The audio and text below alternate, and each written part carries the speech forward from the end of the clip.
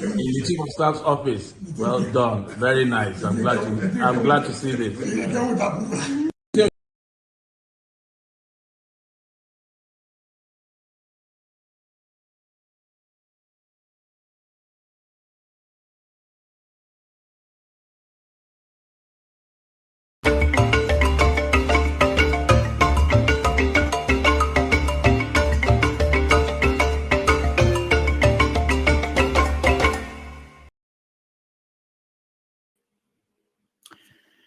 Hello. Is President Bola Tinubu tone deaf or just clueless about the situation in Nigeria? Does he have a secret master plan to fix the country, or is he just enjoying the trappings of being the president of Nigeria and carrying on with whatever the day brings? Are the people around the president mere yes men, loyal to the president and their pockets, unconcerned about the suffering masses and perceptions of the outside world? Is what Bola Tinubu doing with Nigeria resources different from what he did with Lagos State resources when he was governor for 8 years? Running Lagos State, the so-called 5th largest economy in Africa, for 8 years, did the services Tinubu delivered to the people of Lagos State commensurate with the state's resources at his disposal? The Paul Kagame of Rwanda, with a slightly comparable economy and population size, delivered more to Rwandan people than Tinubu did in Lagos within the same time frame. Will modern Nigeria's young, restless, and highly expectant people be satisfied if Tinubu replicated the same performance level he delivered in Lagos during his current mission in Abuja? It is 4:30 p.m. in Lagos, Nigeria, 10:30 a.m. in New York City, 5:30 p.m. in Cape Town, South Africa, and 7:30 p.m. in Kinshasa, Democratic Republic of Congo. Wherever in the world you are watching us, welcome to another episode of 90 Minutes Africa. My name is Rudolph Okonkwo. My co-host, Chido Onoma, is on assignment. Very few people understand the politics of Nigeria the way Kayode Ogundamisi does. He is also a veteran of the politics of Western Nigeria.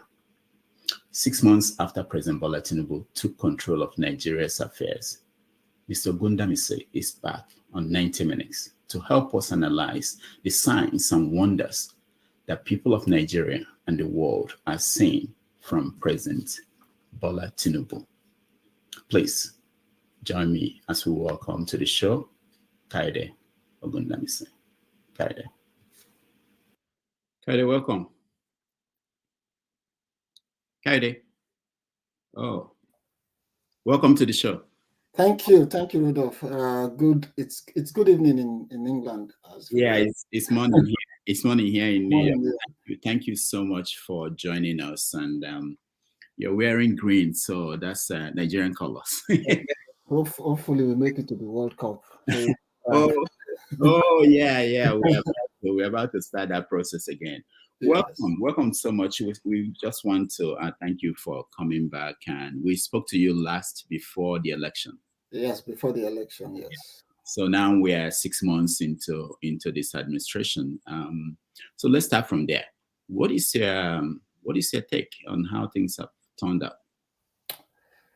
Well, I think you recall we had that very interesting program where I sort of gave my take and I said the likelihood was that Bola Tinubu was going to emerge the president of the country, that the opposition parties, particularly Peter Obi and Atiku, gifted him the presidency by dividing the votes of the opposition. So where we are now, the Supreme Court has spoken, and I think we can now start looking at President Tinubu and start judging him based on his electoral promises and how he's doing right now. And I think the question that is always good to ask is, are your lives better today than before Tinubu took over office? I think that's always the primary way to go about it when you're asking the common man on the streets of Lagos, Anambra, or Sokoto. Mm-hmm. And it will be a mixed feelings. It's probably going to be largely that a lot of Nigerians will say, no, their lives are not any better. But you would also get quite a number of Nigerians that will say, yeah, well, things are a bit better on our side. So it will depend on whoever you're speaking to. But the general consensus is that things are tough. Mm-hmm. You know, things are tough. Yeah. Things are tough.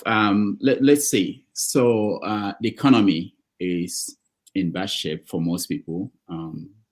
Exchange rates, inflation, everything is up. In fact, there's a statistic that came up and it was talking about even our GDP now, it dropped. But beyond that, because people will say that whoever won the election, whoever is in charge, will face the same kind of problems. But we've seen things like oil subsidy removal. We've seen the budget that just came out. Does that give you any sense of where the presidency is going? So I like to judge his presidency based on his promises. You know, he gave during the campaign. The then candidate released an 80-page policy document in which he highlighted an 8-point agenda on what he was going to achieve for Nigerians. And the 8 points where he said national security, the economy, agriculture, power, oil and gas, and then transportation and education. So if we break it down across those sectors, first, you rightly said that no matter whoever had emerged as president, they would meet a very tough challenge because the last government had tactically removed oil subsidy. It wasn't budgeted for in the budget that Tinubu was going to take over. So oil subsidy was gone by law, but this president took ownership of the removal of oil subsidy on day one. So that had a shock impact on the economy. You know, marketers, traders, importers, everyone took advantage of it. Oil, people selling oil and gas, even people who had oil stocks that were bought at a lower price, just thought quick money. You know, and you know the impact on the economy that is largely based on oil.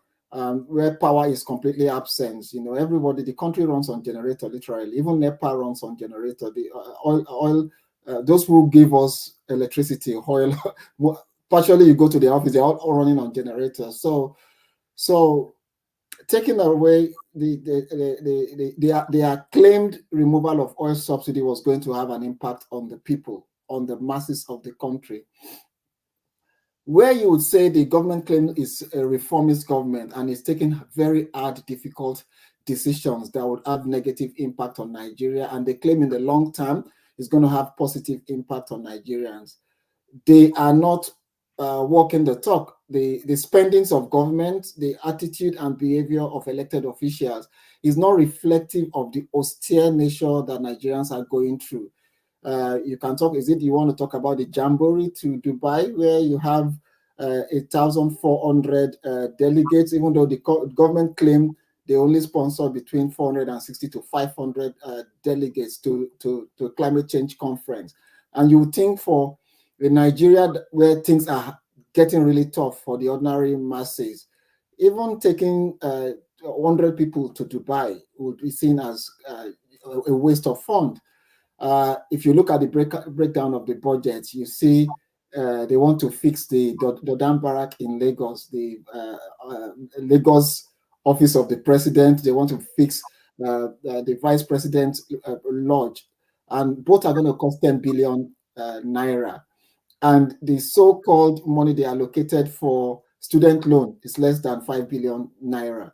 You know, so you ask yourself where are the priorities? So Nigerians would understand if the government were operating in a slim nature, in a very austere nature, and they are also, you know, they say, okay, the government is, the president's son is not flying on a presidential jet, the president is not junketeering, so they can relate, but the behavior of government is completely different from what they claim to be an austere season in the country.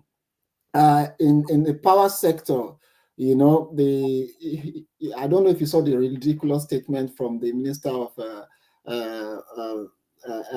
is it energy yesterday, where he said he was going to hand over discos to state governments. You know, you ask yourself, imagine Zamfara or Ekiti or no disrespect to those states, you know, or Osun State or some states that are struggling to even pay salaries. You are handing over such critical sectors to them when you think privatize and make it more effective, you know. So it's quite unfortunate, but although you could also say there are quite some positive movement that you can take, you know, the coming into stream of the Dangote refinery, which is a private sector driven effort. And we are hoping that once they start producing oil locally, maybe that will have some sort of positive impact on the economy. So 6 months into the government, it's difficult to give them anything but 30 out of 100, because you can only judge progress if you call people at home and they are telling you things are better, there's an improvement. But I would hardly see any Nigerian in the diaspora that will call anyone at home now and they will tell you things are easy, except maybe you have friends in government who are beneficiaries of the new jeeps in the National Assembly, or they won the contract for new projects. So, but Rudolph, there's also something I want us to also emphasize on that. As we look at Tinubu, we should always remember that there are state governors that were elected. There are local governments that are meant to operate on the local level. So we must beam our searchlight. So, for example, if the federal government is not doing right, you know, does that stop a state governor from performing? And we've seen very good, a bit of ray of hope in some states. Look at Abia State, that is completely known as the drag down state of Nigeria. And you can see what the new governor is doing now. That there seems to be, for the first time in the history of their state, a resemblance of someone in government who has a vision, at least for today, you know, because with politicians, things can change. And people are also speaking about the governor in Katsina State, you know, sort of progress being made. And you can also give credit to Lagos with the coming into line of transportation system. They have this young commissioner for environment who is walking the talk, you know, looking into the flood situation in Lagos. So we have to look at the government as an holistic in terms of federal, state, local government. And then, I know people don't like me talking about this, the civil society organizations, you know, but I think that's probably a topic for another day. I think we can't see just what are the government doing, what are people in the civil society doing, and what's the quality of the opposition. Rudolph, do we have an opposition in Nigeria as of today? The answer is no, apart from maybe Peter Obi will be tweeting, PDP will be saying something. There's no real organized opposition that you would say they are ready. If there's a need to call an election today, that Nigerians would, you know, they are making that kind of building relationships, you know, across the different ethnic nationalities across the region to sort of provide an alternative vision for the country. If we look at the manufacturing sector, you know, President Tinubu has just recently overturned the policies of Buhari. He told Benin Republic, you can now bring in rice, you can bring in all those foreign imports, you know, is opening that part of the country. And then you see what are the impacts on local producers, you know. So these are macro and microeconomic issues that are big challenges for the country.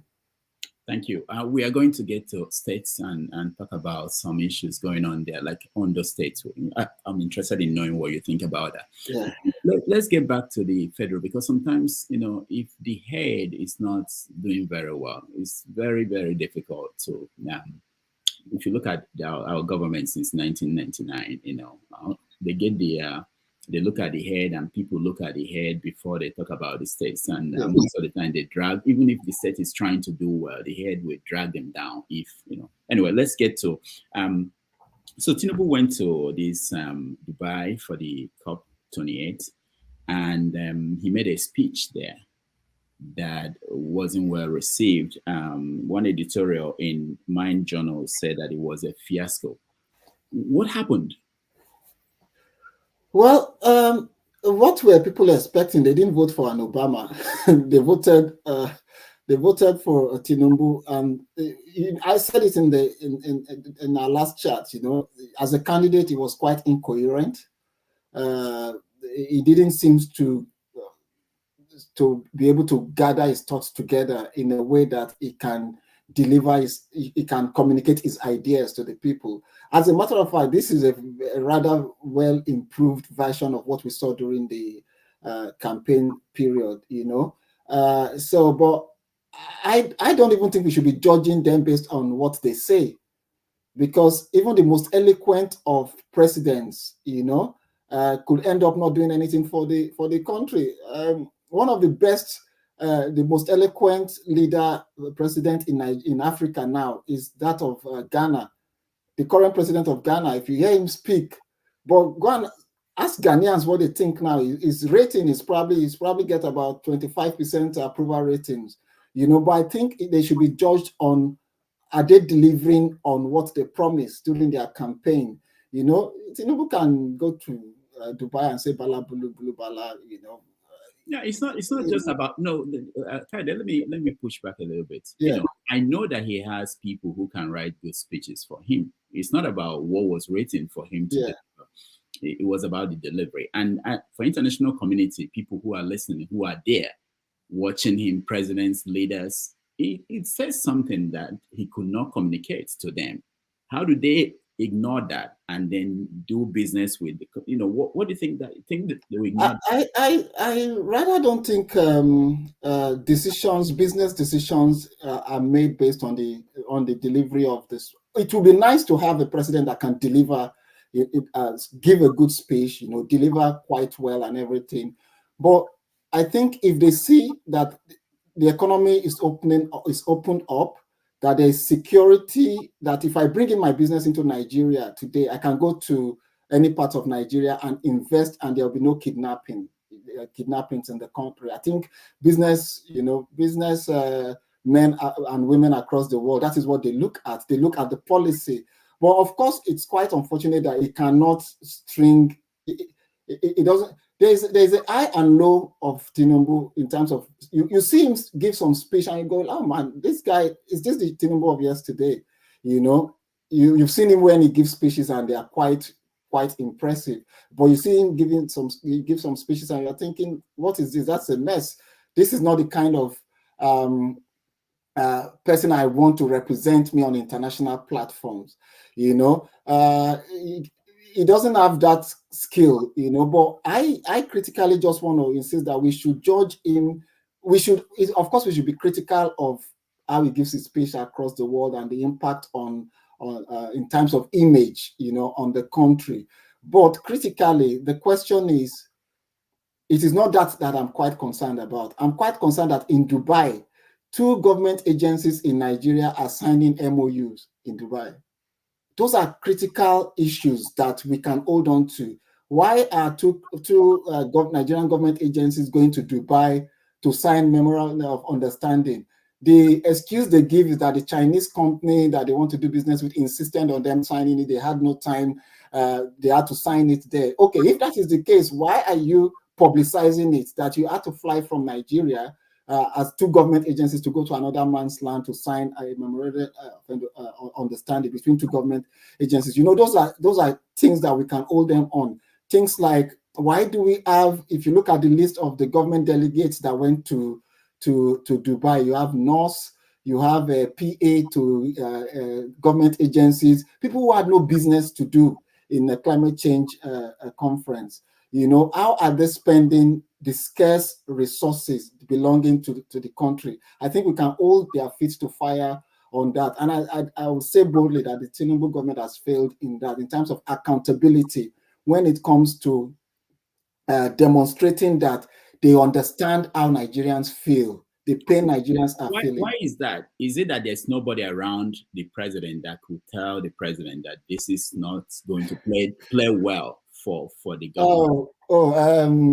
Rudolph, I spent 8 years saying that, blaming the people around Buhari for everything that went wrong with President Buhari. And I know quite a number of people who supported President Jonathan spent 6+ years blaming the people around President Jonathan as being responsible. But I think we need to change that. The man who ran an election to govern and lead from the front is Tinubu. So the buck stops there, so we cannot continue to say people around him, some sort of... Okay. The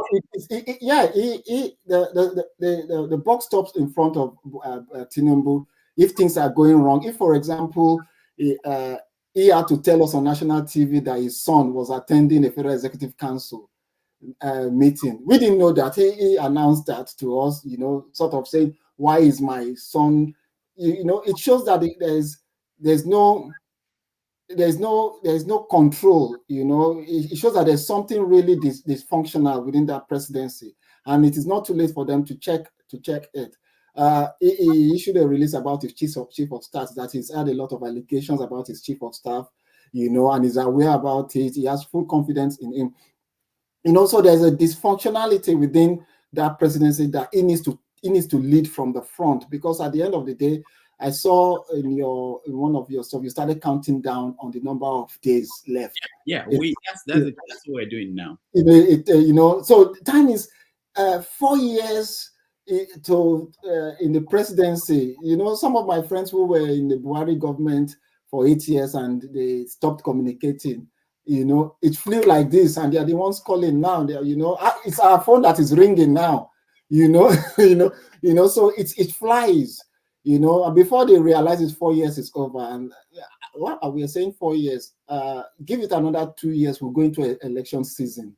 And that's why this government should realize that they don't have enough time. They need to get the ball rolling.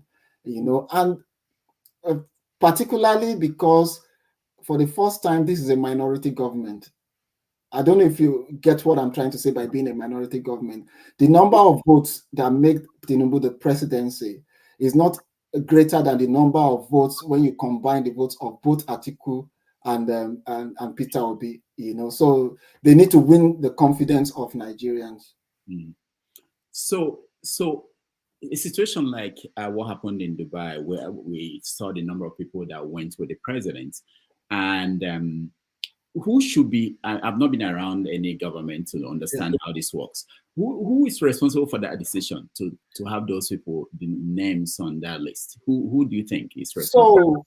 So first, the question is, I think when it comes to the federal government, people sponsored by the federal government, I think the chief of staff, I might be wrong about this, the chief of staff, the office of the chief of staff, and I think the SSG, should sort of have the final eye on the ball on that list. And because federal agencies like the ministries, the first question is, who appointed the ministers? It's the presidency, isn't it? Who appointed the heads of those agencies? It's the presidency. Who signed the appointment letter? It's basically the chief of staff, and I think the SSG, so it's the presidency. So they should take ownership for the fallout about the jumbo list that went to Dubai. And I think that the president's spokesperson did say that the president on the last day, I see Aguri said the president had warned that there should be no jumbo trip to Dubai. But it seems someone is listening to this president. So the chief of staff, let's look at the chief of staff, Femi Gbajabiamila. Yes. There are many issues in the news about him, and the president continues to defend him.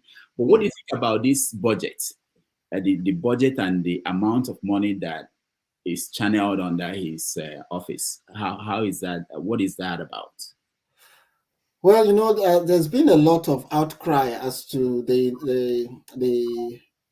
the amount of money allocated to the office of the chief of staff, even though he has come out, in the name of fairness, he's come out to deny. He said, look, it's not for my personal use. But the question is, you're going to have a supervisory role on over 10 billion naira. One that would be for the refurbishment of the Dam Barracks in Lagos. I don't know when last any president used the Dam Barrack in Lagos.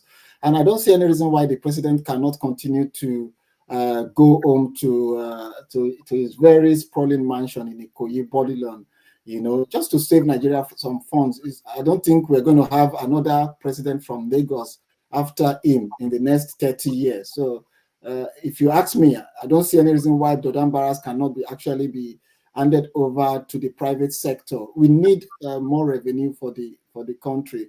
So the budget and the amount of money that was spent on frivolities under this government is shocking. It's embarrassing, and it's not something that any Nigerian should be proud for. I don't know if you remember the issue about the presidential yacht. They're going to spend about 5 billion naira on a presidential yacht, even though they've come to say it's got to do with the Navy and this and that. So there's just so many wastes that I am hoping that by the time we get to another budget cycle, this will be nipped in the bud. Do you know anybody? Do you talk to privately anybody within the administration? Yes, I do have friends who are in government. Some of them informally we do chat. Quite a number of them who have become ministers. We give ourselves quite a number of distance. If you know me, when my friends get into government, I just stay far, and I offer my own advice through the social media, through memos and what have you. So I do speak, yes, to quite a number of people in government, and they know my position in terms of how unhappy I am with the way they have not been able to demonstrate the austere nation Nigerians find themselves. When you look at the social media of appointees that are just special, that are special assistants, you see a youth leader showing us videos of him flying first class, staying in 5-star luxurious hotels.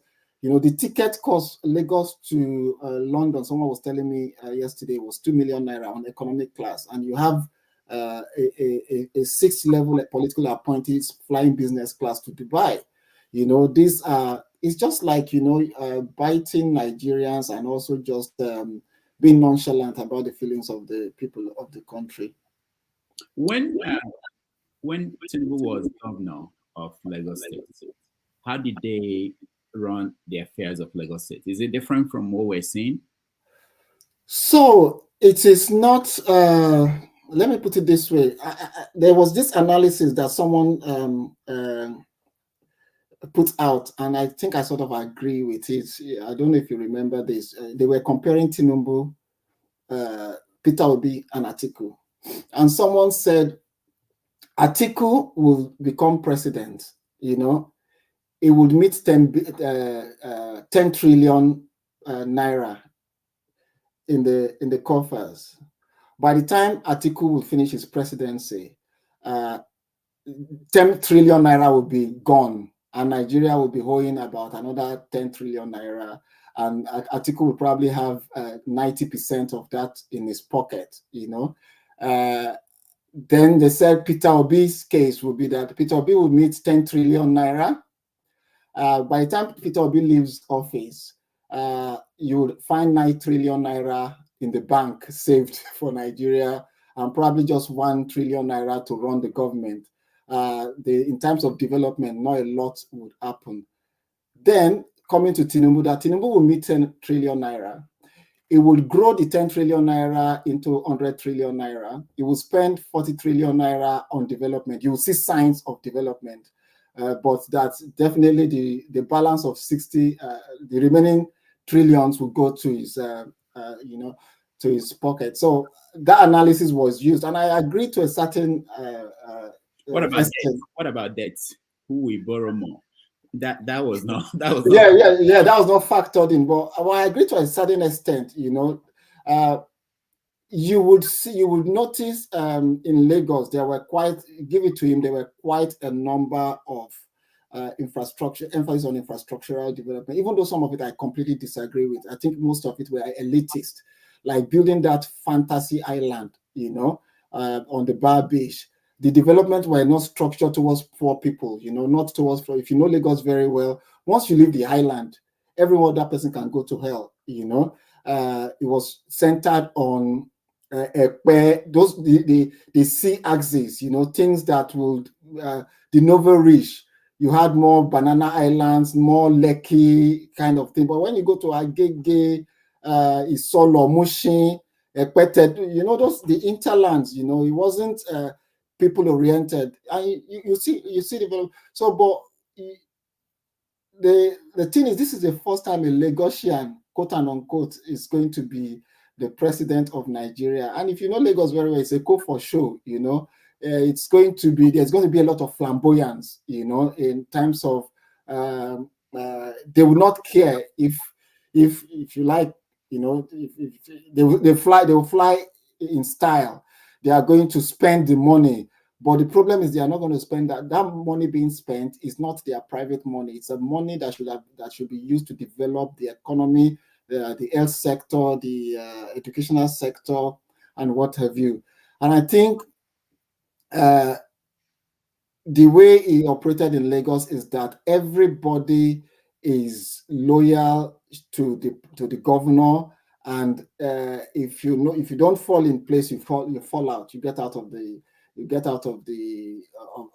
field, So you're having that within this presidency now, where it's either you're loyal to the president and you are committed to his style of governance, or you just fall out. Mm-hmm. Now, this is part of the story we've been seeing of all of last week. That I think I'm trying to show the story. Basically, our company businesses are closing shop and leaving the country, and the president is saying to them to stay by, to hang in there. We need each other. President Tinubu begs multinational companies not to leave Nigeria. We also know that Nigerians are leaving in large numbers. I think I saw 100 and something thousand people left last year to the UK. Yeah, and a lot more are leaving now. So what does that say? Does that tell us that there's confidence in what the administration is trying to do? So this is where it's tricky. A lot of people blamed Buhari for protecting the Naira. If you look at the foreign exchange mechanism, Buhari had this approach where he was quite protective of the Naira, but the argument was that you protect the Naira and then you print money to protect the Naira. I'm not an expert in that area, but Tinubu came with these free markets, let the market decide, and then it affected our foreign. We're a consuming nation. We don't produce toothpick. Mm-hmm. And you cannot be a consuming nation, country where you are not earning any income, and you throw your currency out there. Go and compete. Compete with what? And particularly when you don't have the structure, you don't have a transparent structure. The corruption is from the presidency to the man on the street. So we are all in one way paying the price, So, and this translates to where even investors who make their money in Nigeria, like British Airways, like the airlines, they cannot transfer those funds to their home country. You make $100,000 in $100 million in Nigeria, and the central bank does not have $100 million to give you to transfer to your home country. So it's just a matter of time that you're going to just have to shut down, or you start insisting that people buy your tickets in dollars. And that is what is happening now. In Nigeria, a lot of people buy British Airways. If you go to their website, there's no drop down for a Naira, option. You have to buy either in pounds, dollars, and what have you. So the government is reaping the result of what I'll call is reckless policy of free markets. Just throw it to the market, and throwing it to the market.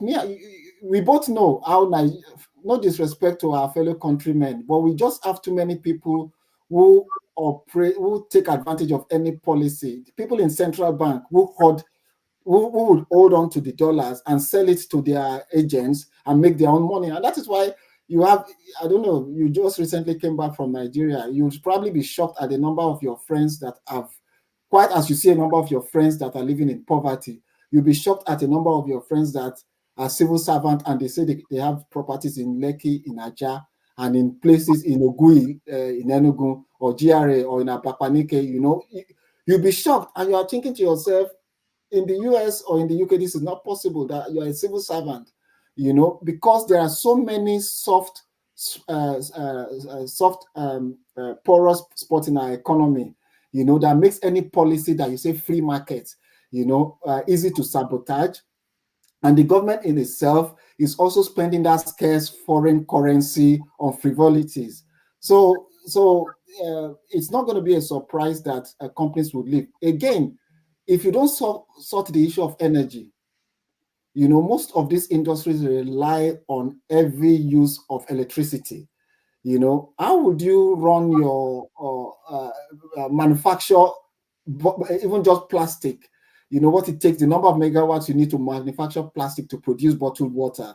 You know, if you have to run on generator, the cost of production is so high, you leave. But on the other side, if you look at a lot of companies, if you want to look at it fairly, quite a number of foreign companies are literally leaving Africa as it is, because the infrastructure degeneration is going across Africa too. It's not just Nigeria, but the one in Nigeria is really pathetic because we should not be in this position.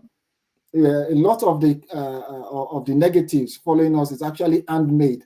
You know, yes, we had the COVID having negative impact, but a lot of it is actually self-inflicted, and that is why it's unfortunate in the case of Nigeria. Now, you mentioned energy, and there is this new hope that Dangote Refinery will come up on stream. What is the hope? That they got delivery of their first crude? We don't know. Some people were writing on social media that they could store it. Nobody is sure that it's been going on for a long time. We don't see the final product. Yes. Also, there is promise that the NNPC, the refinery in Port Harcourt, will be ready this month. We've been having these promises, and people are just skeptical. They are not very impressed. But we also know, because sometimes we don't add these things together. Yeah. We read, and I think I heard from Dangote people that their goal is not really for domestic markets, that their goal is to export.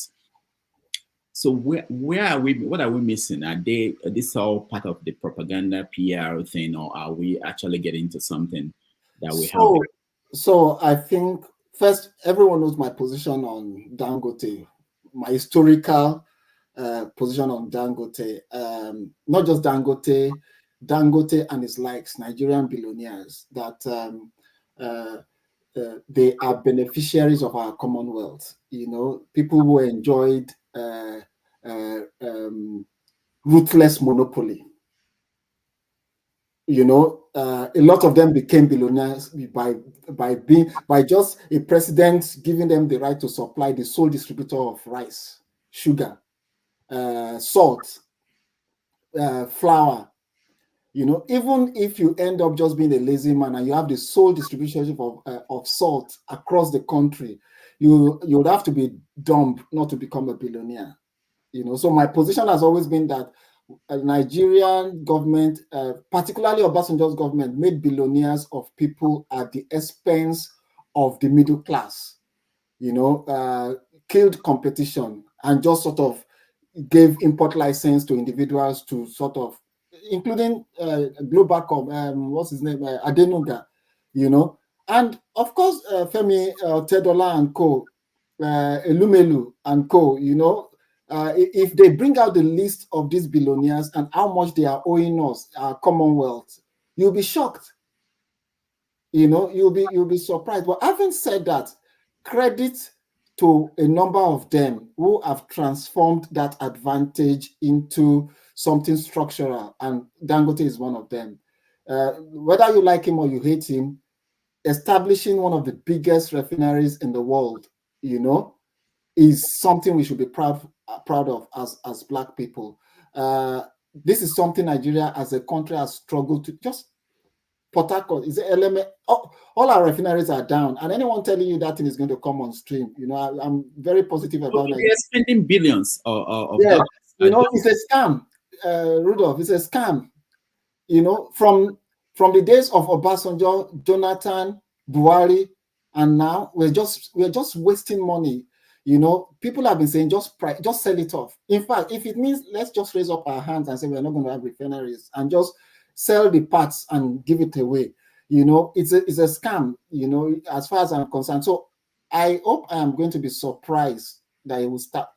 Have you seen the video of the repairs they are making, and you compare it to what Dangote is? You laugh.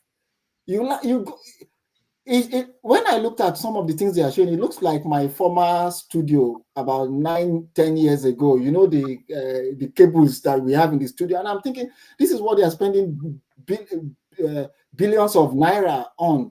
So as far as I'm concerned, it will be pleasantly surprising if it starts working. But not just that, can we sustain it? Even if we push it back on stream, knowing who we are, when something falls under the purview of a ministry, can we sustain it? How are we sure that it will not just run for 2 years and then we're going to be back to where let's look for money? Look at Ajaokuta, So I think we got to the stage where we need to raise up our hands and look for industrious people to take over this across the globe, to take over this critical sector. And then we as a country would have maybe a great percentage share in them, So credit to Dangote. And you talked about Dangote supplying finished products abroad, right? But they're going to pay him in dollars, and that money is going to come into Nigeria. So it's still a win-win for the country. And if you look at critical, the security impact, the strategic security impact of that refinery in Lagos, it's a win for the country because, for example, if there's an emergency, globally, and there's a lockdown, if Nigeria needs that, to sort of run its local economy, it's there for us.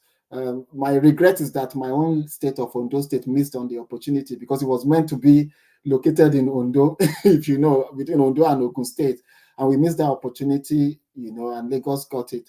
So I think it's a plus for the country, but the question should also be asked about the transparency. Some people have said the central bank went into an arrangement where Dangote sort of got some privilege in terms of the amount he had to pay for each dollar.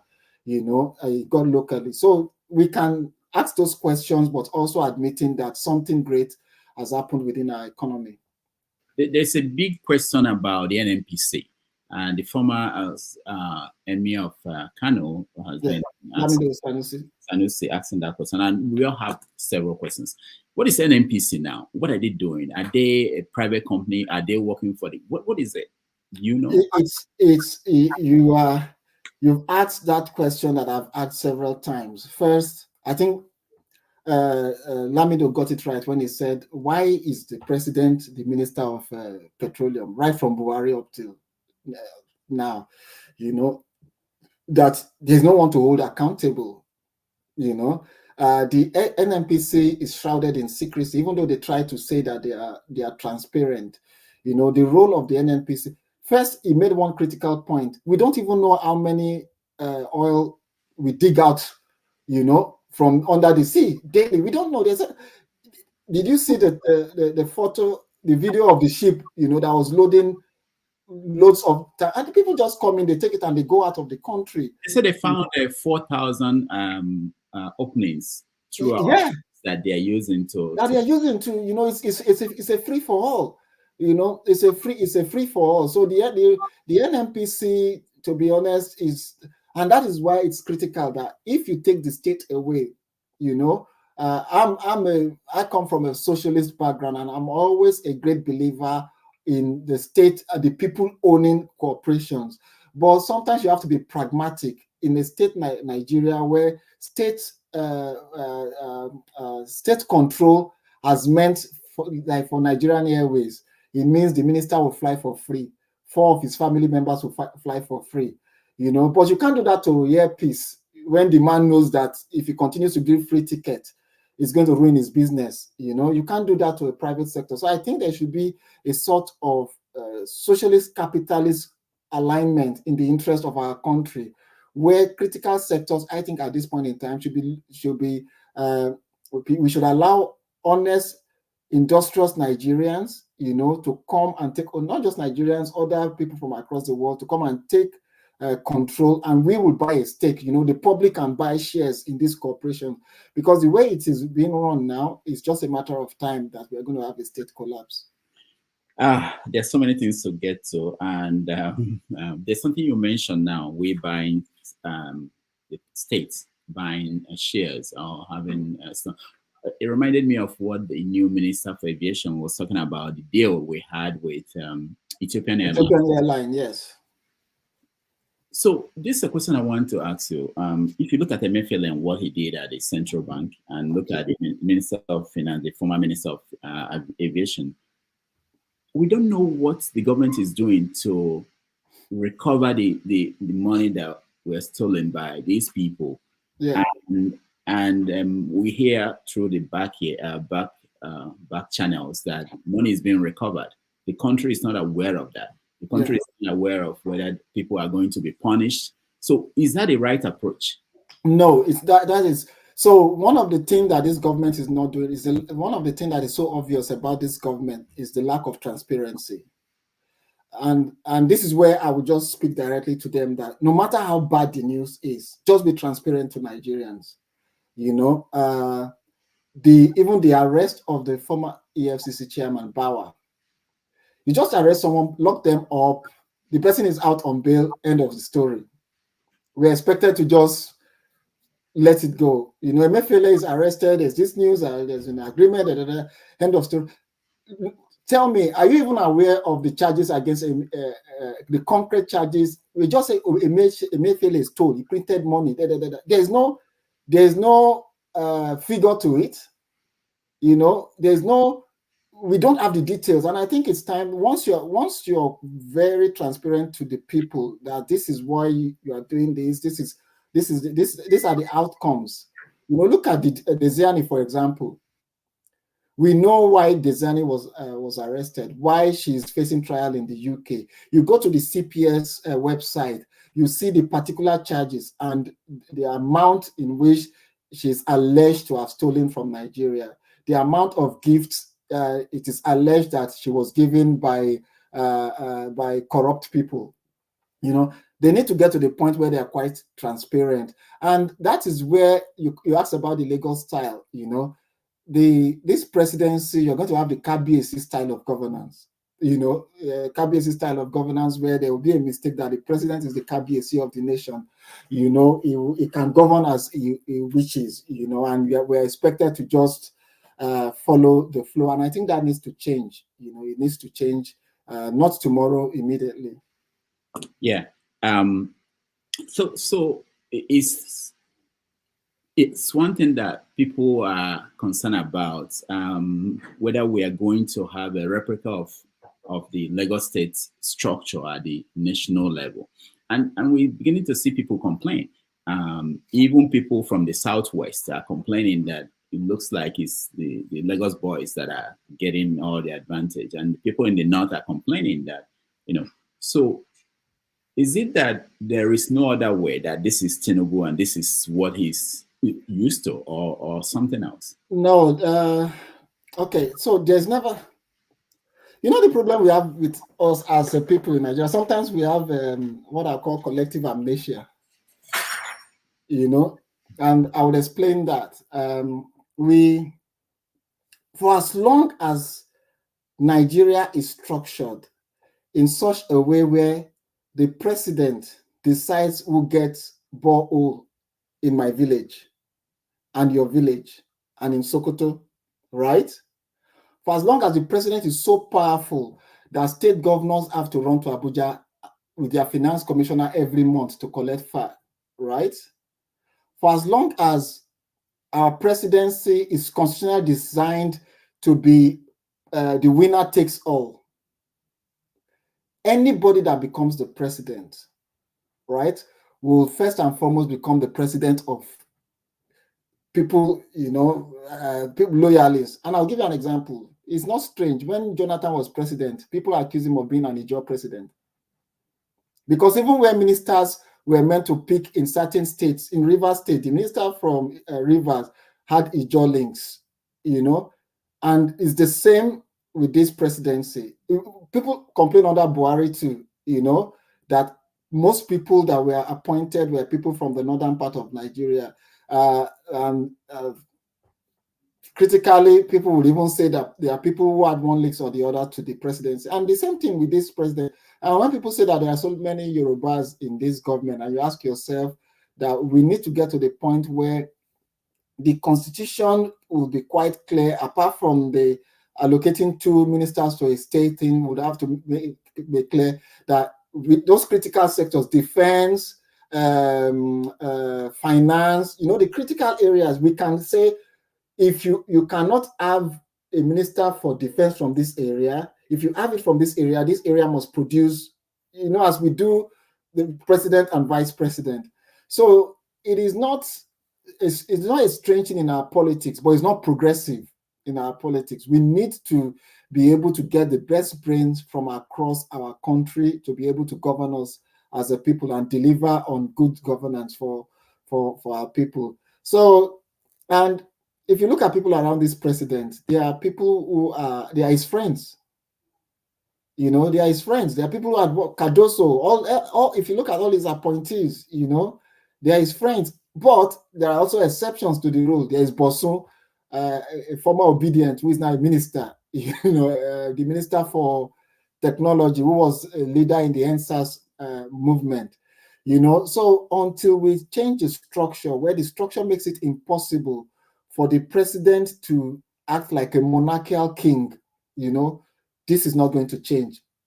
I can now assure you that if tomorrow they appoint me as the president of Nigeria, it's going to change. I would hope that I'm going to be different, but you'll be gathered that when you get into that villa and you see the hair around the villa, you'll be careful. You'll be thinking, no, I don't want to lose power. If I'm not going to lose power, I'm going to be appointing this and that person, to protect my interests, to sustain my presidency.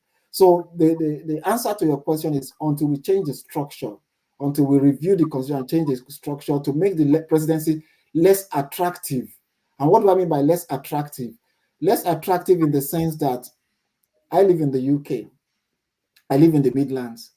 My local councillor is more important to me than the Prime Minister of the UK. That is how the system is structured. That the council, the potholes on my road, the council, I'm able to approach my councillor and the local authority and get something done. Even though the policy from the top affects me, but the impact of the local government is still quite strong. There's absence of local government across the country now. We don't even know who if you pick 10 Nigerians now and ask them who is the chairman of their local government, I can assure you 9 would not know. I don't know the chairman of my local government in Alimosho. So we need to actually look at the structure and admit that it's not working for us as a people. Okay. Recently, there was this accident. They call it remote. They use the remote. What is it called? The military killed some people in Kaduna. Yeah. Drones. Yeah. Drones. Yes. I didn't know we had drones operational. So but the reaction to that was interesting. That a lot of people from the north started pointing. They made it an ethnic issue that the chief of army staff or the commander of the Kaduna 1st Division, that they are non-Muslims, that they were targeting Muslims, and that some were even demanding that they should be removed. Yeah. So I have a question. Do you what do you think is going on now? Is it first, I would like to first send my sympathies to all the victims of the accident in Kaduna. I think it is sad. that we lost so many people. I think it's about 120 something. yeah, over 100. Even losing one person from accidental discharge on the street is quite painful. Not to talk of dropping munitions on armed people who had nothing to do with terrorism. But I would also want to say that we should always support our military. You know, the men and women of our armed forces across our country who bear arms to defend us as a people, who work under very difficult circumstances. I mean, Rudolph, you won't imagine that soldier that you are seeing fighting Boko Haram, guess how much their salary is? A private in the army earns £50, the equivalent of £50 a month. That's about 50,000 naira a month. That man carrying a gun to go into the bush to fight terrorists. You know, so we need to first acknowledge that, you know, we have men and women from across our country who swear to defend our country under very difficult circumstances, and mistakes are bound to happen. You know, sadly, it is equally very important to recognize that those who are victims have a right to doubt. It is the duty of the military and the government, particularly the Minister of Defense, to be transparent to them, you know, to make it clear to them, like, this is a mistake. This is a tragedy. You know, no government will go ahead and start blowing up innocent people who are unarmed. And it's interesting, this kind of mistake did happen under Buhari, who was a president from the north. It is likely always going to happen when you have a president coming from another part of the country, that there will be this suspicious, that is this deliberate. Under Jonathan, you know, those kind of questions were raised, you know, but we should always have the confidence that our military, and maybe I'm biased because I am a product of the barrack. My dad was in the army, and I know how difficult it was for him having fought in the Civil War, and the kind of circumstances, you know, the military across our globe, you know, the circumstances they work in Nigeria is very difficult. But they just need to be transparent. They need to be transparent to tell not us, the victims, you know, tell them what happened, make it very clear to them this was a mistake. And I think once they are convinced, we can learn from those mistakes. Secondly, let us acknowledge, no matter whatever you want to say about the Buhari government, when it comes to providing arms and ammunition for our military, I think both the Air Force and the Army, they did brilliantly well. We're not where we're supposed to be. I think where we lack is the welfare of the men and women and the number of personnel. I mean, the amount of, just imagine the number of policemen we have that are meant to protect people in the country. Take away maybe like 40% that are already allocated to be ADC and personal aids to elected public officials. So I think it's just a matter of the military being very transparent. I don't think the military would just go ahead and target people, you know. So I think it was, I strongly believe it would have been an honest, unfortunate tragedy and a mistake on the part of the Air Force. All right, thank you. And before, and this is not just limited to Nigeria, you know, it happens globally. You know, it's unfortunate, but it happens globally. But it's not like something that is one should justify. But there's a need for the government to be transparent. Yeah, and what do you think about the people who are making it an ethnic issue? And there was an opinion written by Farouk Barogi, basically reminding them that when Buhari was president, that such accident happened, and nobody said that Buhari was killing them because he was. Yes, I think it's something that you know, our politics is tribalized, and any mistake, it should not be unexpected that there will be elements within our community that would capitalize on it and try to turn it into an ethnic or religious thing. You know, it's not my duty or your duty to right those wrongs. It's for the government to demonstrate that that is not the case. And for as long as you try to cover even the truth up, you raise suspicions. And of course, the only way you can overcome those kind of very devious propaganda is for you to prove that that is not the case, to be fair in your appointments, to be fair when it comes to going after criminals. You cannot be going after criminals in certain parts of the country and not be going after the criminals in other parts of the country. You just have to make sure that you're fair in and demonstrating that you're a fair government.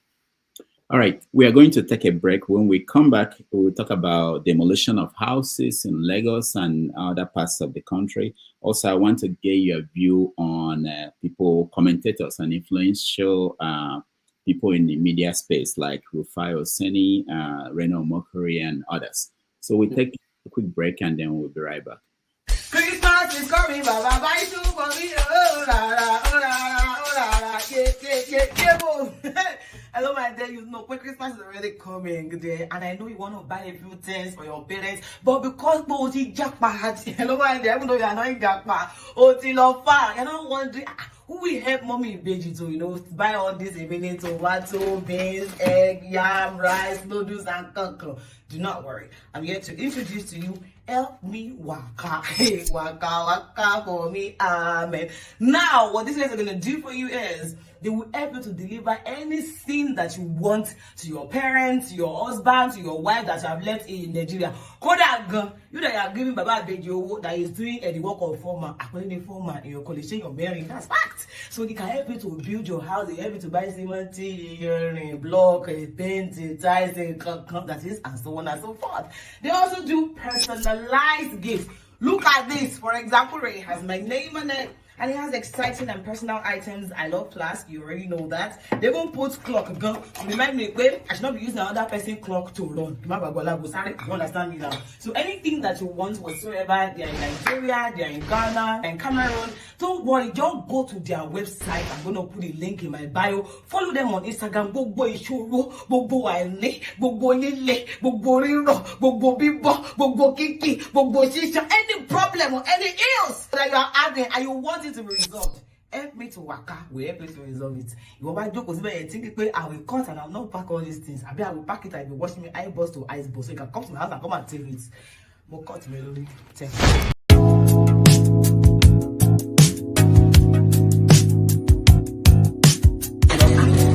You're welcome. I'm not welcome. Yes, I got your call. Who sent this to me? Your brother from America. Wow! So excited! I need to go. That you could hurry up. I'm so excited. Ta-da! Surprise! Surprise! How are you guys? I'm nice to see you. I'm live. With Help Me Waka, I came to your house. From your brother in America. Wow! Are you happy? Help Me Waka, the people who do what? Run errands for you in Nigeria and in Ghana. Say Ghana. Ghana. Say Ghana. Ghana. Nigeria and Ghana. Say Help Me Waka. Say Help Me Waka. Say Help Me Waka. Help me waka. Help Me Waka, the people who run errands for you.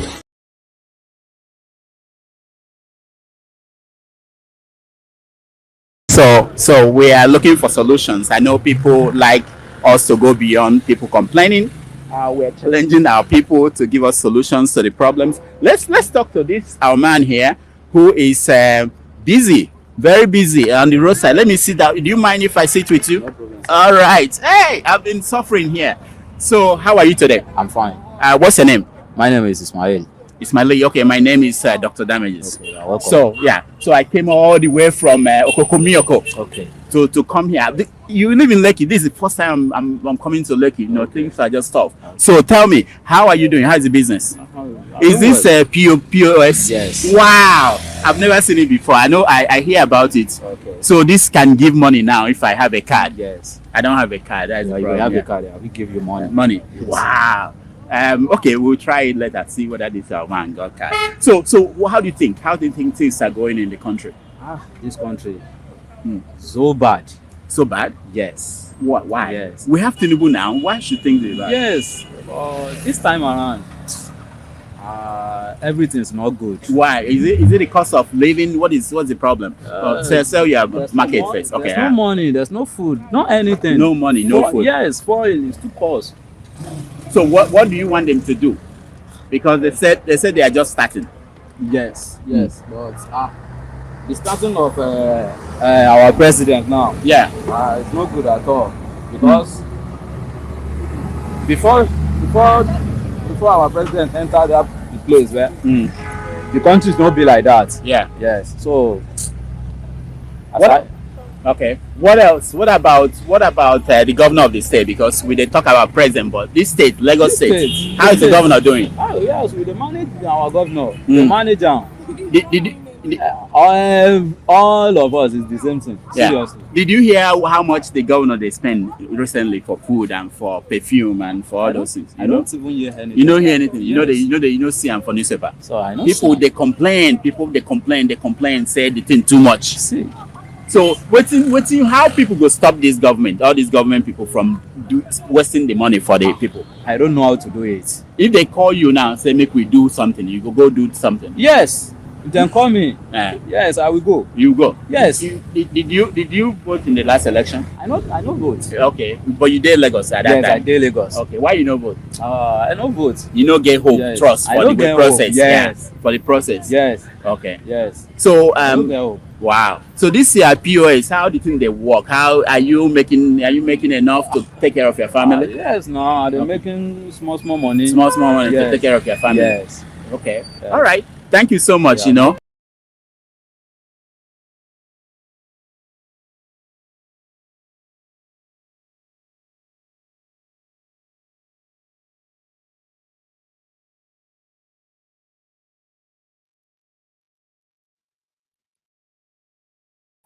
Right, welcome back.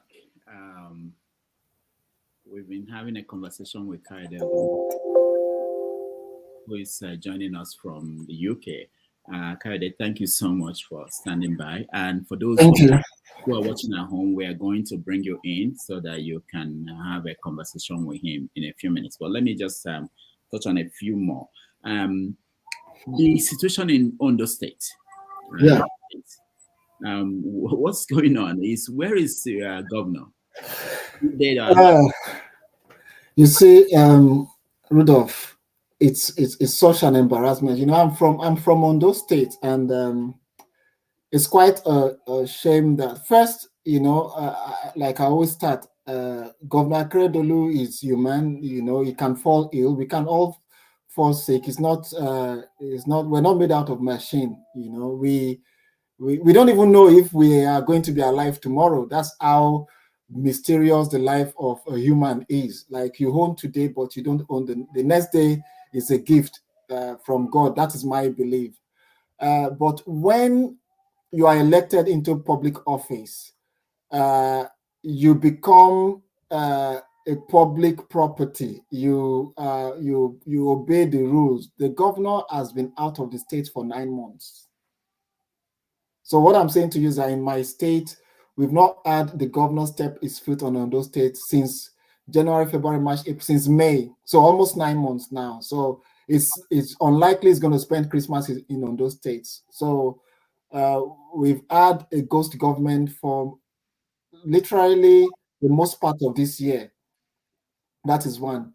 Secondly, Ondo State has not had a representative in the Federal Executive Council. Not the governor or his deputy has attended any FEC meeting at the federal level. Thirdly, the State Executive Council has not met for at least 6 months. So what you now have is you have a cabal in government, including the son. The son of the governor is a member of the cabinet. You know, when he became governor, he appointed his son Babajide as a member of the cabinet. It's a very strategic appointment where the son supervises all commissioners, you know, and everything that goes on in the state.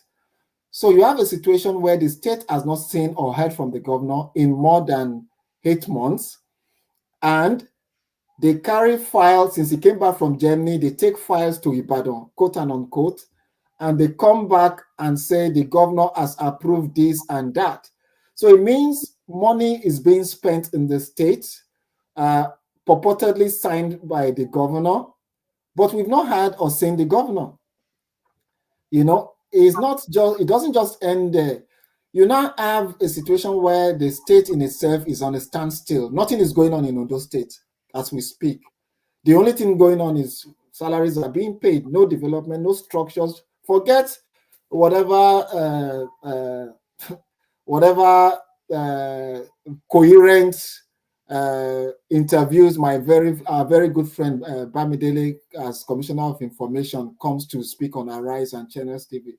The fact is, I know that our conscience will tell her that what is going on in our state is unacceptable, because these are not the things we accepted of Yaradua.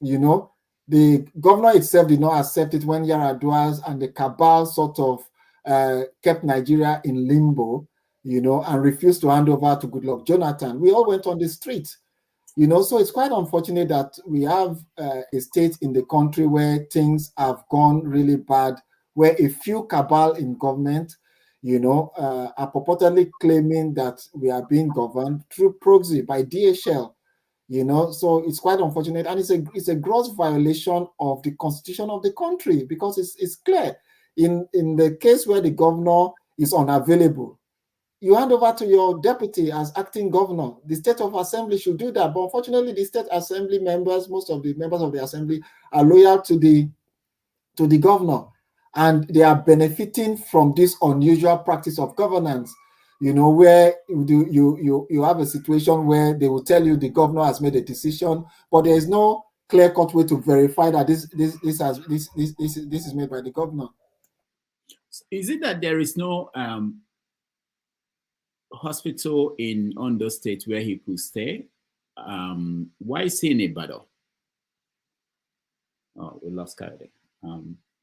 So when he comes back. Yes, sorry, you lost me for a minute. I went to change my. Okay. I want to change my. Okay, I was saying, why is he in Ibadan? Why is it not Ondo? Is that there is no hospital in Ondo or no? So let me put it in context. So the governor left for Germany to go and take care of his health. And when he came back from Germany, where so there was this outcry, you know, when he went to Germany, some silly people, and I put silly quote and unquote, were started carrying rumor that the governor is incapacitated, he can't walk, he can't talk. And I think that put a lot of pressure on his family members and himself. So they flew him back to Nigeria, and that he was okay. So, but instead of returning to Akure, he ended up in his private house in Ibadan, Oyo State.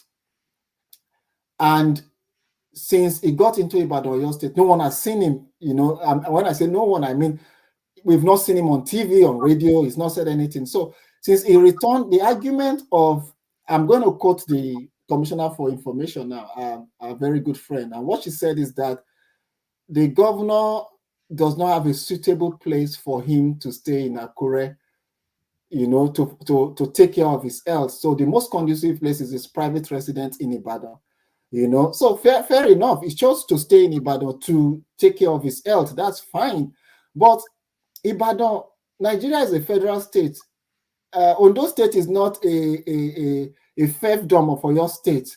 You know, it's not acceptable that the state should be governed from Oyo State, you know, particularly when the person you claim is governing the state cannot be seen, you know.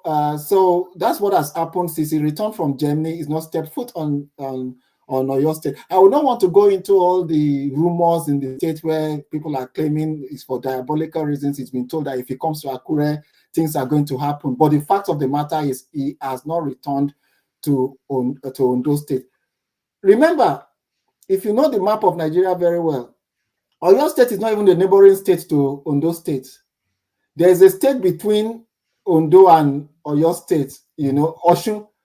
So you would think, okay, we'll go to Adenere, but the man is in Oyo State, and we're saying it is unacceptable that he needs to come back to recuperate in the state. Okay, if he chooses to now stay in Oyo State, you cannot be governing the state from Oyo. And mind you, there's no official policy in Ondo State that remote control, remote working, that working from home is an official policy of the state. Because if the governor can choose to be working from home from Oyo State, then all the civil servants can choose to be working from home from wherever they stay. You know, anybody can decide to just work from home, but this is unacceptable.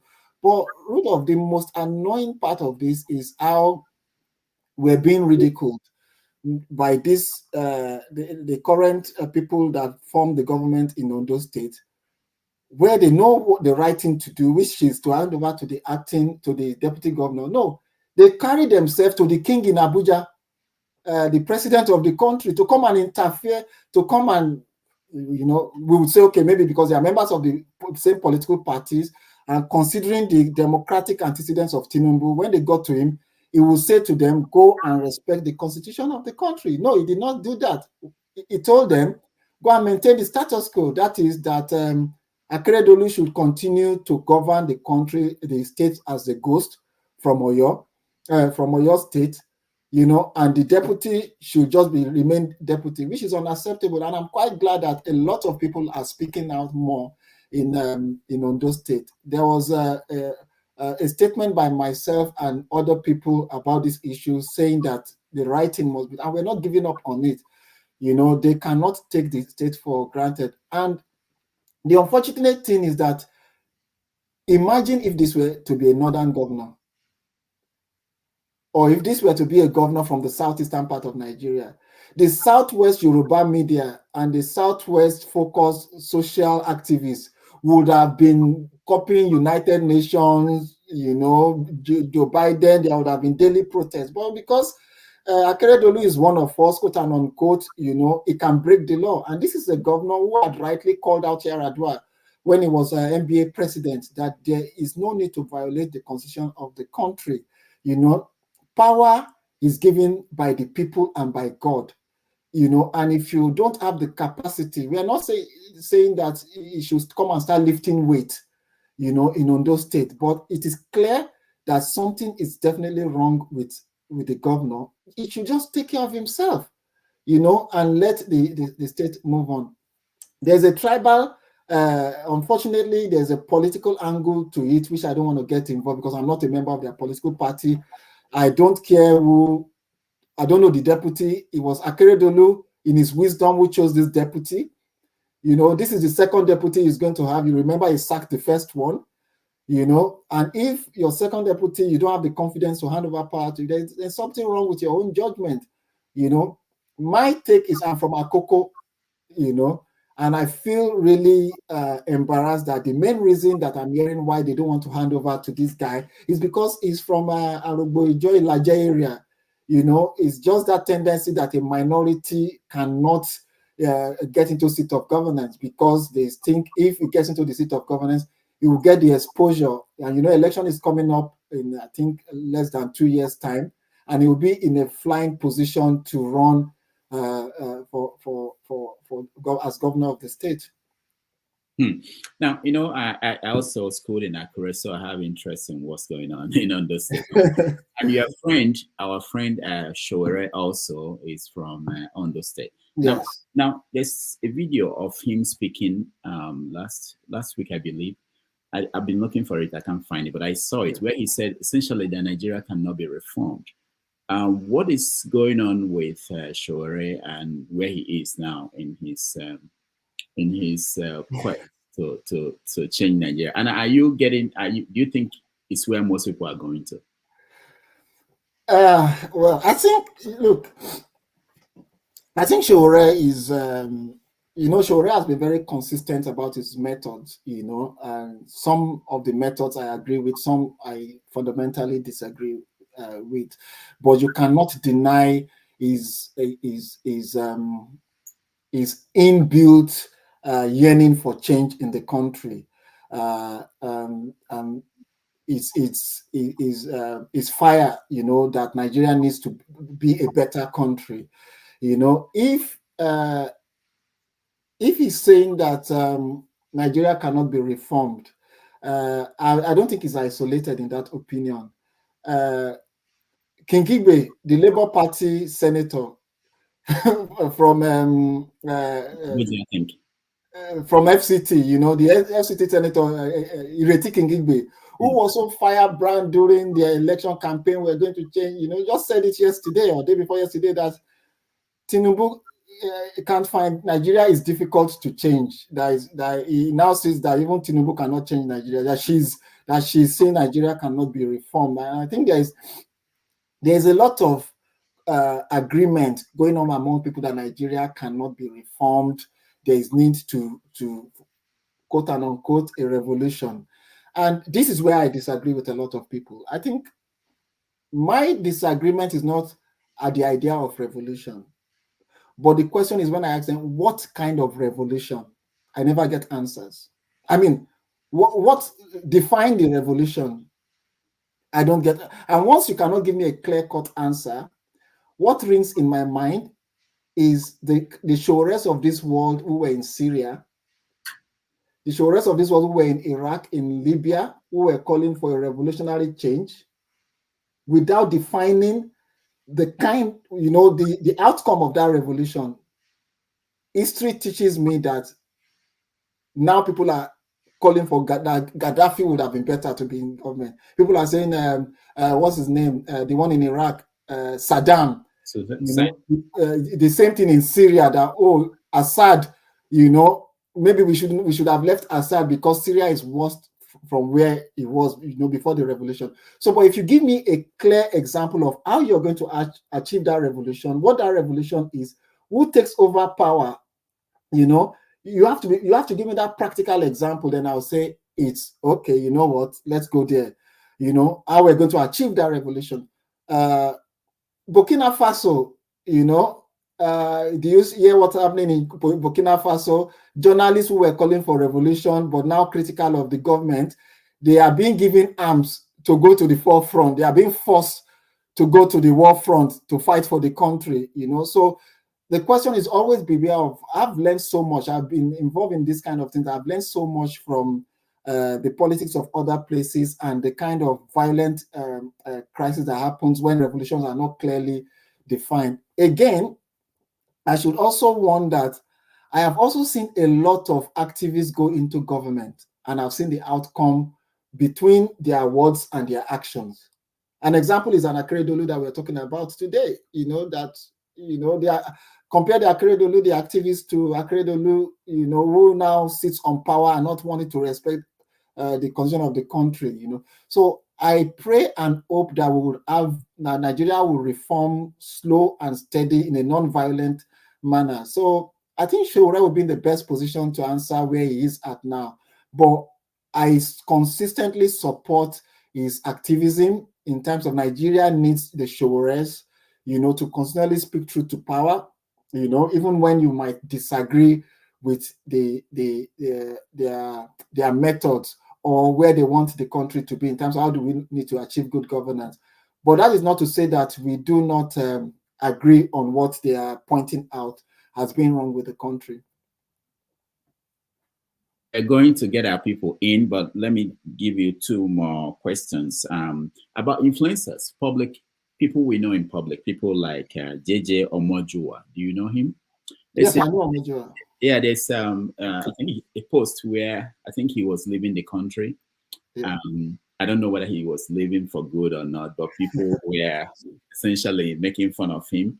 And there is Reno Omokari, who has 2.something million people following him. And the transformation we're seeing in his approach to his commentary. And of course, Rufai Oseni. So let me start with Omojua. What do you know about him, and where is he now with this? I think people misunderstand him. Omojua has made it clear. Omojua came into national limelight during, I think, Occupy Nigeria.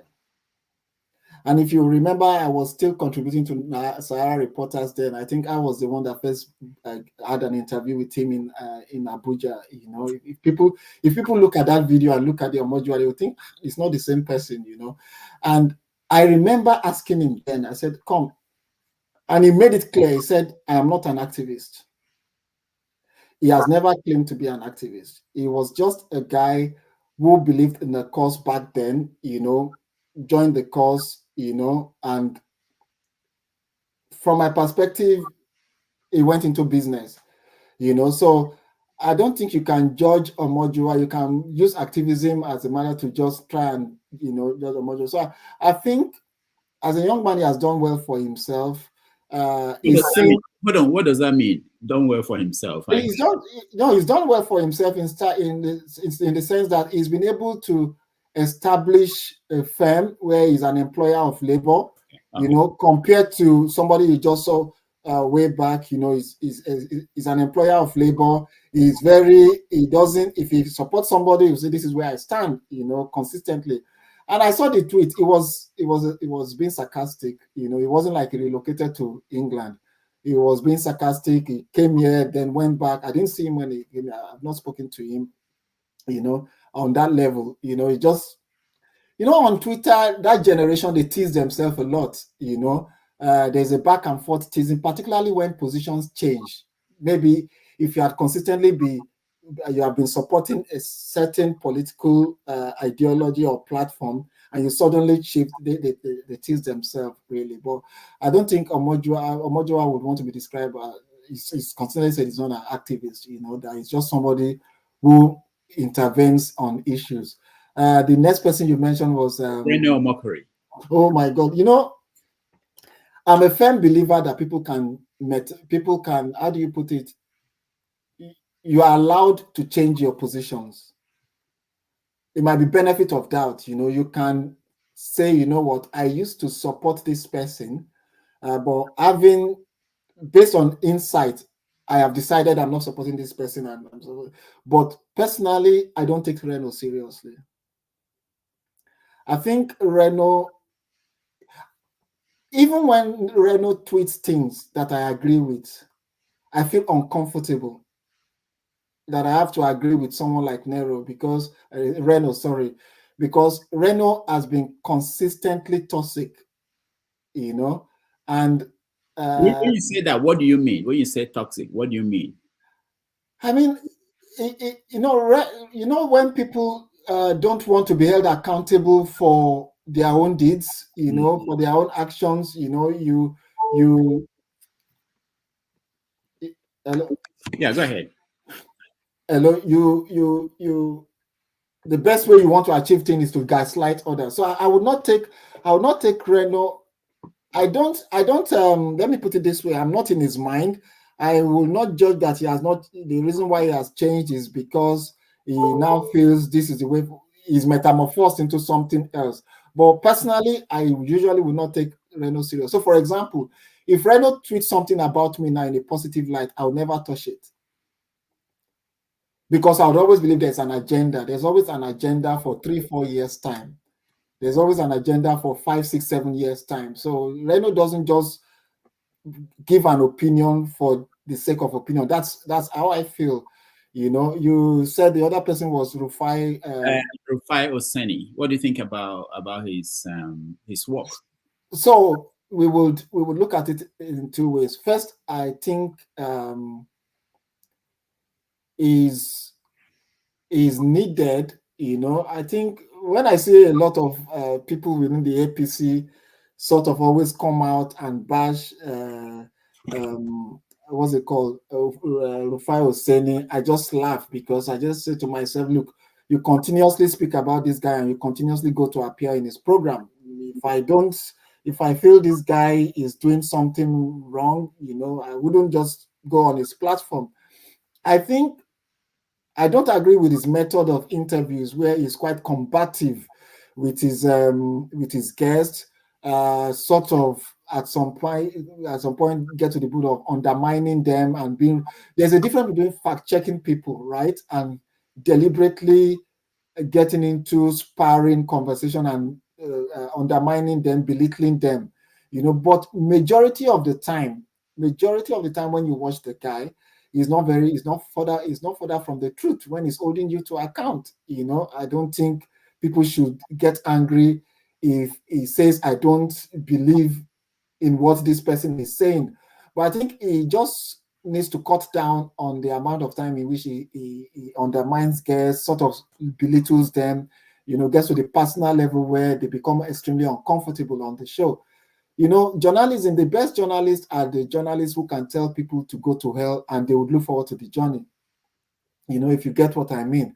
So I don't oppose the core of his wanting to hold people to account, but I principally do not really like that method of journalism.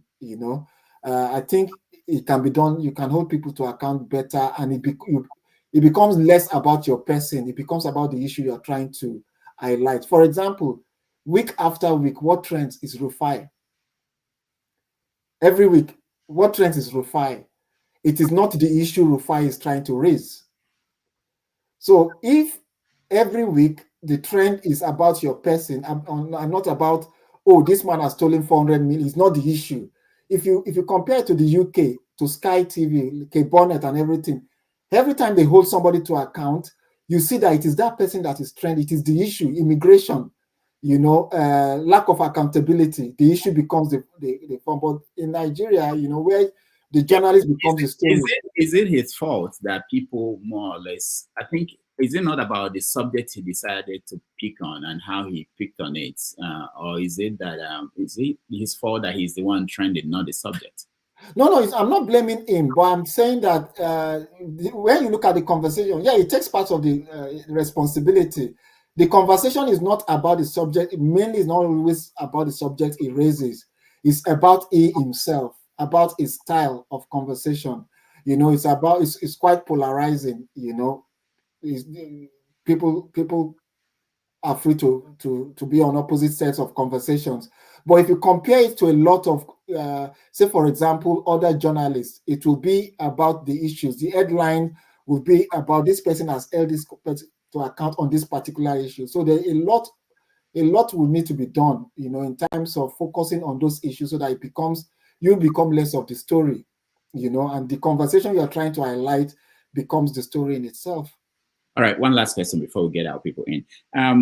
We've been talking about the destruction of houses in Lagos and other parts of the country in the last 2 weeks. I want to know if there is anything missing in the conversation you've seen so far that people had. And is there any way it could have been done better so that these side conversations about the issue wouldn't have been part of it? Yeah, I think, and I guess you want us to focus more on Lagos. And I want to use Lagos as an example. The current Commissioner for Environment in Lagos, I think, is doing a very brilliant job, of identifying those properties that are built on canals. If you see the flooding situation in Lagos, it's terrible. And Lagos is so unplanned, it's so reckless. I grew up in Agege and then in Ikeja. A lot of the public parks have been converted into homes, and I think it's trying to correct that. And I don't think it's going to see result of that in the next 10 years. It will take consistent removal of structures that are blocking canals. It will take consistent 20 years to right that wrong. That is on one part. But I don't think you need to blame the people building. There's a system failure. How come you are a government and you close your eyes for people to build, and you wait for them to build and you say, yeah, I've been serving them notice, they are not complying, and it moved from the foundation to the next stage and a mansion is in place. So I think people should be paying the price. We should be hearing from the Lagos state government that people are being sacked for not doing their job very well. That will balance the so-called feeling of insensitivity. I think it can be better done. And I think Lagos in itself has not given an opportunity for people to expand. Lagos is expanding towards the sea. Only the private sector is taking care of expanding towards Lagos-Ibadan Expressway, those areas. There's nothing wrong in the government in itself sort of opening up the inner cities. Like there's a city in the UK called Milton Keynes. It was built from just forest. Government opening it up, letting people buy lands, easing people's access to be able to buy properties, buy land and build in the country.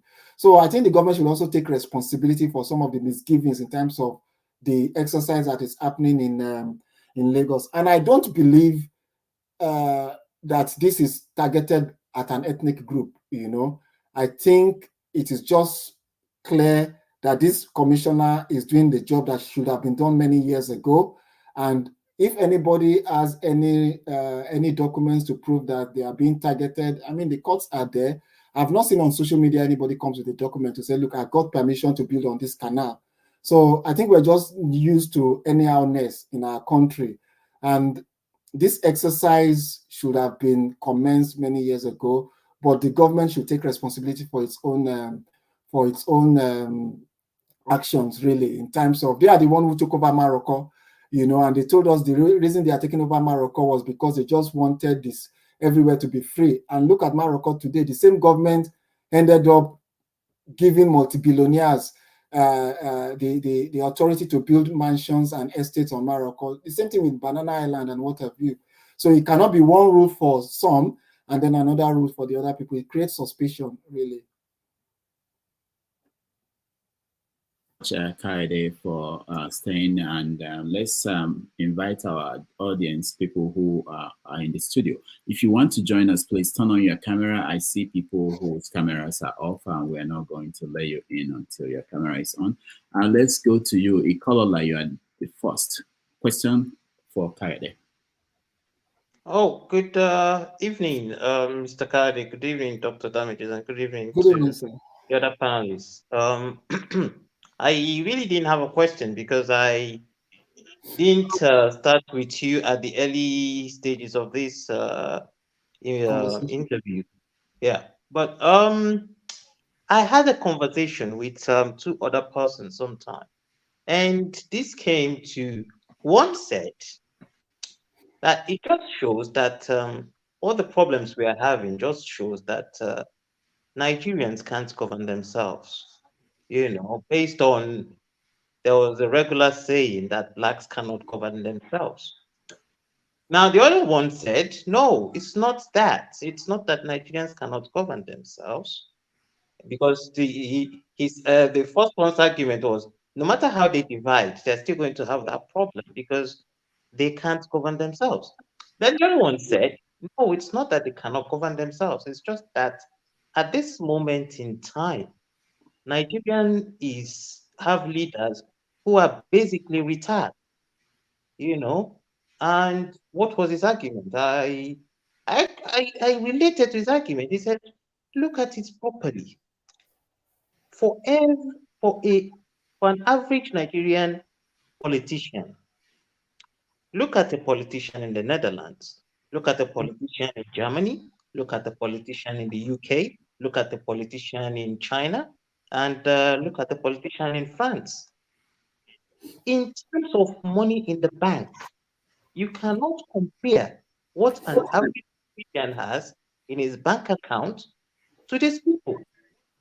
In other words, the Nigerian average politician is well richer.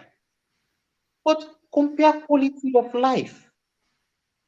You have just mentioned that the Ogun State governor had to go all the way to Germany to get a treatment. The same thing Buhari did. He came to London.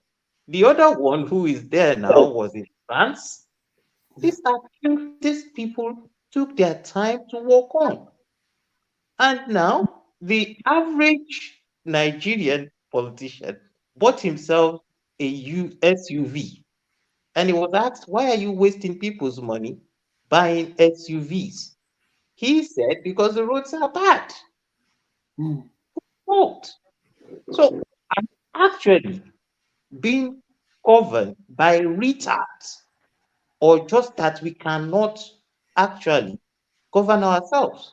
Because no matter what, and you pointed out another thing, which is something you see even in every individual, which happened something yesterday. We come, we see something is wrong. We say this thing is wrong. Everybody has said it is wrong. But the funny side of it is that the actual person who comes and says it is wrong also falls that wrong. He even actually joins in establishing that wrong.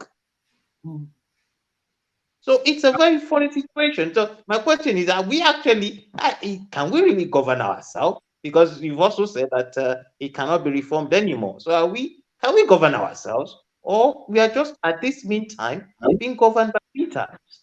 All right, thank you, Kolola. Let me. They say something I'm showing. I saw that and I found that funny. You're looking at two pictures. I think the Prime Minister of Netherlands going to work and the President of Nigeria, and the one on the left, the Prime Minister.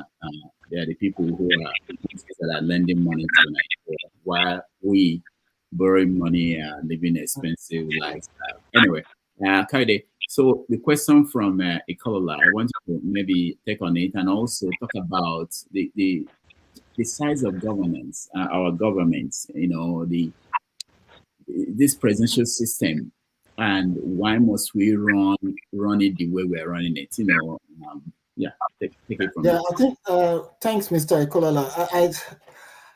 I don't think Black people cannot govern themselves. I think we have the ability and the capacity to govern ourselves. And I think Nigerians, this is a country where if we have professionals that have done very well across the globe, there's a Nigerian who is an official of government in the UK, in Canada, and they do very well across the globe, and they do quite well. But it's just that when it gets back to Nigeria, things doesn't seem to work. So the answer to that question is it's not just the leader, it's the system and the people, because these leaders did not come from space. They came from amongst the people. It is the system that says a senator or a governor, when the governor is going after 4 years, it can go with all the vehicles that was bought 4 years ago, and you have to buy another set of 4 vehicles. Senators, we will buy jeeps for them, and once they leave office, we have to buy another.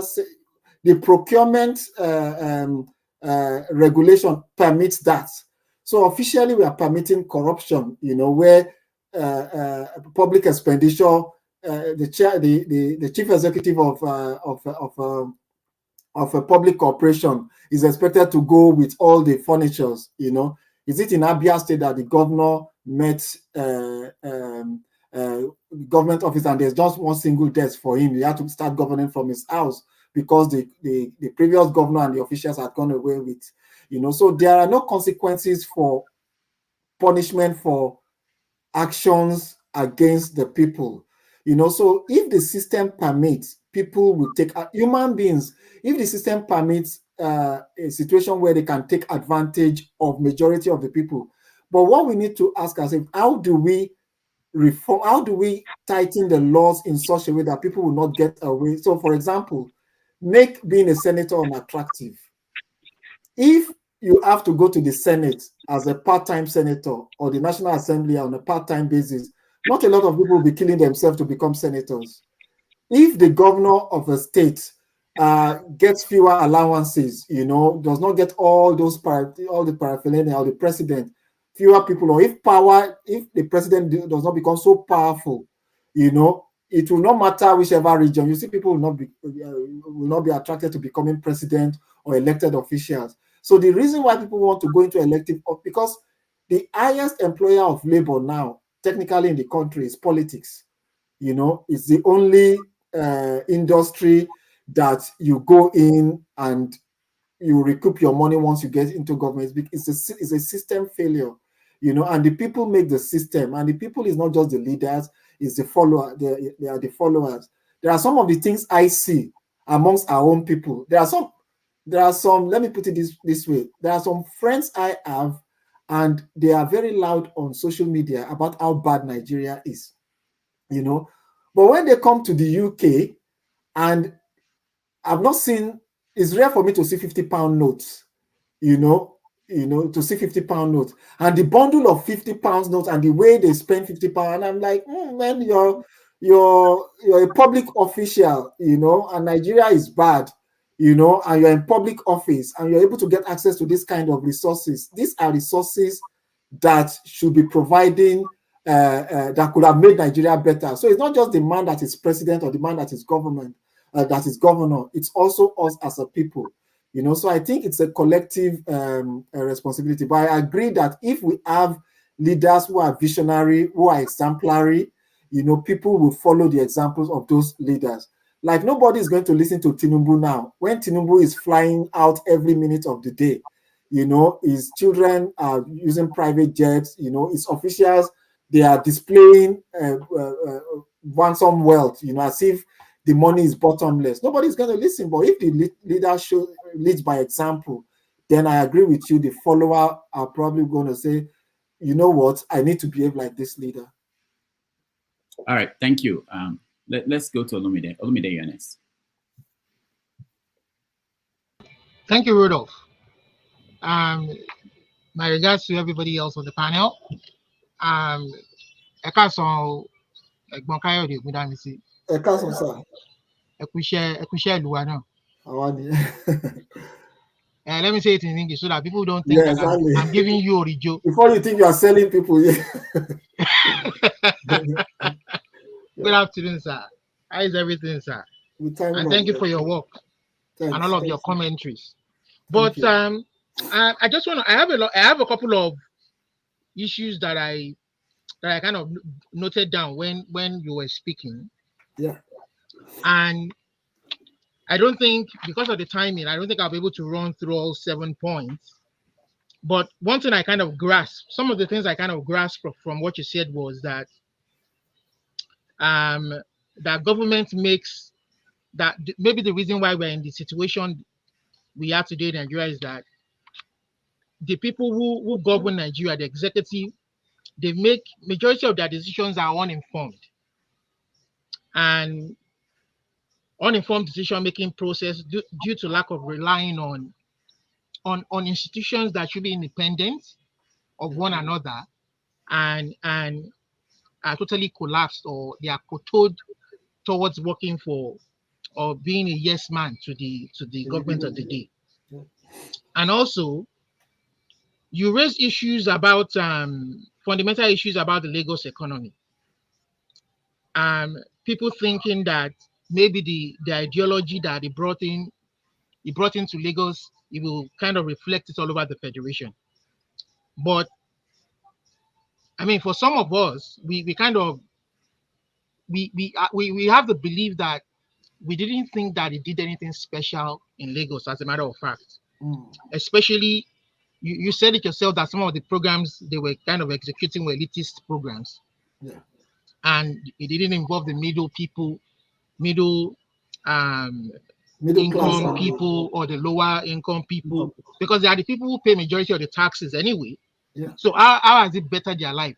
And if we look at if people assume that Lagos did very well and they wanted that to reflect in some of the other states or all over the country, for instance, when APC, if they had that progressive ideology, when they won some of the western states, southwest states, he seconded some of his lieutenants to be governor, Aregbesola in Osun and in Ogun State. But today, we know that they really had no fundamental ideology to develop any economy. Aregbesola basically ran Osun State into bankruptcy. And today in Ogun State, we see what the governor is doing. So these people don't have any progressive ideology. They don't have anything for the people. So I don't think he has anything for Nigeria at large. And then lastly, where I kind of disagree with you, or even if you were reading the comments, I don't know if you're following the comments on the board, that some people think that you kind of have a bias or you're tilted towards APC or you're giving excuses for the government of the day. I don't want to believe your comment. I mean, I believe you're an unbiased writer, and your comments are supposed to be unbiased and just give critical comments or the day to government to kind of use and keep touch with the people. But if we look at the last election, you said, quoting you, that the opposition parties should probably have aligned, but splitting Obi and Atiku splitting and not aligning kind of gifted Tinubu the presidency. That is one. And then you said we really don't have any opposition in Nigeria today. So I kind of disagree with you in those two respects. And I want to see if you would see reason with me as I make this point now, or you probably want to kind of reframe what you really meant, in the sense that the people did all they could do. The opposition did all they could do. They picked PBCs. The people organized themselves. They voted. They were there to making sure the election counted on that day. But at the end of the day, it was the institution of government that failed them. INEC. The law enforcement agencies that should be keeping an eye and making sure that rules were followed didn't do that. They were tacitly giving support to the government of the day. So in that regard, I tend to disagree with you that the opposition, perhaps if they had allowed a free and fair election that everybody would agree to, maybe Tinubu would not have been president. So what do you think in that regard? All right. Thank you. Yeah. Okay. So, there's I've learned to be quite pragmatic when it comes to the politics of Nigeria. So Nigeria is not where we have the American electoral process or the British electoral process, where the numbers usually count. We might pretend, but the reality is politicians win majority of the time at their area of strength. And you can look at every election in the country, that is what would happen 80% of the time.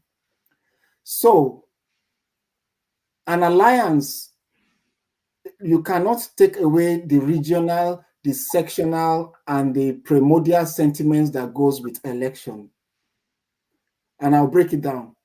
So for example, an alliance between a strong candidate from southeastern Nigeria and a strong candidate from the core north, right, would sort of tilt that election against an alliance between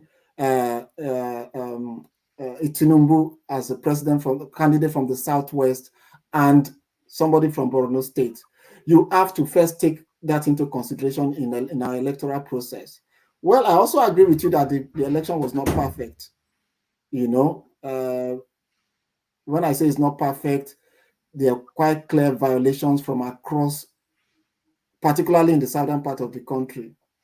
But then you ask yourself, in the southeastern part of the country, Peter Obi won almost 90% of the votes in most parts of the 5 southern states. So his area of strength, he won, So if you admit that that election in the southeastern part of the country where he won almost 99% is free and fair, how do you now not want to accept the efficacy of elections in other parts of the area, in other parts of the country? And if you look at the numbers too, the numbers, whether allocated or the genuine numbers between those two candidates, the facts are there. It speaks so, the facts are so clear for us that if there had been an alliance between Atiku and Peter Obi, particularly that mass movement of the labor movement, the young people, they just needed that vote from certain parts of our country, which is the north, to be able to get the 25% across, the country, and then to be able to get that, what was it called, the majority numbers that you needed to become the president of the country. So we might not want to acknowledge it. Those things really matter. Now, going forward, when I say that the opposition needs to work, going forward, we don't have a country where we can't deny the fact that in certain parts of the country, it is what the imam says on Friday. It is what the local political leader says that people vote in those parts of the country. But in certain parts of the country, you can have, like in the southwest, we are very split. We don't usually vote en masse for a candidate, except in certain elections. You can have within a Yoruba family, somebody will vote for Peter Obi, another person will vote for Tinubu, another person will vote for Atiku, or the same thing. But in certain region of our country, votes are made in terms of primordial sentiments, regional interest. If you recognize that as an opposition and going forward in future election, you start building alliances. That is the only way you'll be able to defeat an incumbent. I agree with what you said, but people like us, if we want to believe what political scientists in Nigeria are saying, or people who write write commentaries on issues, and we want to believe those analyses. See, we have been told stories so many times since 1960. We were told that the numbers are largely in the north, and we know from evidence that some of these things are not true. We have been told that this is that. There was a pattern. For the first time, that technology was developed by Nigerians within INEC, we heard. There was a pattern that was going on when the results were being given.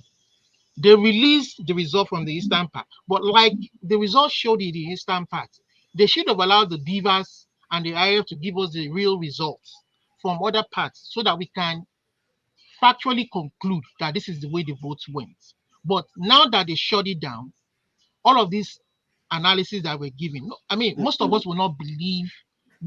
People like us who are supposed to be unbiased, regardless of ethnic affiliation or religious affiliation, will say this analysis that you're giving does not hold water because we don't have the real results.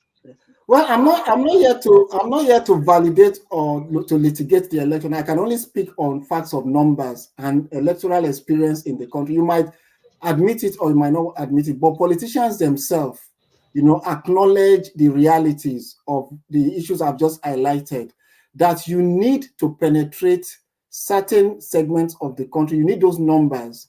I don't know how you're going to achieve that, but until we are able, let me use as an example. It doesn't mean I'm supporting Peter Obi, give you an example that until there's that effort from that movement to make his election, for example, Peter Obi does not need to campaign anymore in Southeast Nigeria. If there's an election tomorrow and he's a presidential candidate, he would win the Southeast hands down.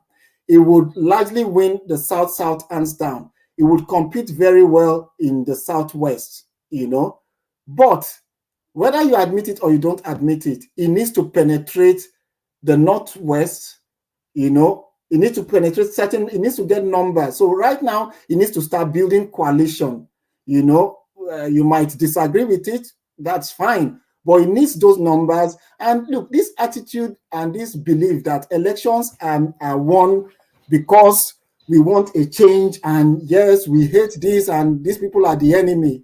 That's not the way elections are won. You need the votes of that person you do not like and you do not agree with. You need the vote of that person. No, essentially, what I'm saying is, how can we allow that one man vote to count and reflect accurately? Like nobody we agree on that. We agree on that. Look, I'm not disagreeing with you that there's a need that every vote should count, but so my role is also to open your eyes to some of the primordial things that also affect election, not just in Nigeria, But the majority of us believe that Obi did all that work.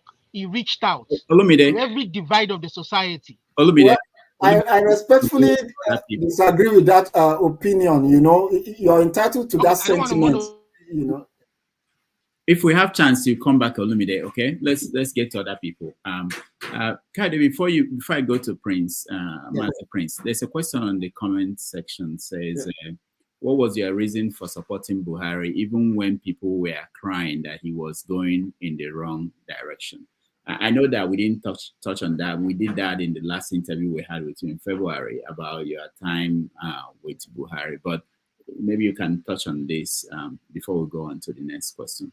Well, Buhari is resting in Daura now. He's a former president, and people who know me know I've been supporting Buhari right from the ANPP days, and I was very fundamental in forming the CPC. I fundamentally did not support the first attempt at alliance with ACN, which failed, thankfully, and I strongly believed that Buhari, based on his antecedents and particularly when he was president of the country with Idi Agbo, I just strongly believe that he had answers to the challenges facing Nigeria, which to me were quite fundamental. Corruption is number one on it. The lack of patriotism. The mainly disregard for our laws of the land. So you can support someone to become president, but then you can also, when they become president, you can now evaluate their performance in office. So he became president, he's done his bit. There are areas where the government did well that I'm quite pleased about. There are quite a number of areas that I'm completely disappointed. And I said that in the last program, that in the areas of corruption, I was entirely disappointed. Infrastructure, I was pleasantly surprised, because I wasn't expecting that to happen. The economy, I was like 40 to 60, and I think having seen that government did not perform well to the best of how I expected it to perform, that sort of influenced my decision during this election, the coming election, that I was not going to support, vote for or support the current president. But like I did say, once somebody becomes the president of Nigeria, my role is no longer to just oppose them, it's also to highlight things that they are doing well, while I also point out things they've not done well. And people know that when Buhari was president, I spoke my mind, against the government when I deemed fit. I could oppose them openly, and I will support them when they've done quite well. So, and I'm not a performative analyst. I don't speak my mind for people to like what I say or not like what I say. It's just my own view about how I see the state of the country. Was I disappointed with the government? Yes, to a certain extent, but I would not, because now Buhari has left, I will now deny that I am proud of some of the things they did. There are some things I'm extremely proud. When I go to Lagos and I take that train from Lagos to Ibadan, I feel, oh my God, I didn't expect this to happen. The Dangote thing that we're talking about now, the fact that they provided that atmosphere and environment, but the fact that they provided amenities for our military. But there are some reforms that I thought should have taken place that did not happen. And of course, I'm disappointed in them. There are people who voted for Obama, and campaigned for Obama, and they were disappointed. It doesn't make them complicit in the actions of Obama's presidency, because they are not the president, So that is how it is, Rudolph. I have no regret from supporting that government. I stand by supporting them. I have regrets with their failures, and that's the reality when you take the decision to vote for people when they become president or elected officials.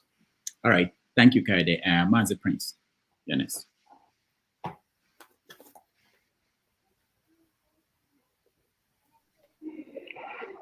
Good morning, Dr. Rudolph, and good morning, Kayode. Good morning, other panelists. Before I, kind of get into the nitty-gritty of what we're talking about, Kayode, first, I am Mazi Prince by name, and first, I happened to I studied, math, statistics, computer science as a first degree.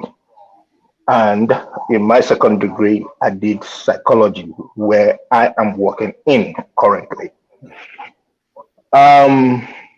If I may ask, are you in Nigeria or you are in the diaspora? I'm in the diaspora, yeah. Okay.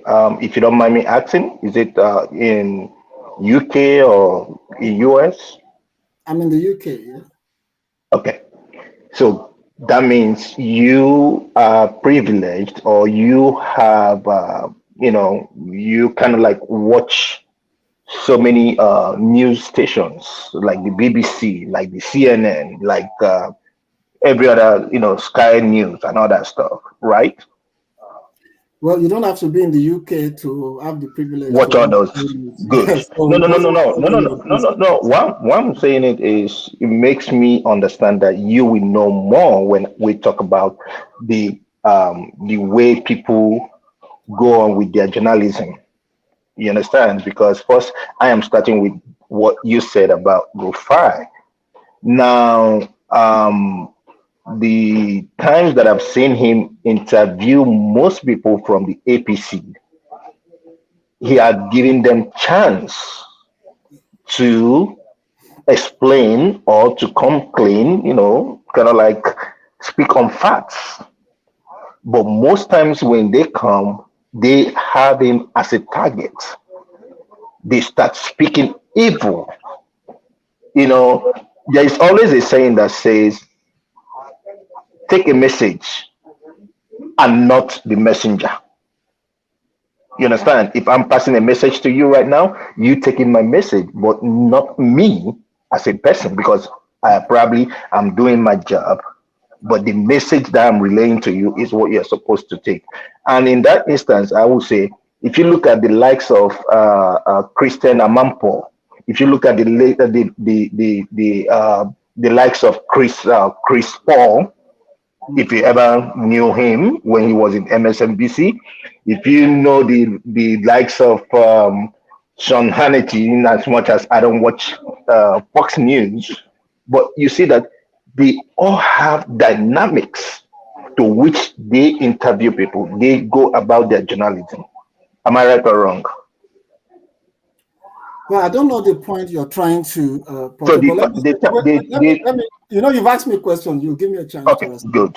Let me Good. say I am first more qualified to speak about journalism because I hold a postgraduate degree in journalism, a diploma in journalism. I practice journalism, and none of those people you mentioned would see a guest and say to a guest, "You are lying." I don't think Rudolph would ever look at a guest and say to a guest, "You are lying," you know. So, and if you listen to what I said from the beginning, I said people who speak against Rufai should recognize the fact that he needs to hold people to account. I said that. I don't know whether you heard me quite well. That they need to recognize that he needs to hold his guests to account. But I said I completely disagree where it gets to the point where you denigrate your guests. It's against the ethics of journalism. No matter whether you are an Anity, you know, whether you are Christian Amampo, you know, I've never seen Christian Amampo has interviewed dictators, you know, interviewed Iranian president, interviewed Putin, you know, and will land that blow, you know, without making that guess to the point where you personalize it. You know, that's my point. And it doesn't mean that I disagree. I mean, I made it clear I don't disagree with him holding people to account, but there's a point where I do not agree with the style of denigrating your guest. So, for example, you're right. You can tell your guests that you don't agree with the facts they have presented and that these are the facts available to you, you know, but you cannot say to your guests that you are this and that. That is the area that I disagree with Rufai. And I did say to that it's also the choice of those people, whether APC or PDP. Anybody who does not feel comfortable with his program should not go to his program. I mean, Rudolph's show now. I know the characteristics of a lot of people who follow Rudolph. You know, quite a number of majority of Rudolph's followers will not agree with my take on Nigeria. You know, but it's my duty to put my point of view across to them. You know, I get interviews to platform. Everybody knows my position on IPOB and the quest for Biafra. But I get invited by the ICSN in UK to their platforms. I go there and say my mind. I'm sure that there are things that they would agree with me that even though at that point they will not agree with, oh, okay, he's made a point there. You know, but I don't think that I've never been on that platform and somebody will say, you're stupid, you are mad. I'm not saying the fight says somebody is stupid or mad, but I'm just saying that it needs to get to the point where it will respect his guests and question that fact without necessarily denigrating them. You know, and I'm not saying that Rufai is the guilty party. Some of the guests are also as guilty as he is, you know, because at the end of the day, we want to hear ourselves out. We don't want to just perform, you know, for tweets and likes. It doesn't resolve for the issues. All right, thank you. Henry, Ernest. Yeah, good evening, Mr. Odo. Good evening, Mr. Kayode. Good evening. First of all, let me just round up. Let me just talk one word fast. Like Piers Morgan tells most of the guests you are lying. He says it most of the time. I saw it in TV here too. So when you as a journalist, you present your your evidence and you're getting denying it, and you're telling me you're lying. Straightforward. We need to be straightforward when we what we're doing. We have this journalist ethics so-called in Nigeria. That's why the country is still backward today. If we have to stand for the speak for the truth, journalists are working like they work in the Western country, Nigeria could be a better place. Now, most of our leaders travel to Dubai. They go there to snap pictures. Why they could not have this, use this time they went there to spend to take pictures, to ask the government of that country, Saudi Arabia, how they are able to manage their electricity, their oil, their refinery. Why they could not go there to learn something? But it's just when we sit here, we say we're doing well. Nigerians are doing well outside the country. Fine, the system is corrupt. Fine, who is to change the system? We have a lot of SAN who they call themselves activists. But since Tinubu came in as a elected president, none of them came out to demonstrate about fuel scarcity, hunger. But during Jonathan time, Fanana came out. The Afro, the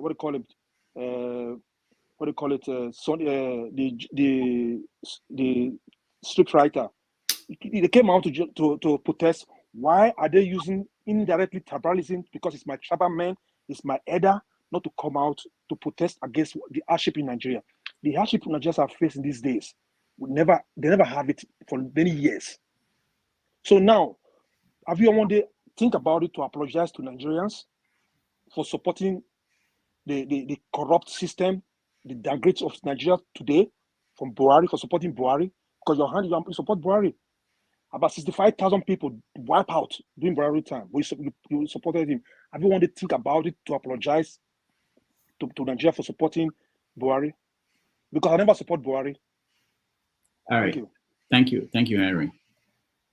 Well, let me just quickly respond to Henry.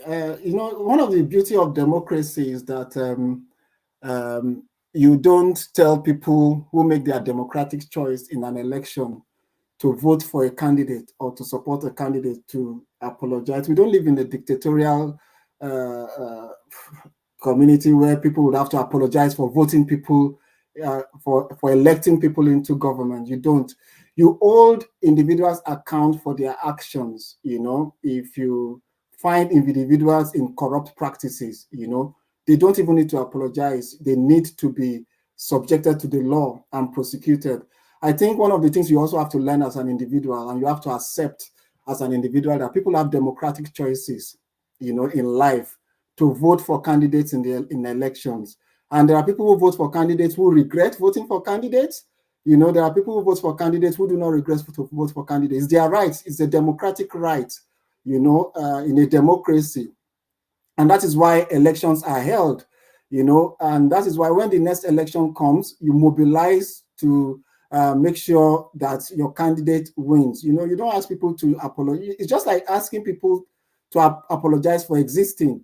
Where you caution individuals is when they support the negative actions of the person they voted into government. Say, for example, if you can find evidence of me supporting a Buhari clamping down on the democratic rights of citizens, you can hold me to account on that. You can say, for example, Kayode, I saw you tweet in support of Buhari killing this person or that. Then those individual actions, you can hold me to account, but to tell me to apologize for enforcing my democratic right to an electoral process. Yeah, but do you write something about it? About your faith? Do you write something about Buhari?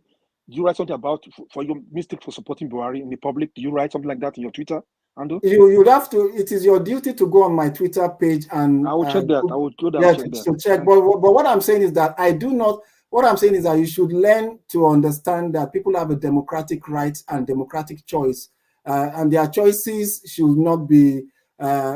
What should be questioned is their action, their individual actions in the form of that government. Were there particular actions of government that you supported that did not meet with the yearnings of and aspirations of Nigerians? You can take me on that, and I would explain if you find that. But to tell me to apologize for supporting a candidate in an election, I mean, it's like giving up my democratic right of choice, And this is where I also say that it's part of the problem with the country, where I say we must get to the point where you need the votes of people who would not usually vote for your candidates. So you need to be cutting those people if you really genuinely believe there's a need for a change of direction.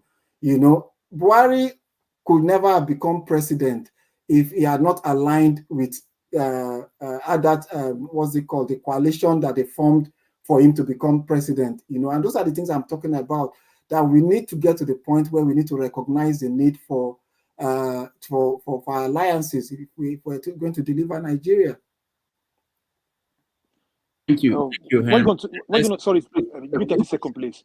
What are you going to say about Tinubu performance in this months now? I think I've answered that question in this platform. I didn't hear that. Henry, for the last 1.5 hours. Yes. I know you didn't. Maybe you didn't join from the beginning. Let's go.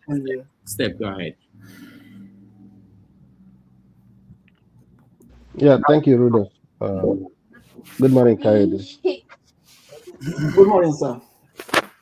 Morning, sir. Yeah, you've done well. Some of the things you spoke about is to be good for us to understand that some of your statements are entirely your own opinion, which you're entitled to. Let me start with what you said on Refi. I heard you. I'm also entitled to my own opinion. My own opinion is that Refi speaks the mind of so many Nigerian youths or Nigerians that want things to change. And I can't fault him on any area. I'm not a journalist, but I watch most of his programs, and I know that there are some guests that doesn't agree with his opinion, or he doesn't agree with the opinion, and the interview ended up on a very good note. So most times the kind of guest that you get determines the outcome of the deliberation. Some of them are combatant from day one, so I don't think I'll fault him on any area. Then on your view on the last election is just somehow it's like an assumption that there was a free and fair election. So because I know that there wasn't anything like free and fair election in the February outing, so some of those your analyses, I really find some hole in them. I've witnessed on elections in Nigeria, and I know that most times those figures are located, and it's not far away from what happened in this last election. It's only one of the candidates is actually the person that the whole thing was skewed against the way Nigerian election is conducted, because he doesn't have any governor in any state that you could say, okay, he's going to rig an election for him and allocate figures to him. And for him to get the number of votes that he got really shows that there is more to that election than anybody can know, if you know the way election happens in Nigeria. I know that it's not uncommon when they do voter allocation for them to allocate the third position to somebody that came first, and usually done on purpose. You know, it's just because when they do it, they will always refer to even the one that got third is making noise when the person that got second is not even talking, you know? So do you really think, with what you said, I heard your position on Sowere's view about Nigeria, do you really think that it's possible for us to vote ourselves out of the mess in Nigeria today through the ballot? Because somebody like me don't think so. You've talked so much about coalition and building alliances, and that is actually part of the reason why Nigeria is where it is today. At the end of the day, when politicians enter into office through alliances and coalitions and whatever, just to make sure that all the thieves and criminals are the ones that bring them into power. At the end of the day, that brings us to the status quo, and things never change. And that is why when people say that what they need is a revolution, it may have different meaning to different people, but I think the whole system needs to be dismantled. We need to start afresh. All right. Thank you, Steph. Kayode. No, really, there's not, I think, let me get your name. Mr. Steve has made it clear. He's entitled to his own opinion. I still stand by the pragmatic reality of elections in Nigeria. And he made the point, where there are people who do influence elections. It's not right. It's not wrong. It depends on where you are. That in your area of strength, you influence election, and we need to recognize that exists, and it will be good that we're making. And let's recognize that we're making progress. There were times where numbers are allocated, but now we have beavers. We should continue to improve our electoral process. But if you don't, if we are not at that stage where there's that mass movement that will just vote a candidate across the country. I'm not saying it's not going to happen, but we're not there yet. And that's why I insisted there's a need to continue to put in that hard work. You need the votes of people that. But Mr. Kayode, I want to say that always existed in the past. The North always voted massively for a candidate of their choice. So it has always existed. Okay, please, can you allow our guests to always finish, and then we can come back to you if we have time. So go ahead. Yeah, no, I've noted the comment of Mr. Olumide. We can go to the other question. Okay. Next question. All right. Ovie, you're next. Thank you very much, Dr. Dameji. Good day to Mr. Kayode. Good evening. Yeah, I actually come on when I heard your response about revolution. You are in the position in which a lot of people out there also hold the kind of view that you have about revolution, which says what next? What kind of revolution? Who is going to be leader and all that?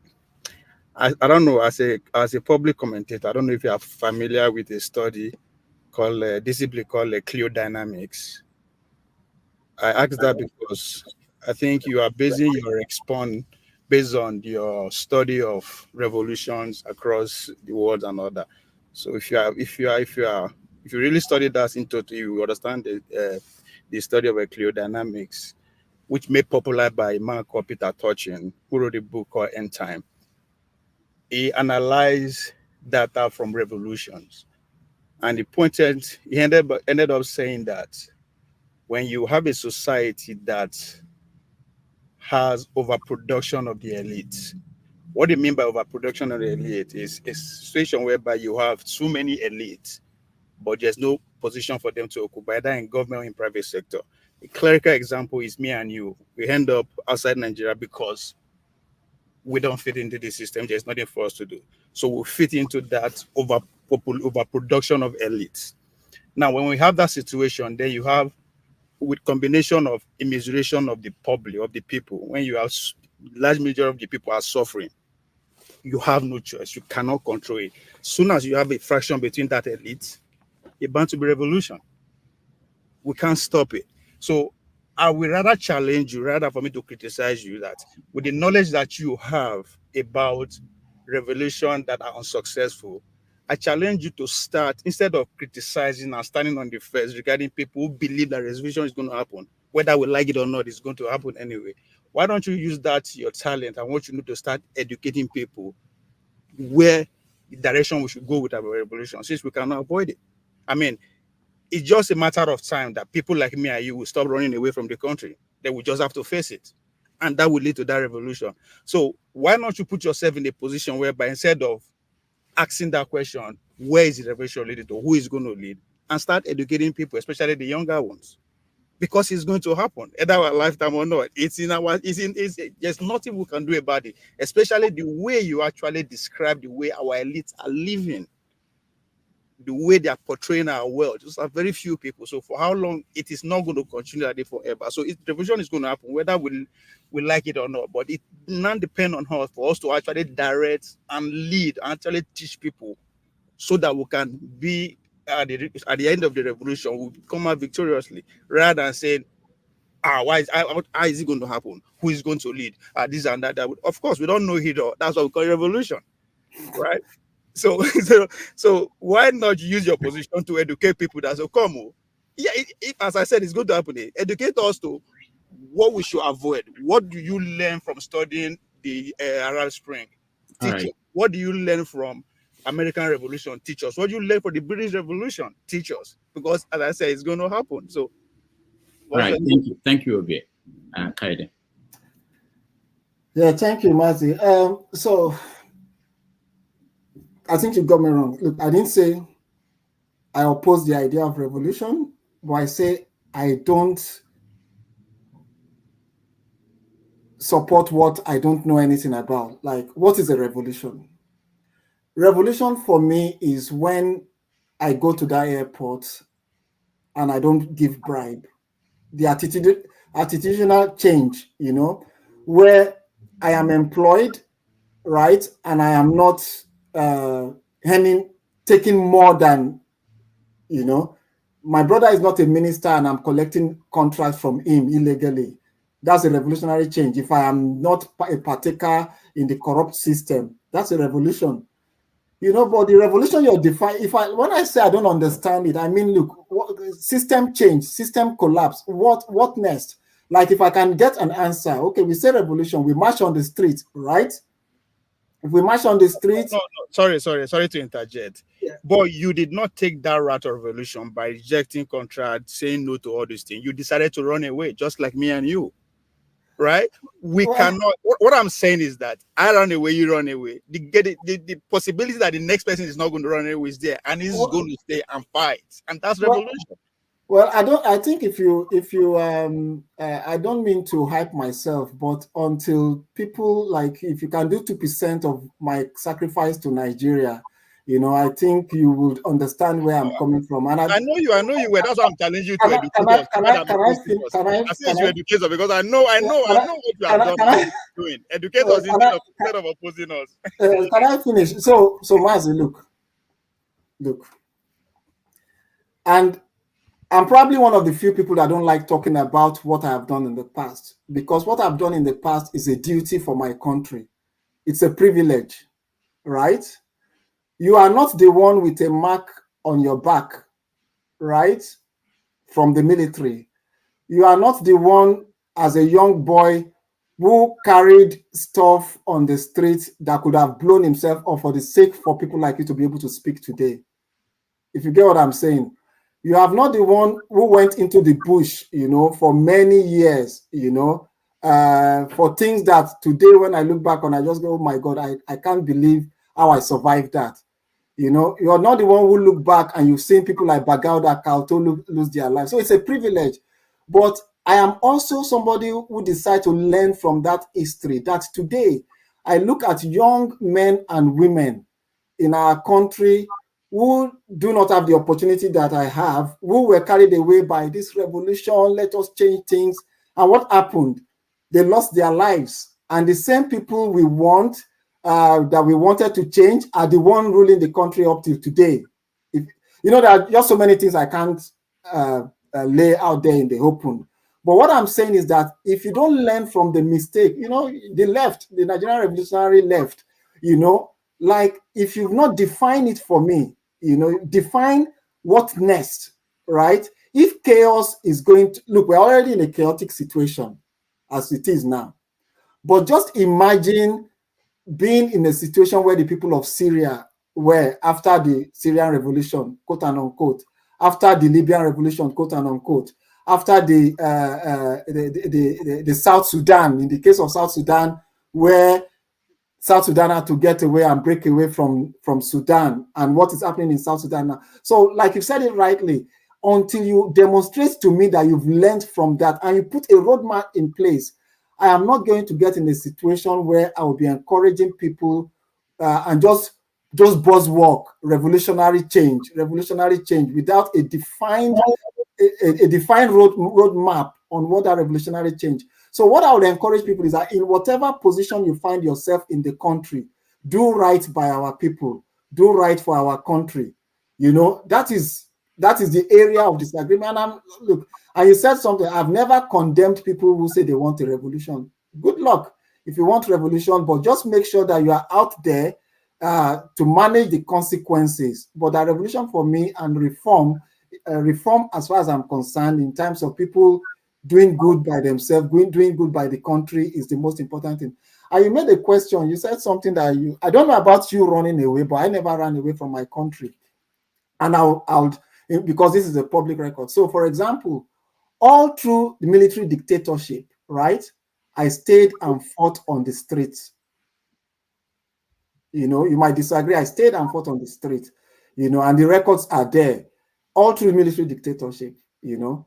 I never left until after we had a civilian administration. And it's a personal choice. Migration is a personal choice.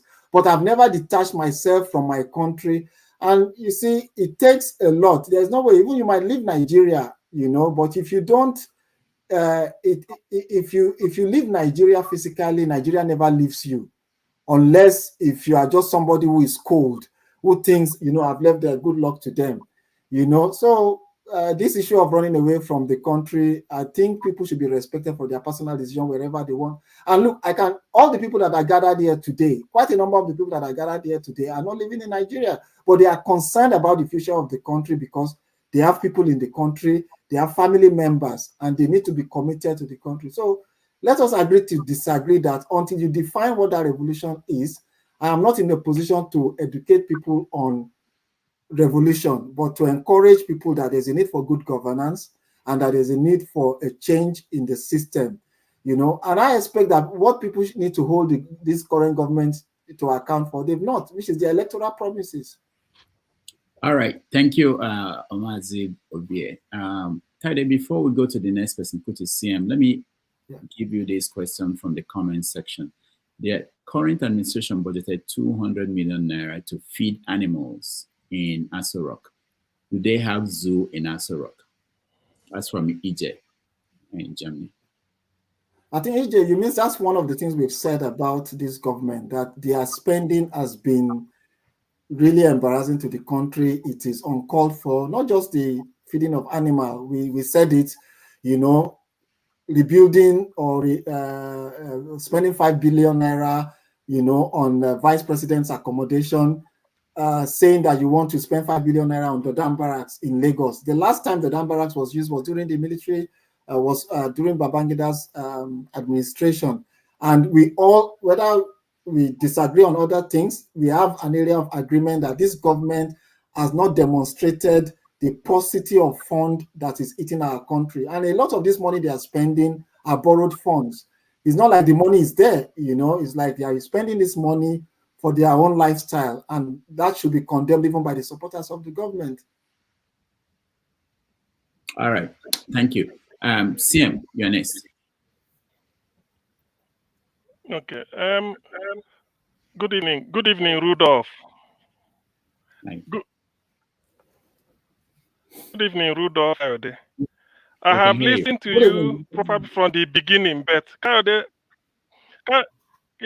please permit me to disagree with you on your analysis of what led to Tinubu becoming president. It's not because please of go ahead, sir. Yes, what happened was, maybe you are hearing, we hear it for the first time today. The IREF was switched off so that there will not be a real-time upload of the election results like it was done on the House of Senate and House of Reps. Remember, people were giving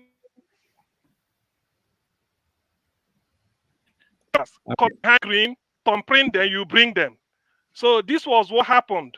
Deliberately, those that worked for INEC, one of my cousins did, I don't know whether I'm coming out fine, they were told specifically that they should not upload presidential election. They weren't given the password. So all through the 36 states, presidential election result was not uploaded. That's why they have to manipulate.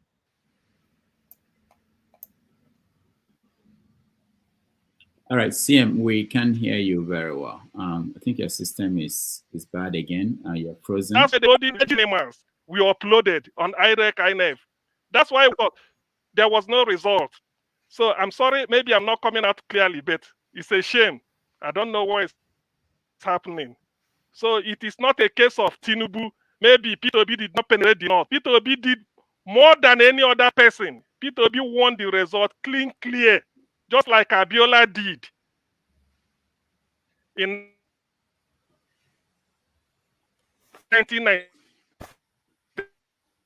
The network is bad. All right, your network is bad, CM. Let's see the part of your question that Kayode got, and then Michael, 1866, that they killed Saduana, and because of that, Igbo man cannot rule Nigeria. So we know all these things, but I know it may be history to you, but it's not your fault. So that's why I'm trying to put it down. It's not because Tinubu worked hard, not at all.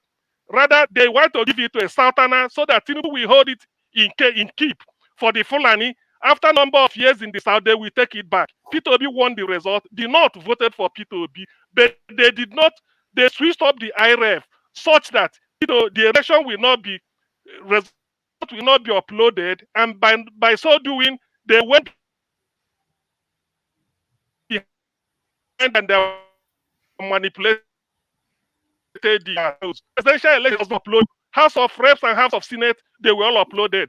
Now, the question I want to ask you is this. Have you found time to go and visit your friend, Adeyinka grandson, in prison? Because of, you know Adeyinka grandson, you know what he stands for. Have you had time to go and visit Adeyinka grandson, who you wanted to recruit to help you to work for Buhari in 2015? He refused. Have you? All right, thank you. Narrative that we're not making. British Metropolitan Police saw it and then jailed him. So have you found time to go and visit him in prison? That is the question. If you haven't, tell us. If you have, or if you are planning to go, tell him one of Moibo is greeting him in prison. Adeyinka grandson. Thank you. All right. Thank you, CM. Kayode. Rudolph, you know one thing they say in life, like I'll say it in Yoruba. There's a proverb in Yoruba, onity Yoruba salofun. We don't understand Yoruba, please. No, you can't stop me from speaking my language. Don't worry, I'm going to interpret it, Ti Yoruba salofun ogun odun, like oto, there's a way to mafin, You see, the truth is sort of slow, it's marathon. You get what I'm saying? But falsehood, it's 100 meters dash. So, what's the name of the last speaker? CM. So, you see, it's this propaganda that has been very unhelpful to people in the opposition. And that is why it's always very counterproductive, where the best way to pass your message is to lie, sell untruth and whatever about the person. You might disagree with me, but Rudolph, I just want you to do something. Because you can share a screen. If you go on Google and put Kayode Ogundamisi report Adeyinka grandson, and just tell me what you might find there, and it's important, because I've been painted as this Igbo irredentist who sort of hates everything about Ndi Igbo. And I want to make it clear here, I am fundamentally against Biafra. But I have no problem with Biafra, It's not Biafra. Biafra. That's wrong. I will define both. I am fundamentally against Biafra, but I'm not against Biafra. And I define Biafra as people who take advantage of the genuine aspiration of the people of the Southeast and their right of self-determination for their own selfish interest. But Biafra as people who genuinely believe, in the agitation of the southeastern Nigeria and the need to secede. And people have a right to self-determination. I, have continuously said that Nigeria, and I've written articles about it, But this attempt, this slide, this untruth that has been spread that Adeyinka grandson as sort of, I was the first person who highlighted Adeyinka's consistent propaganda in the UK and drew the attention of the British government. I not only wrote a petition against, it was very painful that I wrote a petition against somebody who comes from my tribe. I recognized it was important to highlight his misdeeds to the British government. So his road to being held accountable for his actions were due to my own action and actions of some other people in the society. So this attempt to try and say I'm in sight of court with Adeyinka is false. I don't know if Rudolph found anything. Yeah, I found it. I'm trying to put it up. Also, I wanted to mention that I actually said it on this program. So the facts speaks for themselves, and you can go to these are public documents. You can see my press releases are way back at that time. You can see quite a number of things. So let's just leave that aside, that we can always disagree to agree. I highlighted the fact that I am in opposition to what is happening in Southeast Nigeria with regards to this issue of sit at home and the methods in which there is a need for to get Biafra. And I've always said it that anything that would lead to the point where there will be a complete breakdown of law and order, in any part of the country, I would oppose it. I openly oppose it, and there's no regret in those actions. And no matter what your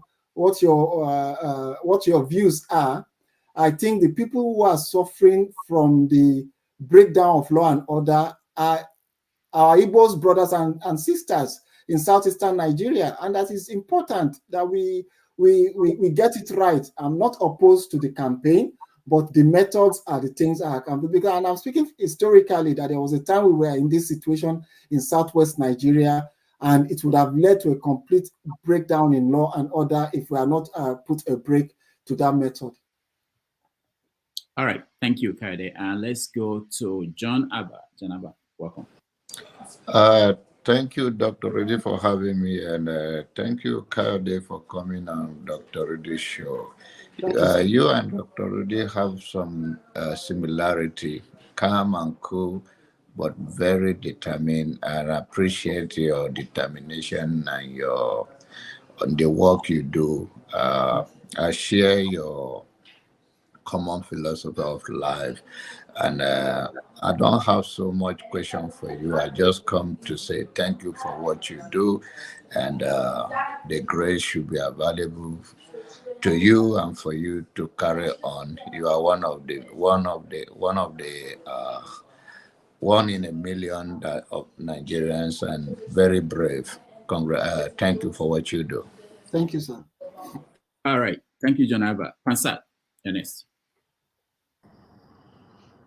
Thank you very much. Welcome, Mr. Kayode Ogundamisi. Thank you, sir. Fellow Rudolph and fellow panelists, and greetings to everybody else who's listening via all devices. Mr. Kayode, I've followed your work when you were prominent on Sahara Reporters. I like to say that you're a colleague of Rudolph, who's ordinarily a gentleman, and he protects everybody, but especially those from Sahara Reporters. Yeah. Now, it's quite a delicate thing to figure you out. You've stated some things that you've done in the past to advance our country, and a lot of those are true. You worked hard on the ground years ago. But then there was a fork during the Buhari. It was stunning what you did there, your activity during the Buhari administration. There's no way that you can patch that up with adjectives, like you have the right to have your own opinion. Yeah, but when you have an opinion, that opinion can be criticized. Yeah. You are not a saint. You're not a devil, but you're not a saint. Now, when you talked about the pride we should have with the Dangote refinery, let me first ask you: do you know how much the Nigerian government invested in that refinery?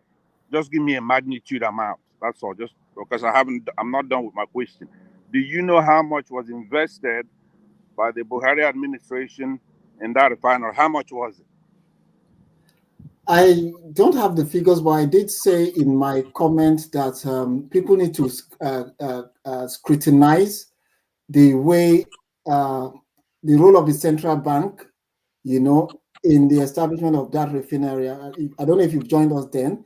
And I did say the way there have been controversies about the dollar to naira conversion and how advantage was given to Dangote. And I did mention about how we give undeserved monopoly to the few in our society at the detriment of the middle class and other competitors. So I'm not sure the point, but I don't have the figures about how whatever. I know that the government does have a percentage in the. Okay, I believe you, but I have to tell you now. If I said it's $8 billion, you wouldn't dispute it right now because you don't know how much it is, right? No, I don't know how much it is. Yeah. So if I said $8 billion, you will accept it. No, I would hear you out. Then I can always cross-check. Yeah, that's fine. Yeah. Okay, so let me just say that $8 billion is a lot of money for any country, even the United States. Yeah. It's a huge amount of money. It's probably like 1/3 of our budget for Nigeria, for 230 million people. So there is no way somebody like yourself, an activist, somebody who knows everything pretty much. Well, we lost him. Yeah, we lost Pansa. We'll get back to him when he comes back. Let me ask you this, Kayode. You were talking about what you did in the past and how you transformed. It could be easy for someone to say that maybe when you were younger, you were for actions that would be like revolutionary in their nature, and now that you maybe because you are older, you're pulling back. Could it be a case where it's just a natural thing that happens? Or is it that somebody might say that you become part of the establishment? There was this story about the Rolling Stone. When they were young, they were against getting night shift and everything. But when they became old and they were given night shift, they said, they said, why are you accepting it now? They said, there is no establishment anymore. And the British media told them that they became the establishment, so they didn't see it anymore. Is it that you became maybe close to power or people in power that you find the younger people who are still talking about revolution and destroy everything and rebuild, that they are no longer you're cautious more than they are? And Rudolph, it's these areas where I always find it difficult to talk about.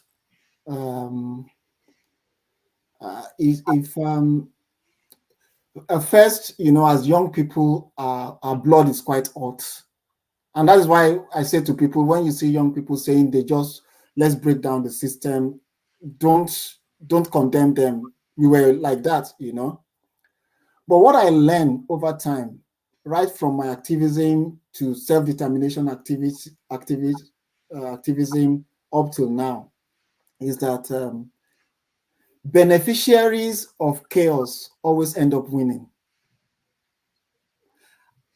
And it's quite difficult. It's quite a very touchy topic for me because I've lost friends.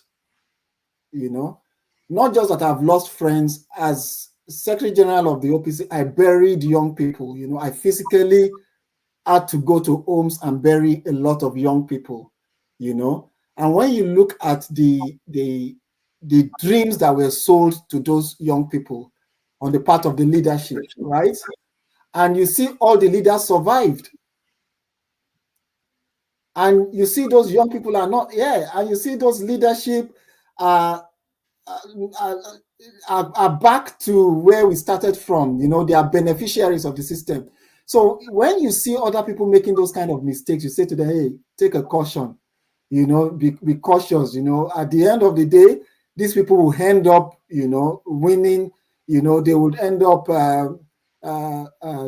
up benefiting from the system, and you would pay for it. I wish somebody, I'll mention the name, and people who were in the movement would understand. I wish somebody like, there's a person that was close to me, Tony. I wish he had the opportunity, you know, of the insight that I have now.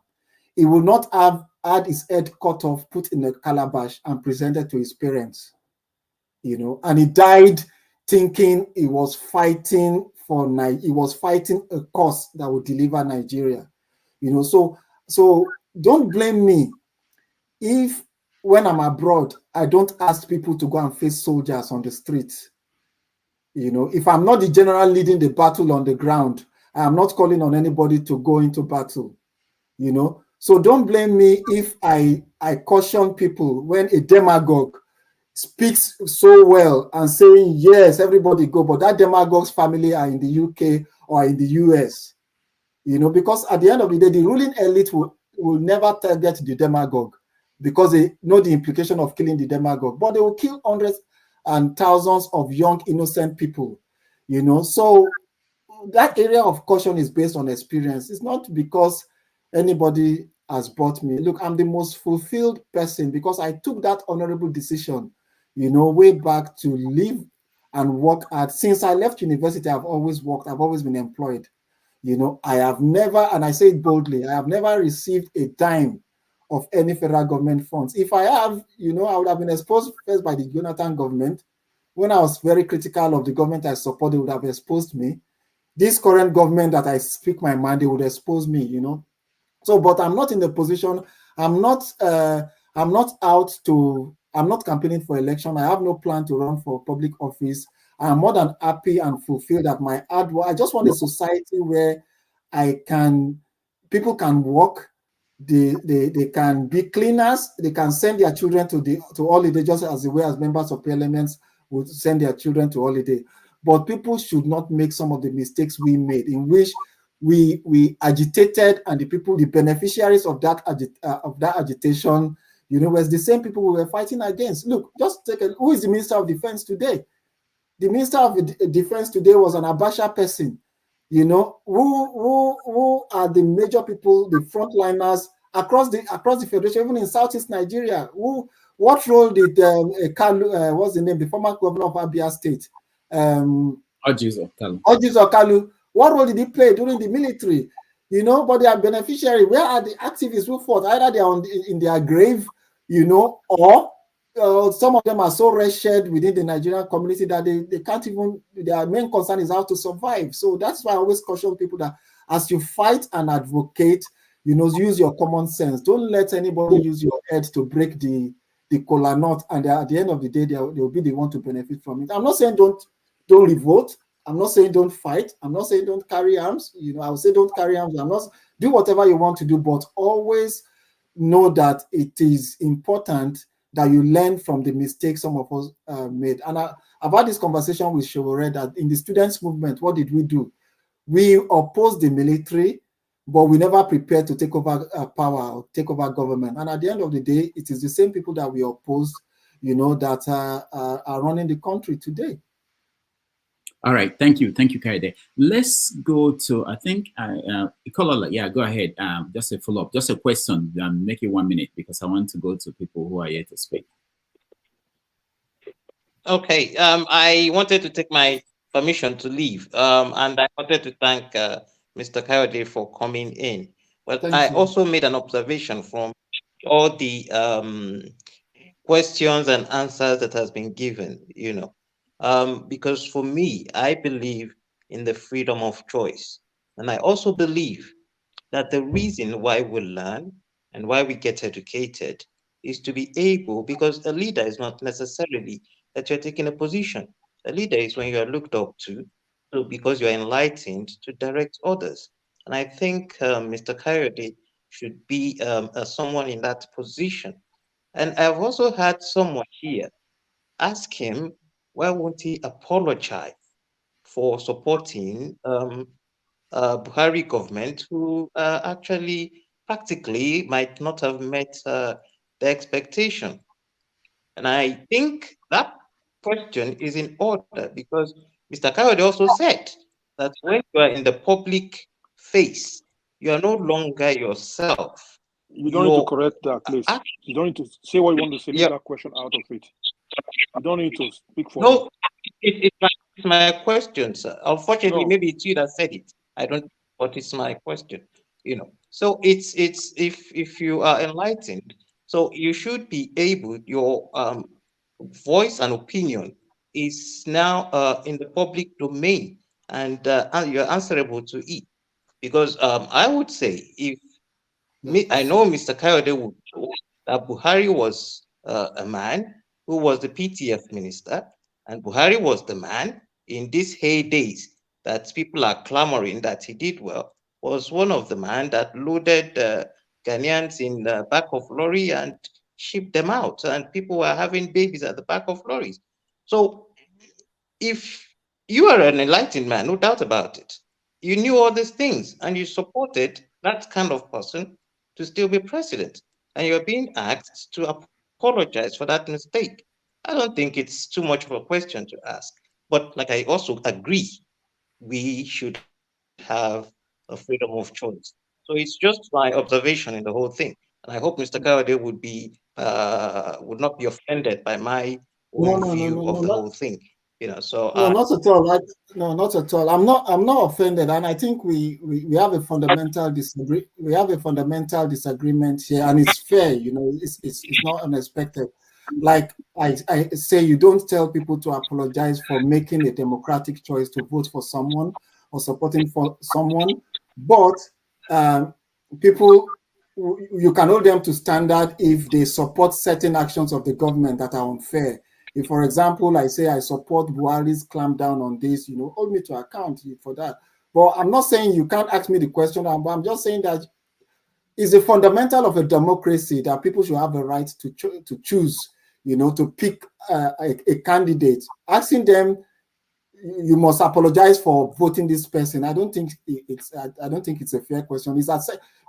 People can ask the question, but people have a right to say, you know what, I can't apologize for my choice. But do I regret some of the action? I've said it many times here. I regret some of the actions. I regret some of the policies. There are some of the policies I was critical even when Buhari was in government. All you need is just go on Google.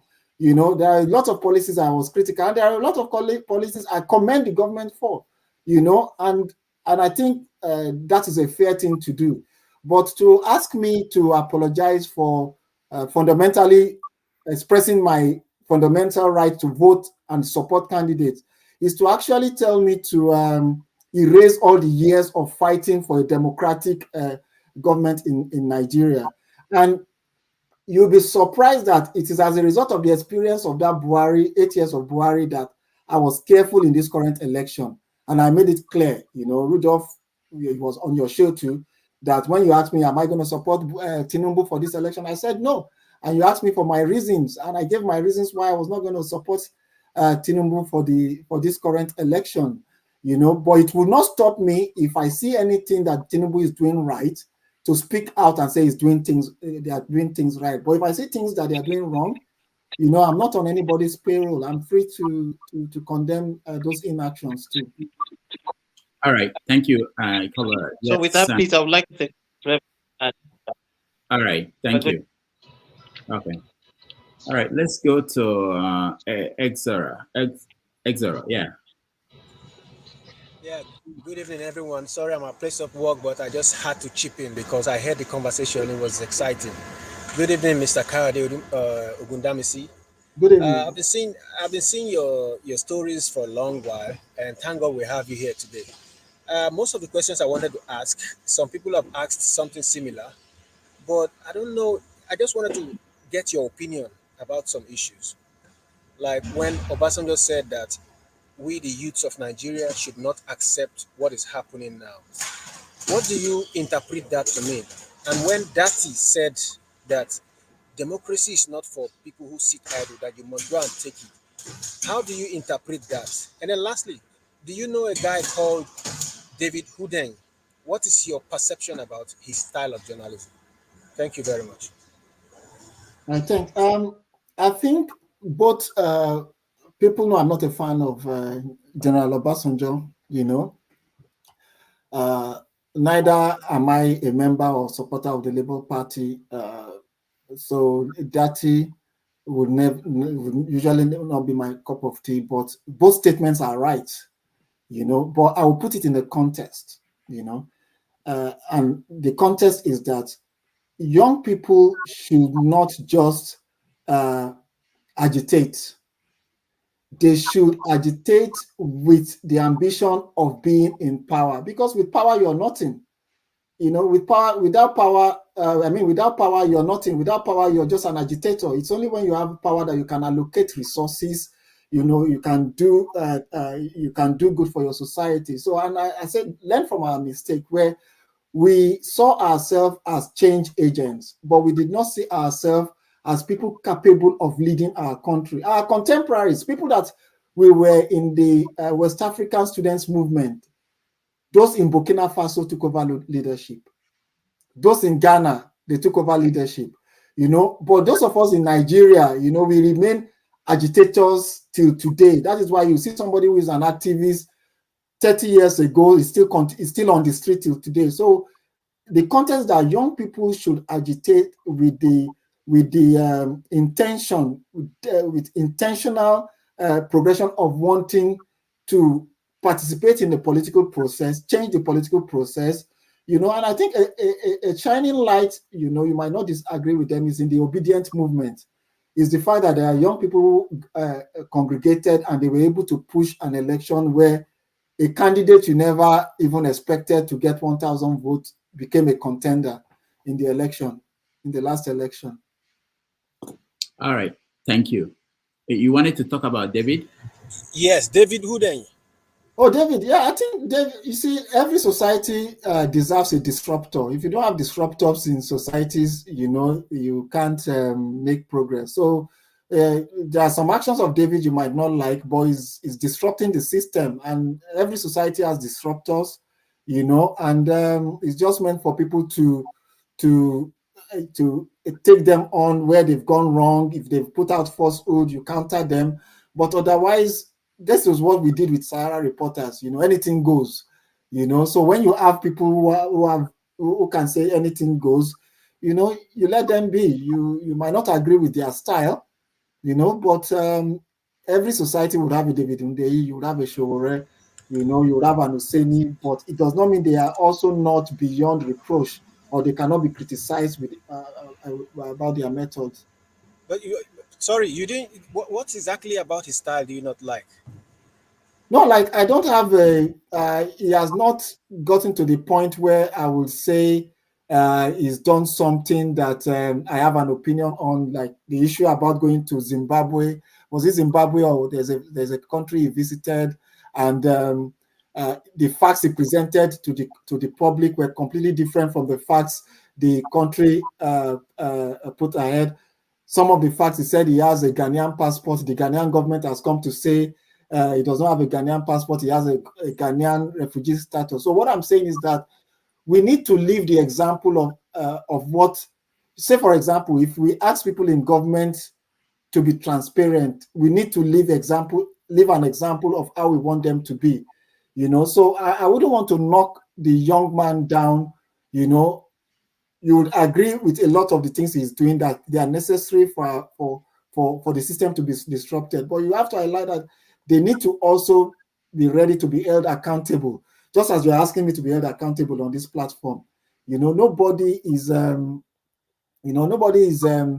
sort of above being held accountable. So there are some of the facts he has presented on social media that has been contradicted, and there are some of those facts that you cannot dispute. You cannot but agree that, okay, these are facts that you can't speak against. All right, thank you. Let's go to Righteous Man. Righteous Man, you're next.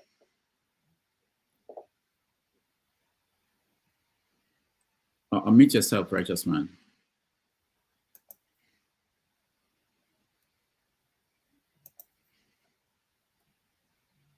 All right, we can hear him. He's in Nigeria. He's in the dark. I can't unmute him either.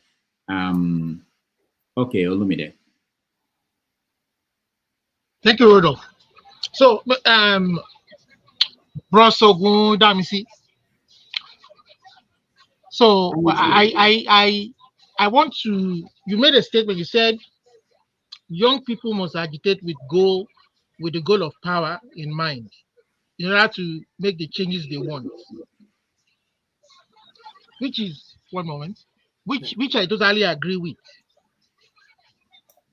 But what people like me are saying is, you see the ballots as a critical way to achieving this goal. So what we're saying is that essentially everything boils down to a free and fair election, credible election. But for example, if things continue this way with the current government, and in 2027 the people want to vote change, they want to vote a new idea to come and implement programs and use the resources for the benefit of the people. Yeah. How is that a free ballot, ability to choose who you want? How is it going to be guaranteed? I think that is the question we should be having right now. Is the Supreme Court has affirmed him, but we want a situation where now we're saying, look, senators, some of these people that are in power today, in every corridor of power, Senate, House of Rep, and all the rest of them, most of them were not really voted by the people. If we are saying that naturally, if they allow the ballots to count, some of these people will be a thing of the past. They will naturally be eased off. Godfatherism will be eased off. People will be able to elect people who can help use their resources to their benefit. Not people, because all this at the end of the day is about resource control. Because these people want to continue to gain access to the people's resources and share it among themselves. Olumide, thank you. So we are talking about how to achieve that free ballot. So Kayode, I think we don't have a perfect system, and I'm very hopeful that we would we're not where we're supposed to be. And I still say young people should take part in the election and electoral process. And I think one of our challenges is not learning from, say, for example, one of the issues that came out during this litigation of this last election is the issue of why should someone be in office when the case is still going on, in court. We have a chance. There are Labour Party members elected into a sizable number of Labour Party legislators. I would expect that at the floor of the House, there will be a bill to be introduced saying, going forward, we should go through a constitutional process where until a case is determined in court, nobody should be sworn in. So if it means elongating the term of the president by another 3 months to give room for when electoral disputes are concluded before you can swear in the president. So you don't have somebody becoming president and using the power of incumbency, quote and unquote, to influence judicial process. So the problem we have is not learning enough from the mistakes of every electoral process. And once we get that, we'll get the UK system is not as perfect as people think it is. Neither is the American system, but they learn from every electoral cycle. And I think that is the way forward, rather than saying, just collapse the system, when there are no alternatives to collapsing the system. All right, thank you. We're rounding up because we've done 3 hours. Before you go, Rudolph, I am, and this is why we need to be careful. So there was, I don't know if the gentleman is still on, is still with us. So there's this fact presented to us that the federal government invested 9 billion. Oh yeah, I'm actually coming back to him. He's in 9 billion pounds, and I've checked all over the place. And this is one of the things why we need to be careful. Look, as much as we want to oppose government, as much as we want to correct government, when we go into results of throwing informations out there that are not completely, true, it sort of diminishes our ability to hold government to account. So I've searched all over the place now. I cannot find one single area where it says the federal government of Nigeria invested 9 billion pounds in Dangote Refinery.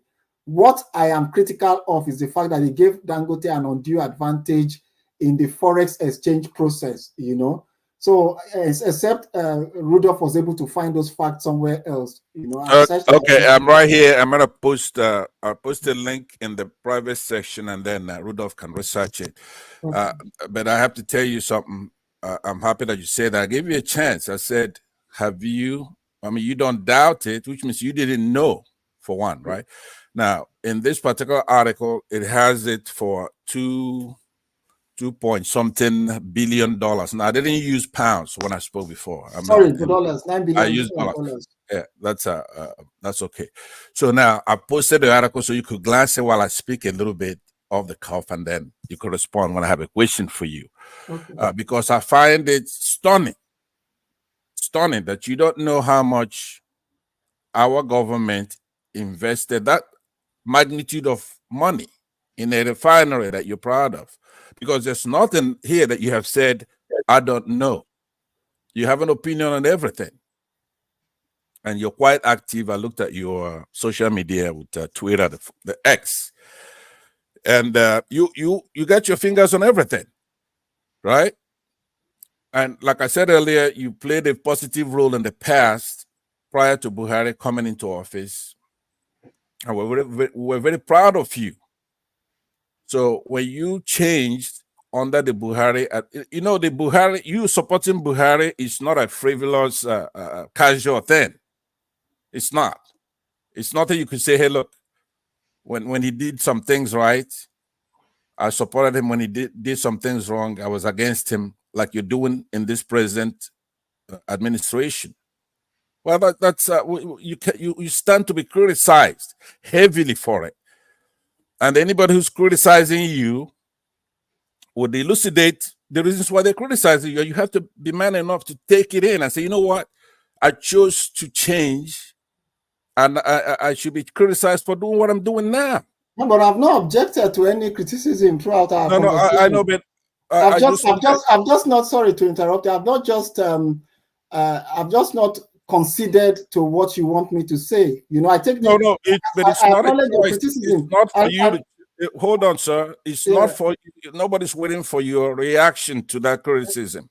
Whether you accept it or you reject it, it's not the point. That's not why somebody's criticized. It has to land. If somebody's landing a punch like the previous speakers, including my brother here, Olumide, and others, have landed a punch, right? The country does not belong to you. You don't determine. Let me just land. It doesn't belong. That's right. Look, you're the guest. You're the guest. So you're the one on the hot seat. Let me land, please. I'm not averse to your opinion on me, and your opinion on me is an opinion on me, and my response to it is that you can't force me. That's exactly what I'm talking about. That's a way you look at criticism. You're looking at criticism. Pansat, we have time. Let him finish responding to you, then you can continue with your question. Go ahead, Kayode. No, I just look, when you asked me about, you said Nigerian government invested $9 billion. And I'm sorry if I said pounds, you know. $9 billion. You first asked me, do I know how much was invested? I said, I don't know. You know, then you proceed to say they invested $9 billion in Dangote Refineries. You know, I said I would have to cross-check that fact. You know, please, I don't have that much time. I understand what you say. That's not our quarrel. It's not if you said pounds and I said dollars, right? I said in my statement that if I said it's $8 billion, you wouldn't disagree because you don't know. That was to establish that you don't know. But now I've posted how much it is. It's still billions of dollars, right? Now, with my rule of thumb, the way I deal with northern Nigerians, right, who are the power, the gravity of power is over there. I have a rule of thumb of multiplying things by 4, right, when it's supposed to favor them. So I find that, hold on.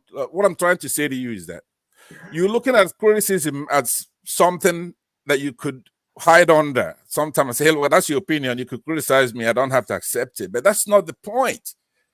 Like I said, you are somebody that we had a lot of hope on. a lot of our youngsters, I mean, our activists, they come into categories. Those that who really genuinely, such as FFK, yourself, who genuinely wanted to make the country better, but at some point you find out that the Nigerian public do not appreciate anything, right? We don't appreciate what you guys did, so at some point then you sell out. Somebody like FFK is a courageous guy that we want on our side, and he fought and he fought. At some point, it's not like Showore who could then last long. You know, Showore, he cannot be corrupt. He's not corruptible. But with what he's gone through and the response from Nigerians for his safety, for his freedom, it's inadequate. So he could at some point say, you know what, these people are not worth it, and sell out. He hasn't done that. So now, if you come here in front of the Nigerian people, you have to be humble. I don't care what you've done. Maybe you marched on the streets, but remember, you're not dealing with me right here now speaking to you. You're dealing with entire Nigerians watching this show. So you have to be humble and then listen to the following, right? If you have a candidate such as Peter Obi, I don't care if you're apolitical, if you're partisan, you have a candidate such as Peter Obi. Granted, he may not be infallible, inerrant, right? But it's a clean-cut chasm between Peter Obi and the other candidates in that election. If you then obfuscate and try to argue by logic that you, as a partisan, you have the right to choose Tinubu or to abstain from the election, well, you're making a lot of statements right there. There's no way I'm going to take you seriously. There is no way. We have a candidate in an election that is probably better than Nelson Mandela, better than Obama, who is concerned. He has empathy. He has humility, right? He's fair. He's a true patriot. He's a patriotic Nigerian. Please. So what you're saying, okay, now he's been in office. You can't say, would some people give the excuse on that show where, hey, look, how can we just trust Showore? He hasn't been a governor. He should go run and be in the local. Now, okay, so that's a criticism that lands. But you don't have anything like that on that Peter Obi. None. He went about the place doing exactly what you would want when you were a good guy. Mr. Pansat, because I appreciate the impact of the loss of election by Peter Obi on you, and I can understand. No. You know, I just want to. Allow me. You have time to answer the question. I mean, this. Okay, Pansat. This host will never stop you from talking when you're talking, but in my case, he's going to want to stop me. Yeah. So give me the time to. All right, go ahead, sir. 2 more minutes. Yeah, but for example, Kayode, even that's a look for you to say that to me. I don't care. Look, I'm a patriotic Nigerian. I want Nigeria to do very well. But to say maybe, like you did that a lot under Buhari, you say that people, they were, what is the word they used to say about people who were against Buhari? They say they were, not crying, but something like that, right? To say that the loss of election of Peter Obi impacts me or is why I'm talking as if I'm doing it because of tribe or whatever, that's not true. It is a clean moral dichotomy between those two. I don't know, many people don't have that sense, but I thought you would. There is no way there's even a parity between those two camps. This is somebody who was accessible. He was with the press. He went all over the place in the airports, everywhere. He answered questions, right? And he has a clean background, and he governed for 8 years, paying the resources of his state, saving money, doing everything, investing, winning awards. And then you have somebody who's a drug-convicted peddler, albeit in a civil manner that he forfeited the money and ran home. Here in the United States, for example, Kayode, let me just tell you, you in Britain, you've never, ever in your life voted for a president in your life or a head of state. You don't even know what the hell that is. right? You've never done it. You don't have a democracy in the United Kingdom. It's a bloody monarchy. So when we're here, which America doesn't have respect anymore, right? I'm here in the United States, the cradle of democracy. And I'm trying to talk to you and say to you, look, when you face me, you're facing the public, the Nigerian people. Don't look at me as somebody you could just dismiss. It's the people that we want to put it on you right now to repent from your evil. It's nothing logic is going to solve. You had a clean-cut chance for Nigeria to do very well. All right. Not only did you support Buhari, who killed so many people. It's not benign. What he did is not benign. He killed so many people. You supported that. Thank you, Pansat. So, Yeah. to say, Rudolph, please, you know I was interrupted earlier. I came back. Just give me the courtesy. Answer is enough now. Accept it, please. Okay. Thank you. All right. So please, I appreciate you being here. Like I said, I had a lot of respect for you, and I want you to repent and go back to when you were a patriot who looked at true and false and called it the way it was. You cannot say, hey, look, I did my work. I was a good guy for a year or two. From now on, I can do whatever I want because I could always cite back when I was a good guy. Okay, I went through your Twitter, and you were very clean cut in your condemnation of Israel and their activities over there. You're very clear on that, and so many other issues that are hot issues. So when it comes to this administration, you are one of the people that should come out here and say that election was so wrong that we spent 400 billion naira and they switched off that machine. Please. All right. Thank you, Pansat. Thank you so much. Good job, Pansat. Good job. Yeah, what I can say is with Mr. Pansat is that we definitely don't have an area of alignment or agreement. You know, I did not support Mr. Peter Obi. It's my electoral, my democratic right to choose. I didn't vote in the last election. I can feel the impact of me not supporting Peter Obi in his submissions. I respect that, but it is what it is. In elections, candidates present themselves. People have a right to choose or not to choose a candidate.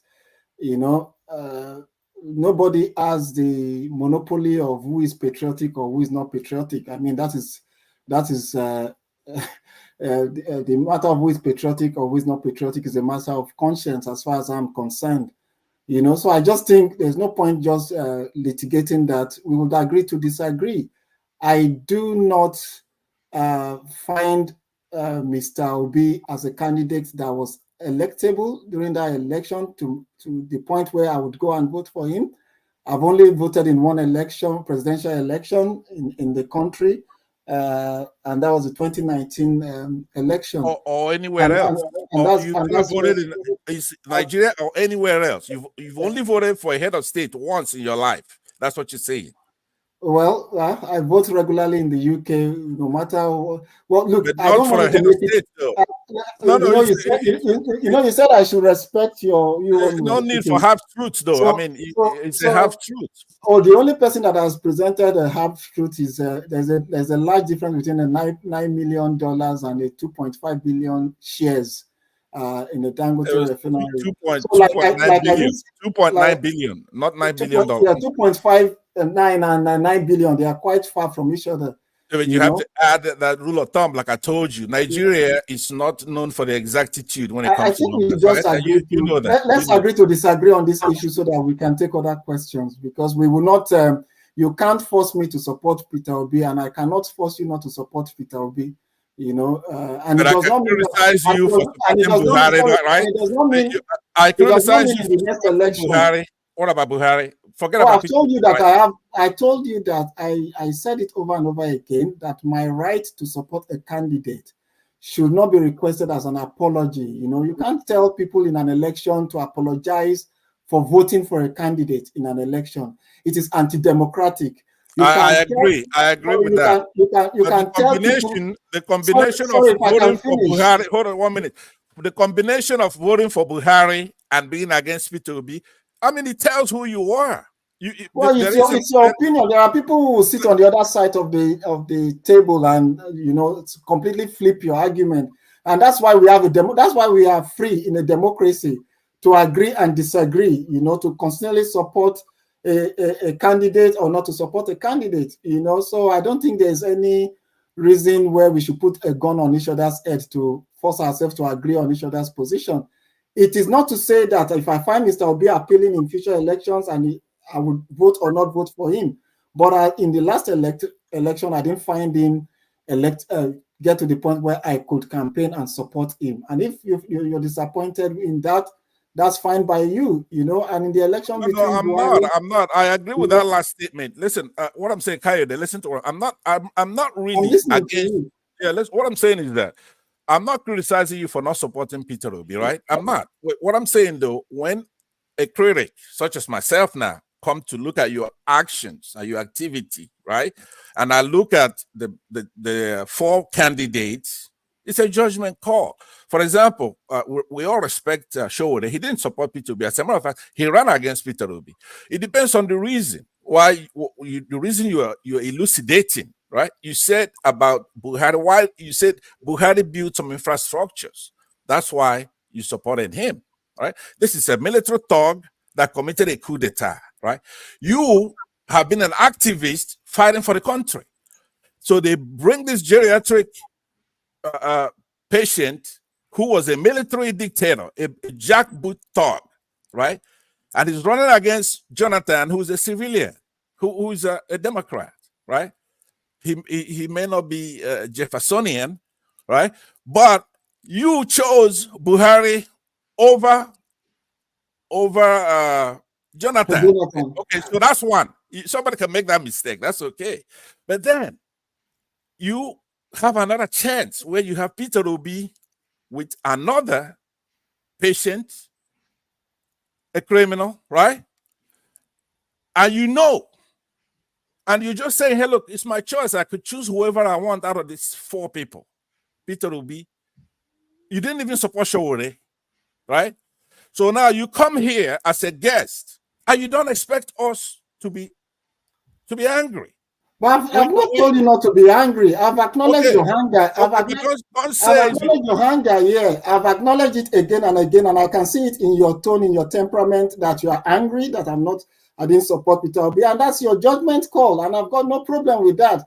But I'm saying that you cannot point a gun on my head to force me to agree with your opinion or support your candidate. And this attitude is the same attitude why people will not support your candidate, because the jackboot mentality that you have to put gun on people's head to support a candidate is not going to work. You have to convince people to take your position. You can't. It pushes people back when you think you can railroad them into agreeing to your opinion or support your candidate. I mean, we have to get to the point where we can agree to disagree on certain issues, and on certain issues we say that, look, we agree on this, and it doesn't make us enemies. But I'm saying that on that point, I am okay with you to be disappointed, but it's my choice that I voted for Buhari, and you can call me out for voting Buhari and not voting for Jonathan, but you can't question my right to choose a candidate in a democratic election. That's what elections are. It's a place where you make a choice based on the circumstances at that point in time. And in this election, I chose not to support or vote for Tinubu for my own reasons, but it doesn't automatically mean I have to support Peter Obi in the election. All right, thank you. What about Showore? That's enough. Let's move on. We'll come back to you if we have time. We have other people who are here. Look, so Okija, I'll skip you, Steph. We've said something before. Let's go to Okija. I will come back to you. But also, let me just mention that the same thing with Mazi Prince. I will skip you guys. Let me go to people who are here to say something. There's someone, Elvis. If you want to join us, please put on a shirt or something. Okija, go ahead. Hi, Kayode, welcome back again. Thank you, bro. Before I ask my question, Pamsat, America is not, United States is not a kernel of democracy. Igbos, they had democracy before America. They had democracy before the Greeks. So don't repeat that again. That's how Kayode, you guys cause trouble for all of us, right? You want these people to kill us. Kayode, you triggered me with when you mentioned gun, and there was the last time you came here, I asked you a question. There was something you reposted on Twitter X about some guy, he had a gun. They said he was a P2B supporter, and he was, like shooting people if they didn't support P2B. And you just reaffirmed that right now. And also, last time you came here, I asked you, why did you post that? You said, oh, but what you know about P2B now, it's not him. Then I was expecting you to go back to your post, to delete that post, or to write something like Facebook or Twitter, when somebody writes something that is incorrect. Whatever the system, they put something like this is not true. This is you didn't go back. You left that. The thing is still there. Why? Okay, Why Mr. if you found that P2B was not that the kind of person that the person portrayed, the person with a gun, shooting people, because they more support him. You said it wasn't that P2B you knew then, when you were saying this. Was not the P2B, you thought. Mr. Okija, if you reference that tweet, send it to Rudolph to send it to me, then I'll look into that. I'm not sure of what the tweet is about, or the context of the tweet, but I can assure you, if you send it to Rudolph at some point, he can send it to me, and I'll look at those tweets. We tweet voraciously, like almost on a daily basis. Yeah. Okay. Yeah, you remember it last time? I think you were here in January, February. February. Yeah. You were here, and I asked you. You remembered it? Okay, but I will go back and now. Yeah, please send it to me. Rudolph. Yes. All right. Thank you. All right. Righteous man, can you hear me? Yes, I can. Dr. Rudolph, good evening. Yeah, good evening. All right, so you are up. Any question for Kayode? In the next 5 minutes, I will do that. I'm just driving in. Okay. All right. Thank you. Thank you so much. Mazi Prince, let me come back to you. Okay. Mr. Kayode, I know I didn't get to ask my statistical question earlier. However, events have kind of like overtaken that. So let me go to this. Were you able to follow the COP28? Oh, yes, I did. Okay. Were you able to kind of like listen to the speech from Tinubu? No, I did not, but we discussed the conversation. Rudolph raised it, and I think we talked about it, yes. Okay, so basically from my understanding, most of the stuff he was talking about was he was accusing China and US for being the most polluting the climate or whatever it is. However, he agreed he was gonna work with them, but then it was kind of like he was tilting towards funding, money. That's what he's saying, talking about money. However, let me bring it forward. Did you get to listen to what the response from John Kerry? No, I did not. Okay, so John Kerry came back and gave it to Nigeria. As a matter of fact, he stated that is so unfortunate that the people that are outspoken are people who have criminal backgrounds. And you and I know when when such thing is said, you already know who he's referring to. So it's kind of like what I'm saying is I try not to, like you say, you have every right to support who you want to support. That's fine. I got nothing against that. Okija talking about Igbos being the main democracy. Okija, I disagree with you. I don't agree with that. The thing is this. knowing fully well that you fought the military, how come that you know more about Tinubu and you never made effort to even try? I'm not saying support him, but at the same time, make effort to do some writing, do some revelation, just like every other journalist that did. I never saw anything from you, in terms of Tinubu. Is it because he's your tribesman? Is that what I could attribute it to? What I would encourage you to do is to, once we finish this conversation, is to go online and type my name and type Tinubu. And maybe when next we meet, you're going to have a different opinion. Okay, I'll do that. I think that is what you should do. Okay. I think one of my most famous articles, I don't know whether Rudolph is going to get it, is I wrote a very critical article about godfatherism in Lagos, and that was an article that when I wrote, a lot of people came out against my person, and why are you writing? Just 1 minute, I'm trying to see if I can, and I was quite clear about that. So, and I don't think, I don't think I would demonstrate my patriotism based on the number of times I abused Tinubu.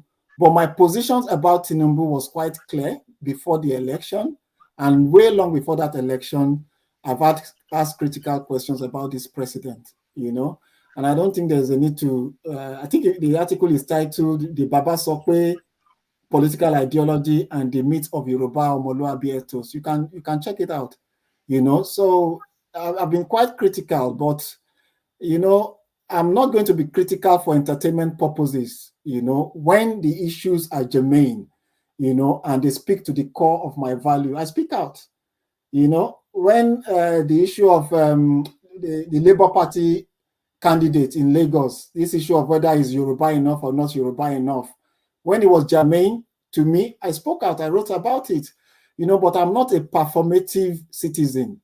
I speak, to issues that at that point in time I find to the core of my values. So I don't know how to answer your question. I'm not a member of Tinubu's government. I didn't support his candidacy, but I will support and I will pray for his success as the president of Nigeria, because if he's successful, Nigeria is successful. But each time if he does anything wrong, it's our duty and responsibility to speak out, on those wrongs, So I'll just encourage you to just go read those articles, and then maybe you would have a change of opinion. All right, we're rounding up. Sorry, Dr. Debegis, please. Kayode, on August 31, you posted a picture of Peter Obi in a Chinese military uniform, general uniform, August 31. Why did you post that picture? Oh, if you're used to Twitter, we banter each other a lot, and people not only banter about public officials, they banter about even themselves on Twitter. We were just discussing about Omojua coming to the UK, saying he's relocating, and these are banters. They are not. We can't be too sensitive, too oversensitive about these things. If you look at the photograph, it's a banter. It's there. People take a mick about each other, and I don't think it's something that would determine. It's something so important enough that we should be having a back and forth about. People make it's we all have banters. I've made banters about Tinubu himself when he carried people over 450 people to Dubai. So we can't be overtly too sensitive about that. All right, thank you. And Amaze Prince. But before you go, it's important the link you were talking about. If you send that, I'm really interested in looking into that. Okay. From Maze Prince, I would like to see. I didn't watch the video of reaction by John Kerry. I really want to know, is unlike him or unlike any American diplomat to come out forum to be saying something about some people criminal. But I want to hear that. So it's something that I'm interested in. If you don't, Yeah, Google it. You will say it. Yeah, definitely. All right, let's go to Righteous Man. Righteous Man, go ahead. Yeah, Dr. Rudolph, good evening. Yeah, how are you? Yeah, I'm fine. The panelists, good evening. Good evening, sir. Yeah, is that Adeyinka grandson, the one in Britain? Who is Adeyinka? You mean Adeyinka is our guest today? Yeah. All right. So you've not been, you can see the name there yourself. Let me go to somebody else. When you settle down and see follow you. I think you just read the comments and yeah. Are you being sarcastic or you've not been following all? He's not been following, obviously. Comrade, welcome to the show. Rudolph, you can see the name there himself. You can see the name there. Yeah. Comrade Elvis, welcome to the show. Can you unmute yourself, Elvis?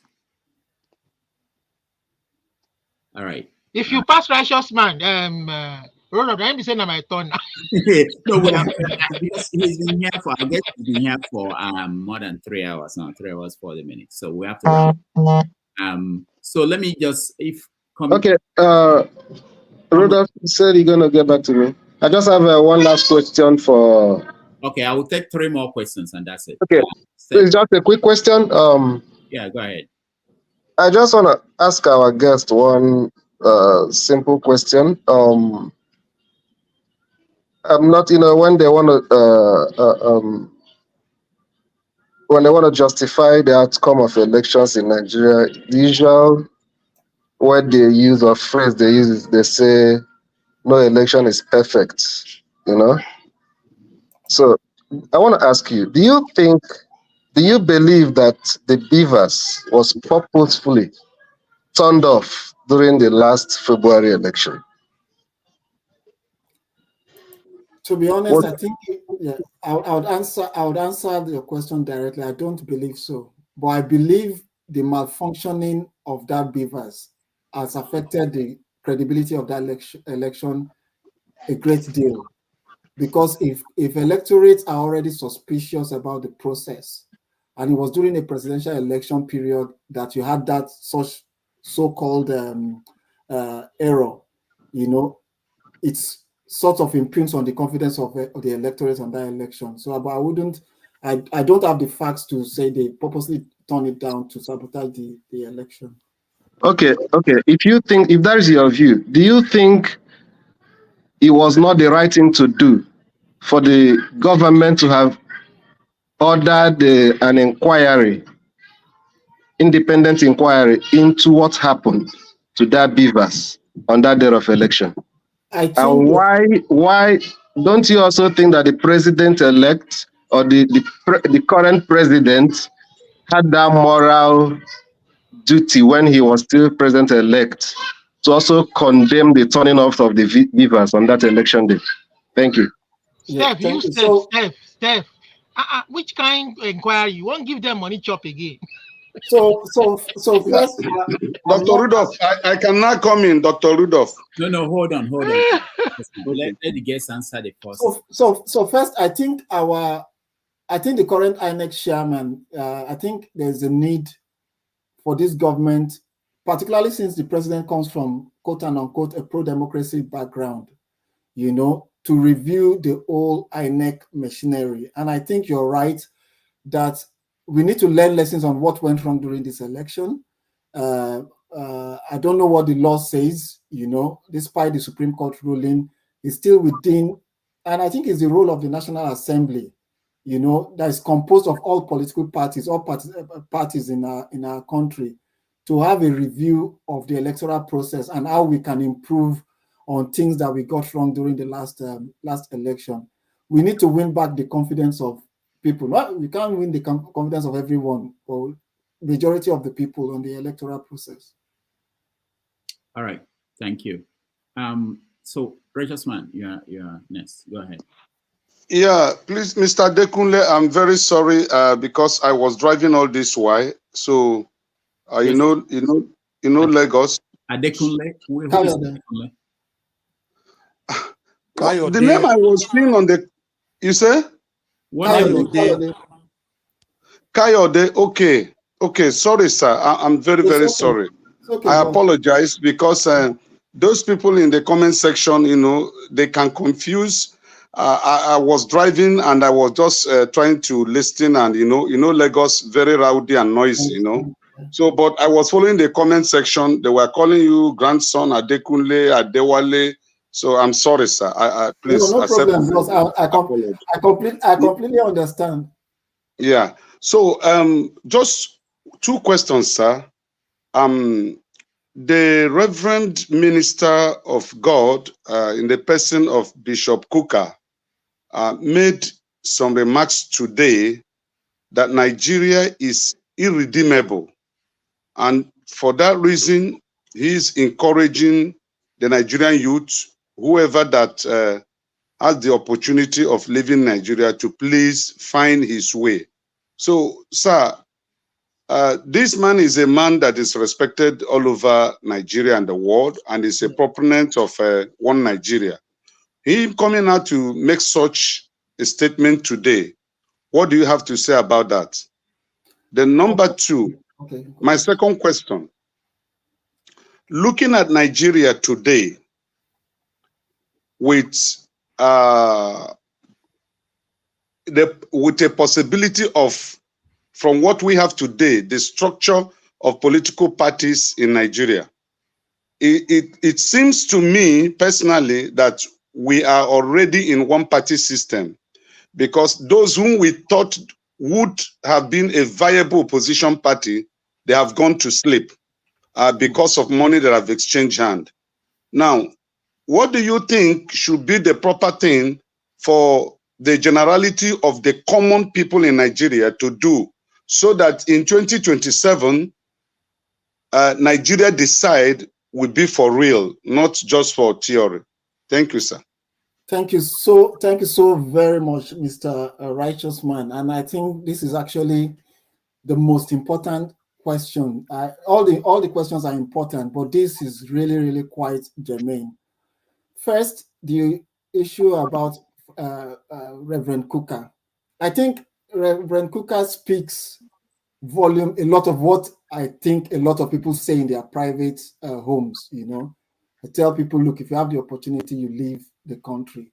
And when there is a level of high poverty in the land, this is what happens. So I can't fault Mr. Kuka's advice. I always, at the benefit of insight, always say to my own people that if you have something sustainable to do in Nigeria, don't japa. But I'm not saying this is a general advice to everybody, but I just look at the situation and conditions that is happening all around the world, and we all live in the diaspora. And I always say to people, if you have something sustainable, do not come and enslave yourself unless you have maybe a working visa or a better opportunity and what have you. Well, migration is a choice for individuals to make. You'll be surprised that even as bad as Nigeria is, you ask yourself, how come there are loads, when the planes are going into Nigeria, there are a lot of foreigners coming in. The planes are always filled with people, and there are people who make money out of the so-called confusion and downward trend that the country is going through. So it's a personal choice. It's worrying if somebody in the status of Kuka is now saying it openly, and I think government should listen to it.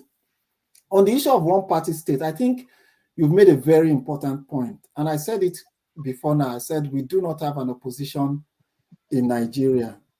Or if we do have an opposition in Nigeria, they are not doing enough to prepare themselves. You see, as opposition, you have to present yourself as government in waiting. And you have to present it in such a way that people will see you as an alternative. And it's an opposition should not be loud only when there's an election. It's going to be continuous. And what is bad is that the current opposition are very tribal. And when I say tribal, I don't mean tribes. I mean, they are just restricting themselves to their own supporters. This is the time they need to make inroad into even people who would usually support the current party. I don't know if what I'm saying makes sense, because those are the people you need to win elections. So, for example, if there had been some bit of problem between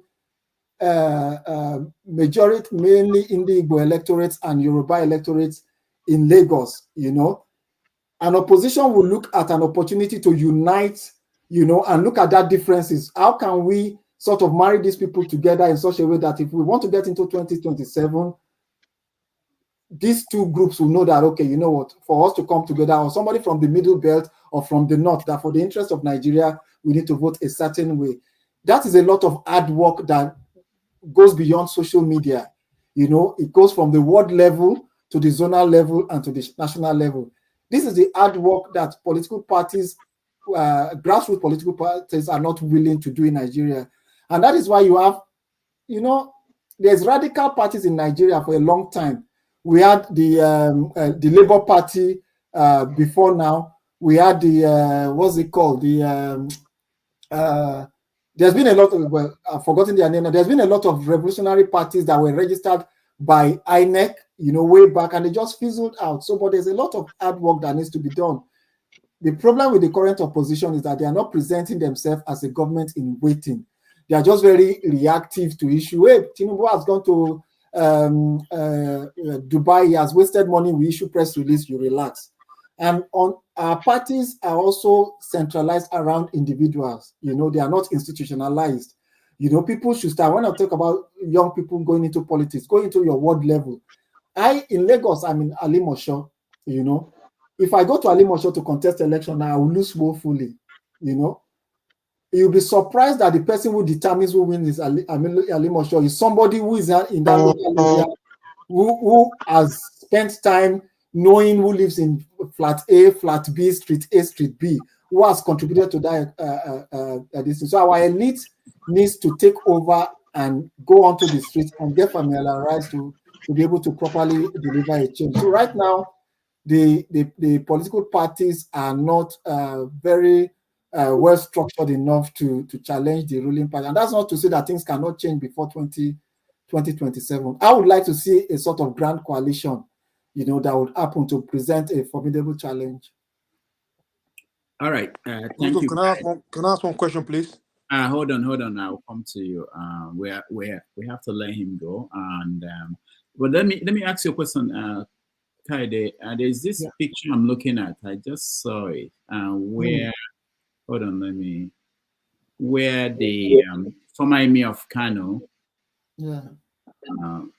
went to visit the people, victims of the Kaduna military strike.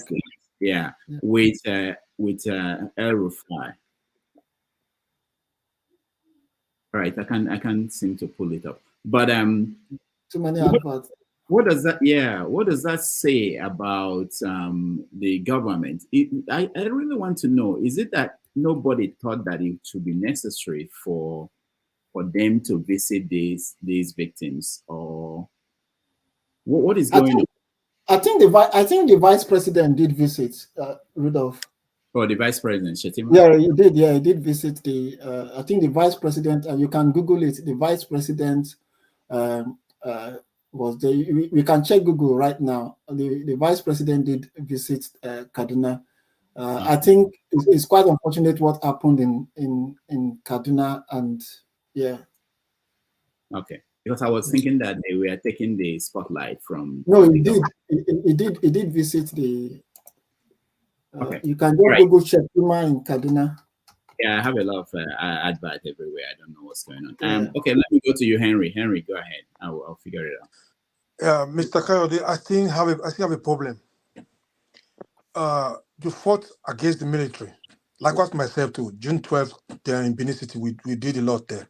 You say you fought a lot against the military. I would be I was just surprised you still have the ability, the guts to vote Buhari in. So are you supporting coup, moderate? Are you supporting this kind of people? Why do you didn't feel guilty for doing such things? You're an activist. You fought against the military. You were, according to your statement, you were harassed, beaten, whatever. But you still have the mind to support military. Somebody like Buhari, compared to Peter Obi. I have a problem with that. Thank you. Yeah, Buhari did not compete against Peter Obi, 1. 2, Obasanjo was a retired military general. He contested an election in Nigeria. People voted for him.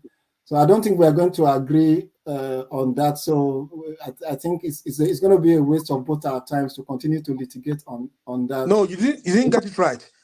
You are there's your opinion, yeah. Support against the military, but you still support Buhari. Is that somehow? He contested an election, and I voted in the election, and I voted for a candidate in a democratic election.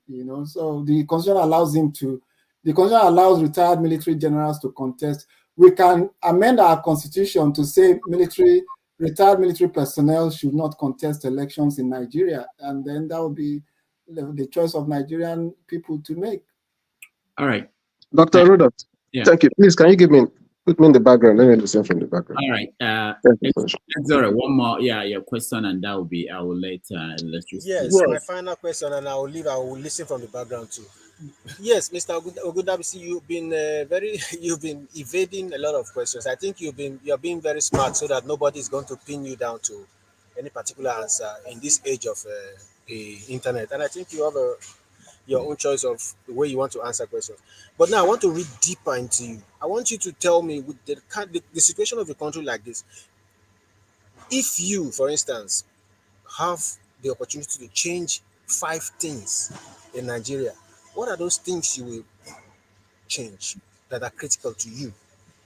There's a lot of agitations everywhere about this, that, resource control, a lot of problems in the country. What exactly are the 5 things you will first of all change if you had the opportunity to be president for one day?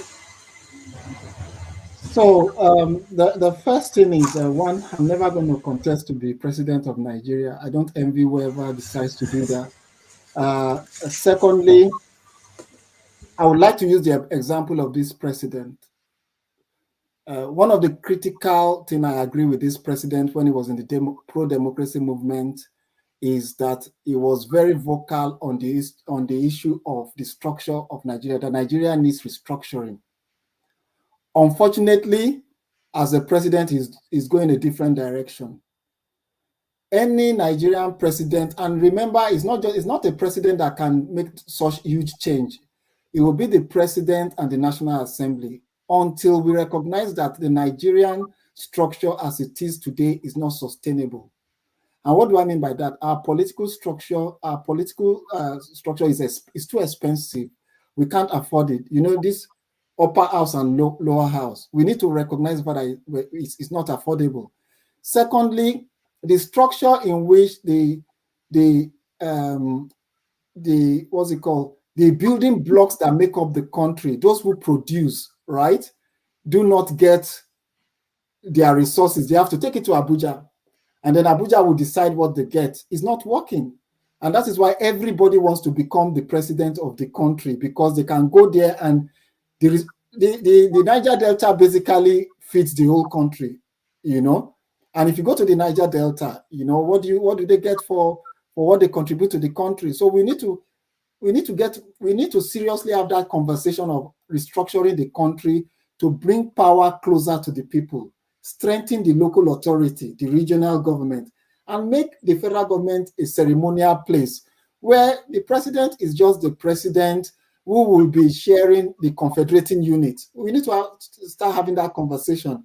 If we don't have those conversations, you continue to have this agitation about secession and what have you. And if you notice, people talk about secession in the absence of being able to have access to resource to control their resources, or where there's poverty. Where there's good governance, people will never talk about Biafra or Dudua or Arewa. But that issue of looking at the structure of Nigeria, we can never escape from it. If you ask me as a president, those are the conversations. I might not have the power to change, but I'll be putting it out there, to the National Assembly, that we need to start reconsidering that this structure that was bequeathed on us by, the military government, particularly under Agui Nrosi, is not working. The unitary system of government, disguised as federal system of government, is not working for us, And that is not to say we want Nigeria to divide or to split and scatter. but we're saying that there's power too much concentrated on the center. The second thing is the issue of corruption. We have to acknowledge that corruption has eaten into the blood of the system of not just people in government, but followers too. I'm not saying all Nigerians are corrupt, but if you look at our society, almost every segment, if you visit home, almost every segment, everybody acknowledges that you have to cut corners to make it. So we need to actually ask ourselves the question like, is it sustainable to continue to run a country under such a system? The third thing is that it has not been done well by every government is the ability to unite us as a people. And there are some nuances that you can throw out there. And I was the first that was critical about the appointment of President Tinubu, that the issue of a lot of Yoruba people holding strategic positions does not work or go well for our people. And it's the same thing, the accusations that were made against Buhari, that we from the Southwest are sort of replicating those kind of arguments. So I won't be surprised.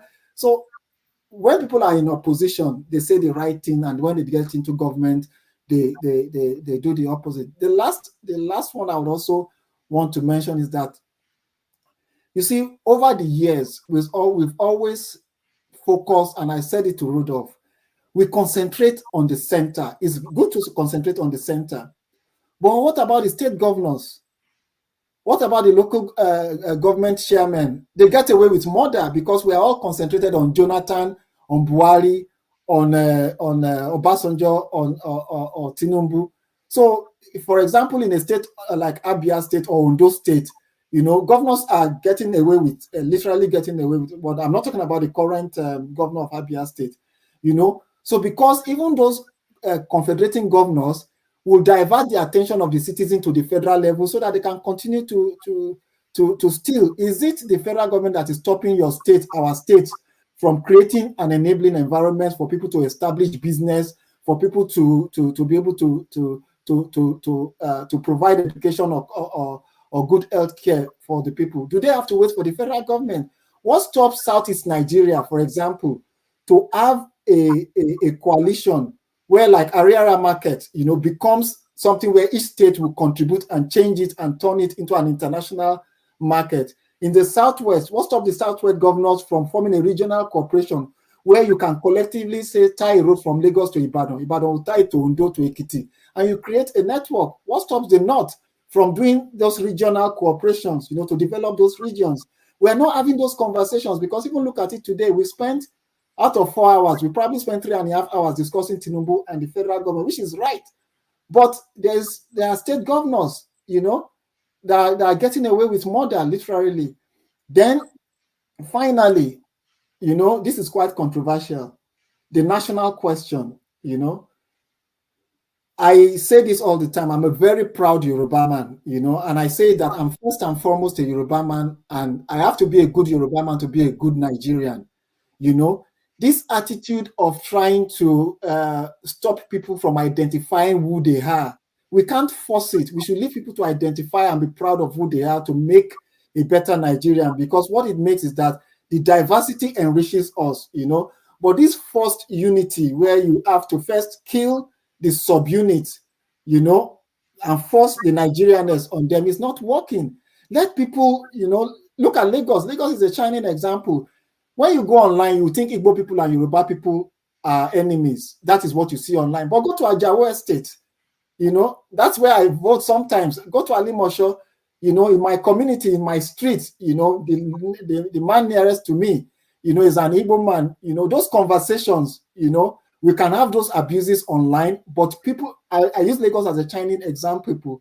The common people are quite intrigued about each other. I don't know if you saw the video posted by some youth corpers in Abia State, when they were talking about protecting about light in Abia State, Yoruba youth corpers in Abia State.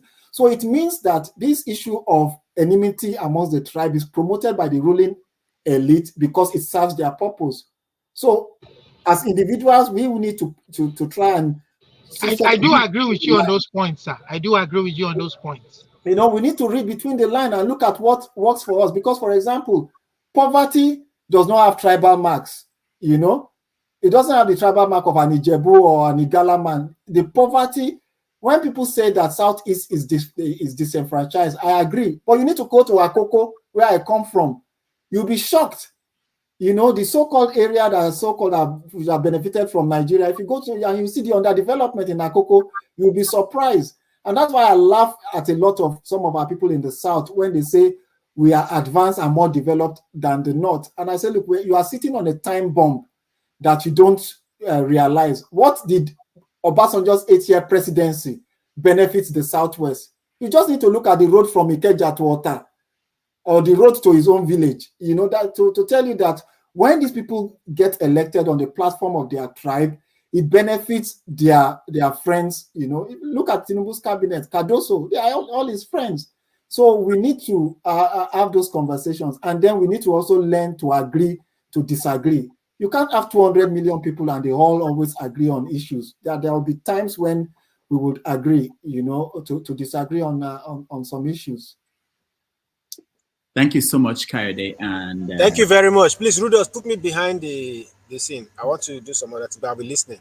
All right. Thank you. Thank you, Kayode. I will just allow Electricity if you have any question for him before we let him go. If not, I will set it. Actually, the man have been talking since. So if it made reference to the National Assembly coming together to amend the Constitution. If I'm correct, sir, did I quote you right, sir? Yes, sir. Yeah. Okay. Given to the composition of the present individuals that are there, and the people who are the people meaning you and I, Nigerians, who are supposed to hold their legislators accountable, and we are not doing it. How is that possible? Thank you, sir. You see, where in a society where you have a weak, corrupt civil society, I know Rudolph would not like me saying this.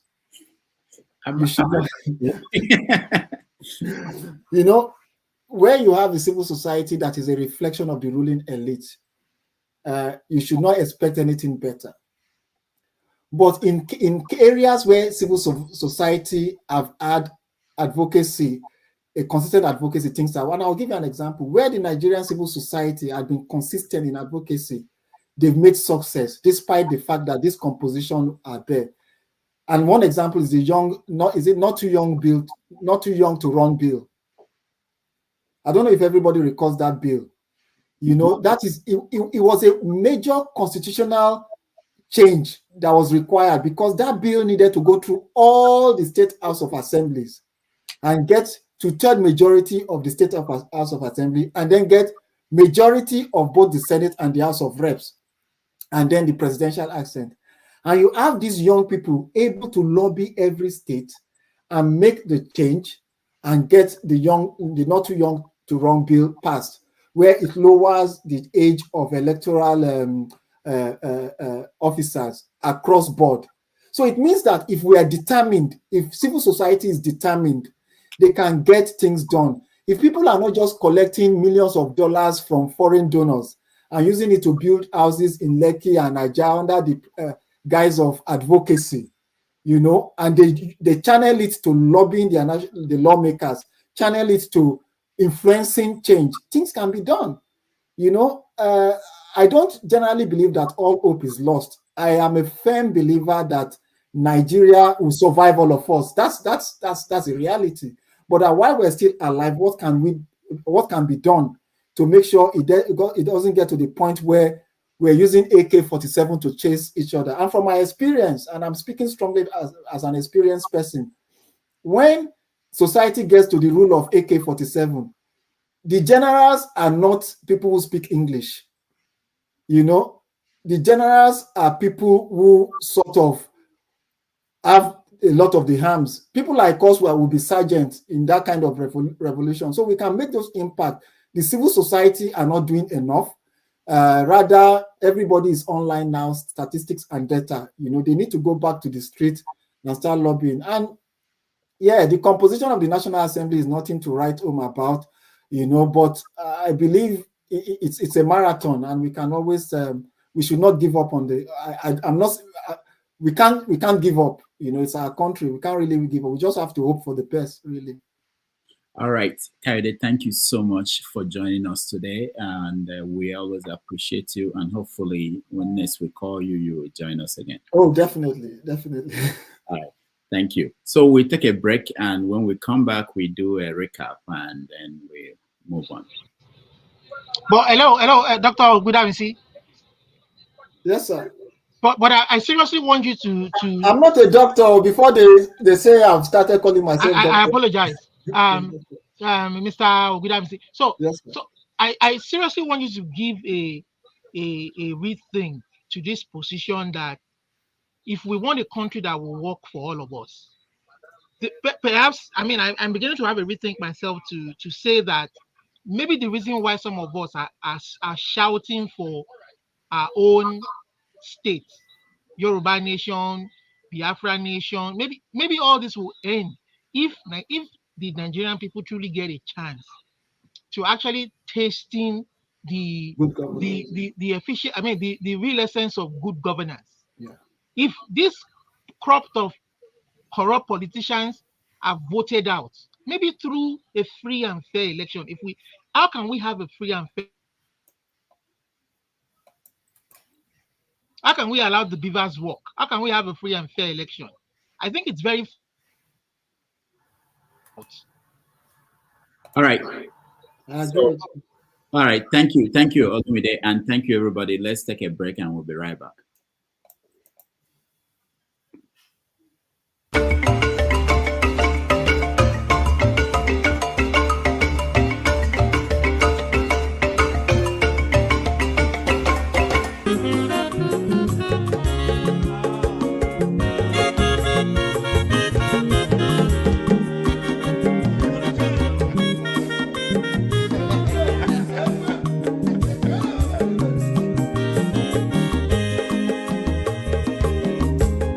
Onye ọma zoro obi o, akwa nwa zoro obi o,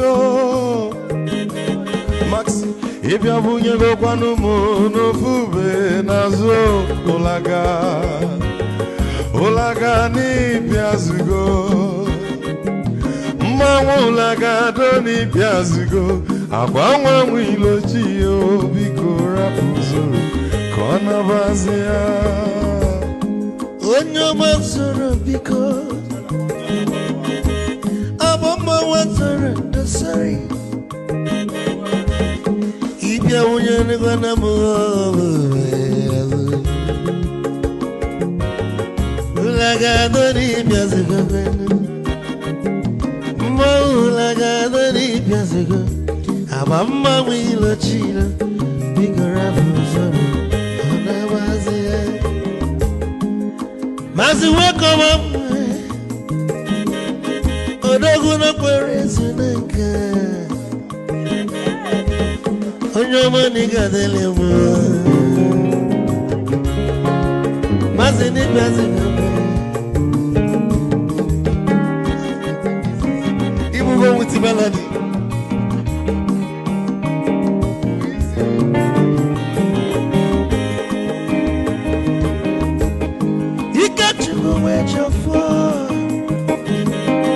Odogu na chala noka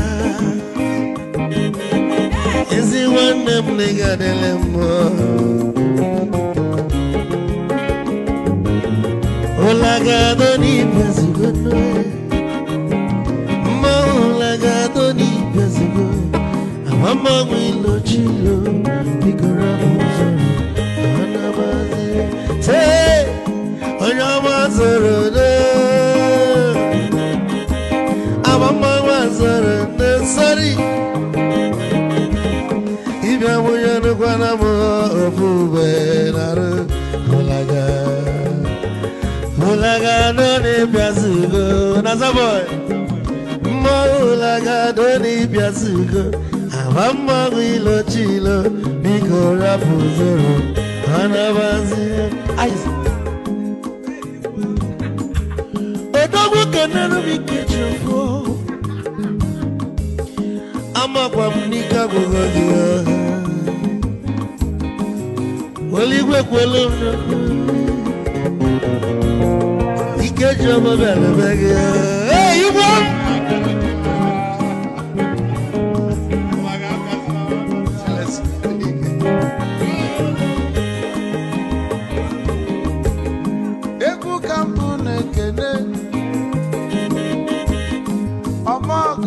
So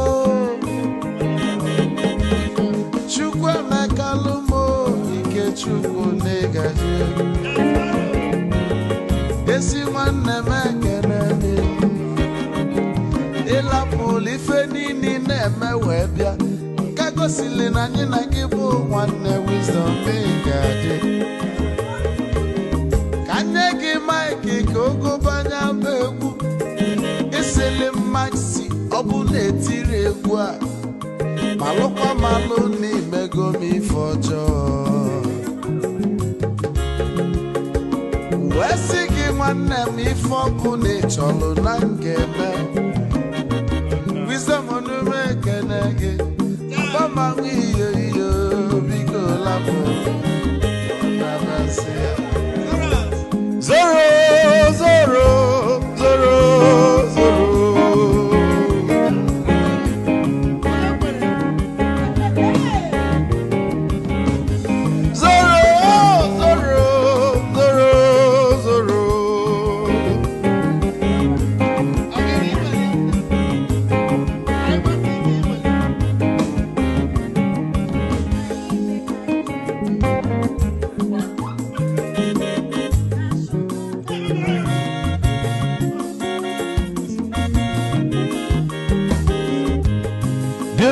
Joy na bugwa osa Sokoto Ujembe mwilo Anu solo mwe manofia nara Onye nwuro zurike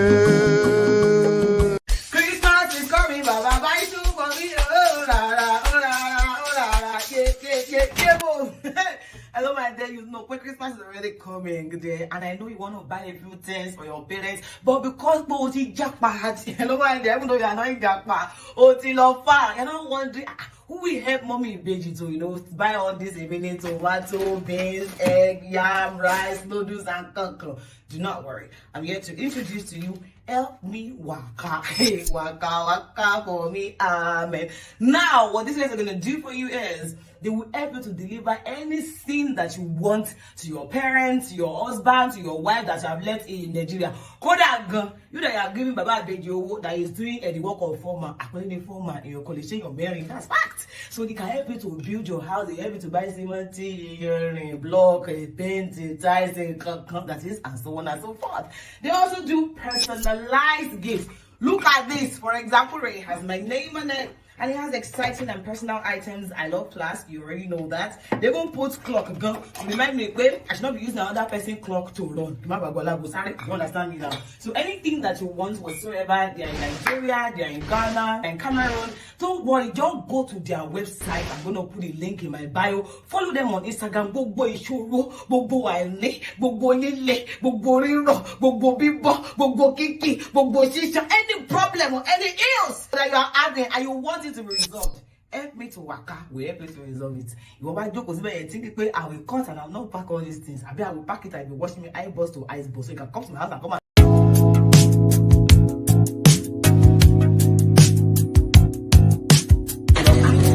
You're welcome.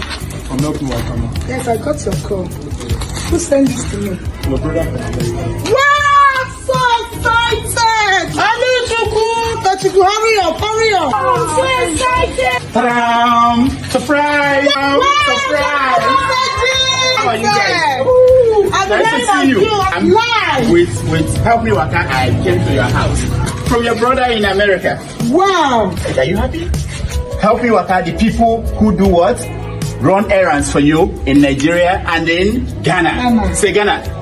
Ghana. Say Ghana. Ghana. Nigeria and Ghana. Say Help Me Waka. Say help me waka. Say help me waka. Help me, Waka. Help me waka. The people who run errands for you.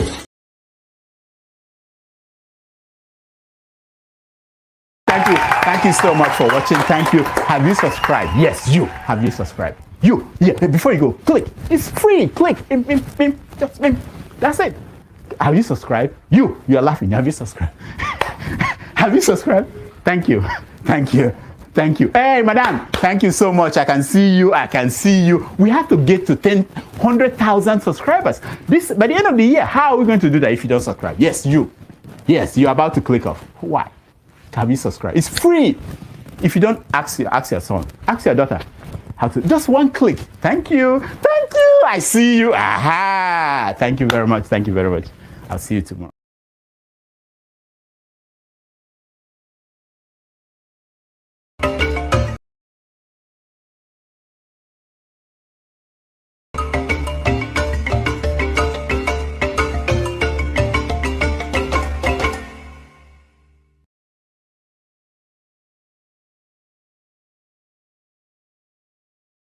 Welcome back, everybody. Thank you so much for staying with us. And we hope the guest we had was very entertaining and encouraging. And probably we had a wonderful exchange of ideas, which is what we go for when we bring people on the show.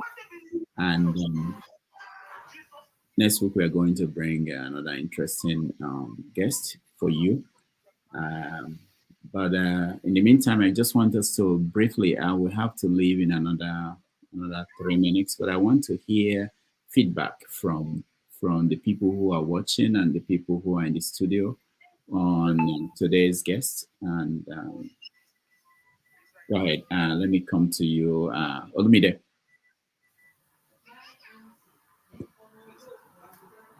Olumide. Yes, Rodolph. Yeah, go ahead. Thank you. So my own take, I mean, he kind of spoke on different divergent views. I mean, on different views.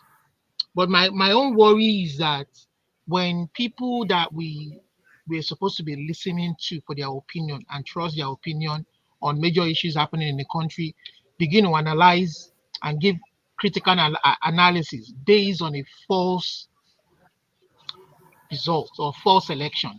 This is what has been happening since 1960. How can we get change when people make critical analysis on false premises, on false evidence? We don't know what the true numbers are in the north. They tell us there are more. We don't know.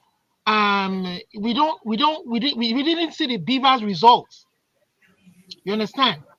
We didn't see the numbers that were supposed to come out in some other parts of the country. They only released the results from maybe the south, some part of the southeast, and they are saying, oh, it scored 90% in the southeast. But why didn't you release the ones in the other parts of the country so that we can make an wholesale analysis, unbiased analysis of what the true situation is? And then you begin to purport, oh, it is too sectional. It didn't campaign, it didn't have a coalition, this coalition, that coalition. You understand? This man campaigned, this man pulled what they call the obedient movement, pulled his coalition from different parts of the country. You understand? We see Goro from the north, from the Hausa man, Dr. Goro. You understand? We see the Afenifere faction supporting him, some Igbo faction supporting him, even though some supported. So what else do you want him to do? All we were asking for, all the people asked for was a free and fair balloting process. This is what has corrupted the whole system from the local government level to the state government level to the federal level. You understand? I think the people need to begin to take an approach to look at all the processes, because the way this democracy is operating is not working for anybody. Because federal government touching our lives is one part of a whole part. What about the state government level? They control resources too, they control allocation, they control revenue. Are they truly allowing the local government function? There are so many things that the local government have powers to do independently on their own for their communities that can touch lives. You understand? Instead of allowing Agberos to be local government chairmen, perhaps if they allow educated, informed people, you know, who are ready, who have schooled through this Nigerian system and who are ready to give back with their ideas, you understand, and make things work for people at the local, from the local government to the state to the national level, things will begin to work. I don't know why the state governors are sitting down on local government revenues and not allowing them to truly, you understand, from the councillorship to everything. They want to control everything so that they can control the revenue and the resources, which is the crux of the matter. Like these 3 off-cycle elections that went by now, I mean, it is so sad that the people were now allowed to choose their governor. It is so sad that they didn't allow beavers work again. They had to resort to biro and pencil, despite spending millions and billions. When is this all going to, I mean, for me, this is the starting point for true democracy. People should be able to elect, but even if they don't want to prosecute those who have stolen money, obviously, or you don't, but allow people to choose people who want to come in and do things for them. If this man campaigns and they campaign and they argue, they debate on ideas, at the end of the day, let the people's will reflect. You understand? We don't want people, they are forcing themselves because they still want to continue to control the revenue, steal the resources of the people with no consequences. This is all, everything all mixed up. All right. Thank you, Olumide. I hear you, and hopefully we will continue to bring guests here that will shed more light into some of these questions. Okija. All right. Yes, I didn't follow him, from the beginning, but the part I started, I think he has he made every effort, to distance himself. I think he was kind of aloof, on what is happening in Nigeria or what happened during the election. From the way I gauge, his utterances, and from his Twitter post, I think the same thing. I mean, maybe when he fought, he fought it, willingly, with all his heart. But I think I'm not going to say that I was aware of him when he was fighting for democracy. But from what other people have said and from what he said, maybe he was really an activist, committed one, and fought hard. But the person I see now, he is not, it changes, family changes someone. And again, when you are younger, you tend to see the world, like, black and white, either good or bad. But as you get older, you try to see the colors, that it's just, it's not that easy. There are nuances and things like that. So I think probably he has tempered right now, and he's not like that activist he used to be. And going through his Twitter posts, it was like he was just he just posting things. I don't know, like that election, that February election was a consequential election in Nigerian history. I believe that anyone who was committed to Nigeria, anyone who wanted to see Nigeria work, would have been taking a position. It wasn't the election to be neutral, but it seems he was neutral. He didn't support Peter Obi, he didn't support Showore, his friend. And like I mean, Showore or Peter Obi, they couldn't be worse than Buhari, whom he supported. So I don't know. But just like I said, and that's maybe he has his reasons, for doing and like I called him out what he said, what he posted about Peter Obi, and he didn't think twice, he didn't think about trying to retract it or whatever. And also the comment, he said about I know I'm of the opinion that that we have to go to the root, to the grassroots, take care of our local government, take care of our state. But it's not that easy for for some of us. I mean, when I mean some of us, I mean like people, because Igbo people were mostly business and also industrialists. you find out that, like in the way Nigeria is structured, you really need to, for business people, you have to import from abroad. Even if you're an industrialist, you still have to buy some of your raw materials from outside Nigeria. And then you have the port in Lagos. And then, it's not favorable for Igbo business people. Like growing up in the East, we had a lot of industries, but some of them, trying to get their resources from, outside, they drag, from port to Lagos, coming back to East, it increases the cost. Even right now, the cement you get from Delta, Bua, who's in Delta, and Dangote, who's in other places. When you get cement to the East, it's more expensive. When you get crude oil, petrol, diesel and stuff from Lagos, from other refineries, people who have tank farm in Lagos. Hello, my smiley one Nigeria bro from Benue. So when you get those things from Lagos to East, the cost is, is high. So he is telling us, we have to go back, but it's not easy for people who want to invest in the East because it's added cost. In Lagos, so will always be cheaper for them. So it's not so even as much as we want to go back to our locals and make things happen there, we somehow need federal government. We are the base of federal government to make some things work, make the ports work, ports in the the old southeastern part of Nigeria, to make those ports work, so that we could do our business, do things. There's in this world right now, there's nothing you can do. Manufacturing is complicated.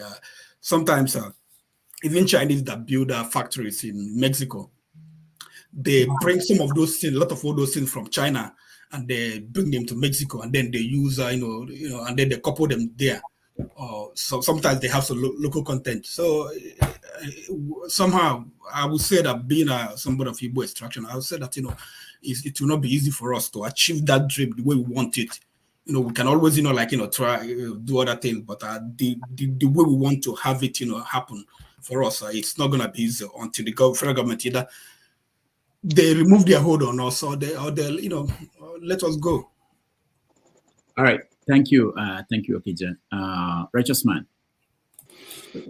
Yeah, Dr. Rudolph, I am so worried. I'm telling you, I'm so worried, and we're in a very bad time, very, very alarming time. I've been very cold this evening. When I was abroad, the guy, my driver who usually comes to pick me up, very good guy from Anambra State, from Mpo. I've been seeing missed calls, so I decided to call back, and the story was, oh, come on. It was kidnapped. Somebody came back from abroad. His in-law introduced him because he's a very good driver. And then he started driving the man and his wife. Without knowing, one of these days, he didn't know that they were monitoring them. He said a car double-crossed them, and they were on army uniform, So in Lagos here, I'm not talking of East or the North. Here, in Alemosho, and when they double-crossed him, they forced the door open and start beating him, that he's driving, he doesn't want to stop. They have been flashing him. They have been giving him signs to stop. So he wants to prove he's an expert. And they beat hell out of him and picked the man and the wife and took them away and kidnapped the husband and wife that just returned from abroad. I'm talking of Lagos. And then the next day, the family of the man that was kidnapped went to Area F, Ikeja, and picked up the brought policemen, and they picked him up, and the in-law that introduced him to the guy. And so when he got to the station, he said the beating he received is just God, the grace of God has survived him. He would have been a dead man. And the police were telling him that him and the in-law that brought him to drive this man and his wife, they should pray. If this husband and wife, any of them dies in the hand of kidnappers, definitely they are going. There is no way, because it's a very very big crime now in Nigeria constitutionally. So he said just 2 days ago, the police called him out and said they are taking them to court, that the man had been released. The man paid a whopping amount of 12 million, 6 million per head, for him and his wife. And so they said they will prepare them to go to court. But yesterday, a few days ago, the man came to the station and told them that these two guys are very innocent. The driver and his in-law that brought the driver, that police should let them go, that they are innocent. These people are kidnappers. Maybe information was given to them that so-and-so person is coming. So my sincere advice to you guys that are in diaspora, when you are coming to Nigeria, please be very security conscious. Know who you tells where you are, where you're going, when you are coming, and when you are going back, because you don't read though. You don't read. It's so appalling right here now. Rudolph, one thing that I have discovered in my little experience about this country is that those who were political campaigners or democratic campaigners during the military regime were actually doing that for their personal political ambition and interest. Because if you look at majority of the people we have today in governance in Nigeria, there were those who were campaigning for democracy. And then you begin to ask a question. If these people were actually campaigning for democracy, and now we have whatever that resembles democracy, which they have championed, and they're in governance, and the military era, economically, socially, security-wise, seems to be better than what we're having today. So what kind of people were actually championing the cause of democracy in Nigeria? You will agree with me that is self-positioning, because every one of them today that is a politician, they are not ruling for the people. They are governing for their self-interest and their family interest. And that is one thing I think our guest here, why he is no longer what he used to be, he may have fallen into the line of these people that are in governance today. He is unfortunate that he's not a politician in Nigeria today, but he's escaped to abroad. But why he's doing what he's doing, supporting somebody who truncated democracy in Nigeria, supporting somebody who brought hardship in the life of Nigerians in this modern age and time. And now you saw genuine Democrats like Peter Obi, who never handled a gun, who never executed any contract from the government. You saw somebody like Showore, you never supported them, and you went and pitched your tent with those who have looted this country, who have made us to become a laughingstock in the Committee of Nations. Is something that we have to just look back. Whenever we see anybody saying, I'm a Democrat, I campaign, I champion democracy, we have to take a second look before we conclude on that person. Thank you. All right, thank you so much. I see Dan, I see Janaba, but I have to take my leave to take care of something. I really appreciate everybody, those that watched at home and those that joined us in the panel. Next Sunday, we are going to have another fascinating guest. And thank you, everybody. I will hand it over to Electricity, who will guide you until Forefather comes in. And so thank you, everybody, and all the best. Thank you, Rudy. Okay. Yeah, thank you very much. Let me go to Okija now. Okija. I left a private note there for you in the private chat, but I will make it a public for the other panelists to also weigh in on. In your when you were speaking, you referenced the federal government to release its hold on on the Igbos. I stand to be corrected. Am I correct in quoting you? Yes, I said something else. Mm-hmm. Could you please further clarify that as to what that hold is, please? Yeah, I mean, the politics of there is politics of anything that will help Southeast, politics of delaying it, making it to work. Some people fear, they've said during the Biafran War, the Igbo engineers, like Professor Sam Oji of Enugu, they help, the weapons used by Biafra, the Obunigu and stuff like that. Then after the war, I don't know, these things, they were supposed to be, organized, and then Nigeria used it. But I want to say, I don't know, probably it's a public knowledge, but I don't know, maybe some people don't know it. But when it suited Babangida, when what's the name, Delegua was killed, the bomb that was killed, we used to kill Delegua, was built by Samoji. And he didn't know that it was, they were sort of manufacture a bomb, it's a bomb that was, used to. So they used, but they could have used, his experience and other guys are using it to advance Nigeria. But anyway, what I'm saying, like in terms of port, okay, see how much it dragged, like for instance, the second Niger bridge, it dragged on for a long time.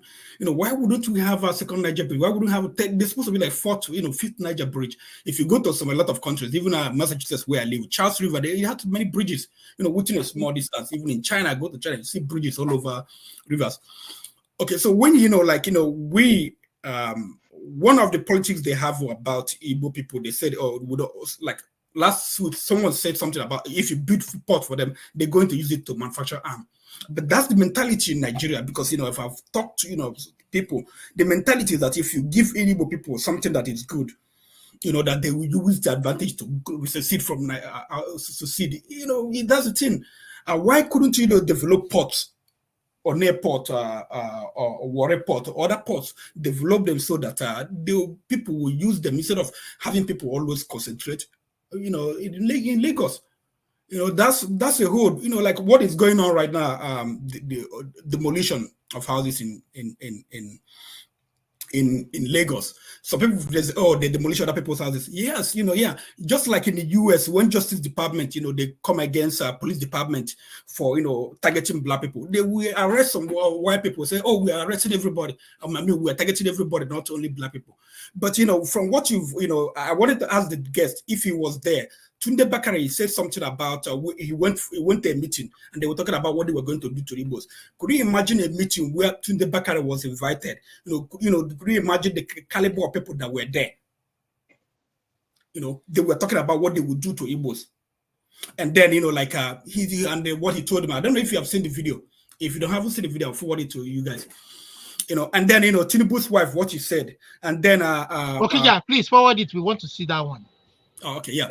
Yeah, he went he went to a meeting and they were talking about, they are buying houses in Lagos, we're gonna do this. So Bakare told them, why did anybody force you to sell to him? And they said, so they kept quiet till he left the meeting. Anyway, and you heard what here is the question to the floor. Does the federal government have a hold or holding any region back from developing? They're holding us back.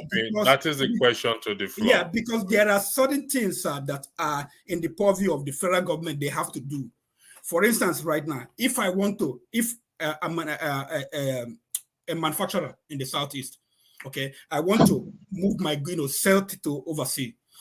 I need a port that is close to me. Actually, let me tell you this story. When I came to US, newly, like in 1996 or 1996, and I had someone from Enugu. He was involved in the coal industry, so he asked me to help him, get buyers of coal. So and I got buyers of coal. The guy was dragging just for them to, the rail line that was taking coal from Enugu to Calabar, Port Harcourt. It wasn't working. This guy was running around, he spent so much money trying to get someone to approve it to make it work. It didn't work. So the coal, the coal is gone. I mean, the coal is there, but the industry is dead. Whatever the project is not running anymore. So these are some of the things they are doing. If the coal was there, for instance, we could use it to generate electricity.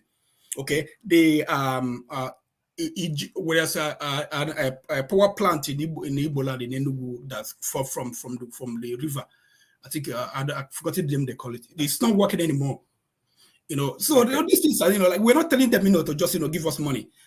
Just like things the federal government is supposed to do, like the power. If I'm happy right now they've said that the state can do power, but then it was in the federal government. The state cannot do port.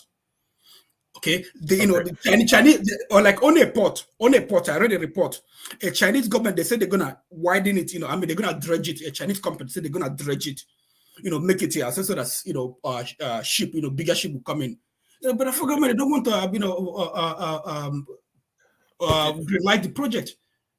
Okay. So these are the things I'm talking about. With those things they can do. I know, like if you make environment, conducive for people to do business, give them what they need, or people will just do their business. Businesses have Onitsha used to be a manufacturing area, and it has to. Odutola wasn't Onitsha. Odutola, a Yoruba man, he had his tire company was in Onitsha. Okay. But all this they closed because the cost of manufacturing in the east was high. Electricity. I will come back to. Hold on 1 second. I'll come back to you. We'll go to Steph to John Abba to Lumide, then Righteous Man. The question is this: does the federal government have a hold or stopping any region from developing their region? Please, your argument must be based on fact, because yes, the system is not working, and people are aggrieved, and they want to disintegrate the country. They want to go different way. But does the federal government, and if so, what are the state government doing in that regard? The floor is yours, Mrs. Steph. Thank you. Hello, can you hear me? Yeah, loud and clear. Okay. Thank you, Electricity, and John Abba, the rest of the panelists. I think it's a kind of an open-ended question, in the sense that yes, they are holding the regions, but on the other hand, do we actually have a regional arrangement in Nigeria? I don't think we do. But if you want to look at it from the point of view of when there was regional government in Nigeria, then I will say that if you compare that period to what we have now, then you now begin to look at your question from the perspective of the clamor for restructuring and true federalism. Then in that sense, I would say, okay, yes, because it's a general consensus that if we restructure along along regions or regional lines, that is going to foster more development. Why? Because there's going to be this competition among the regions as seen in the past. And the federal government would then divulge most of its powers to the regions.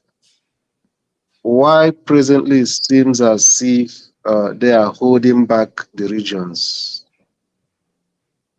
or we'll say the states, because we don't have regional arrangement presently, is that everything depends on the federal government in terms of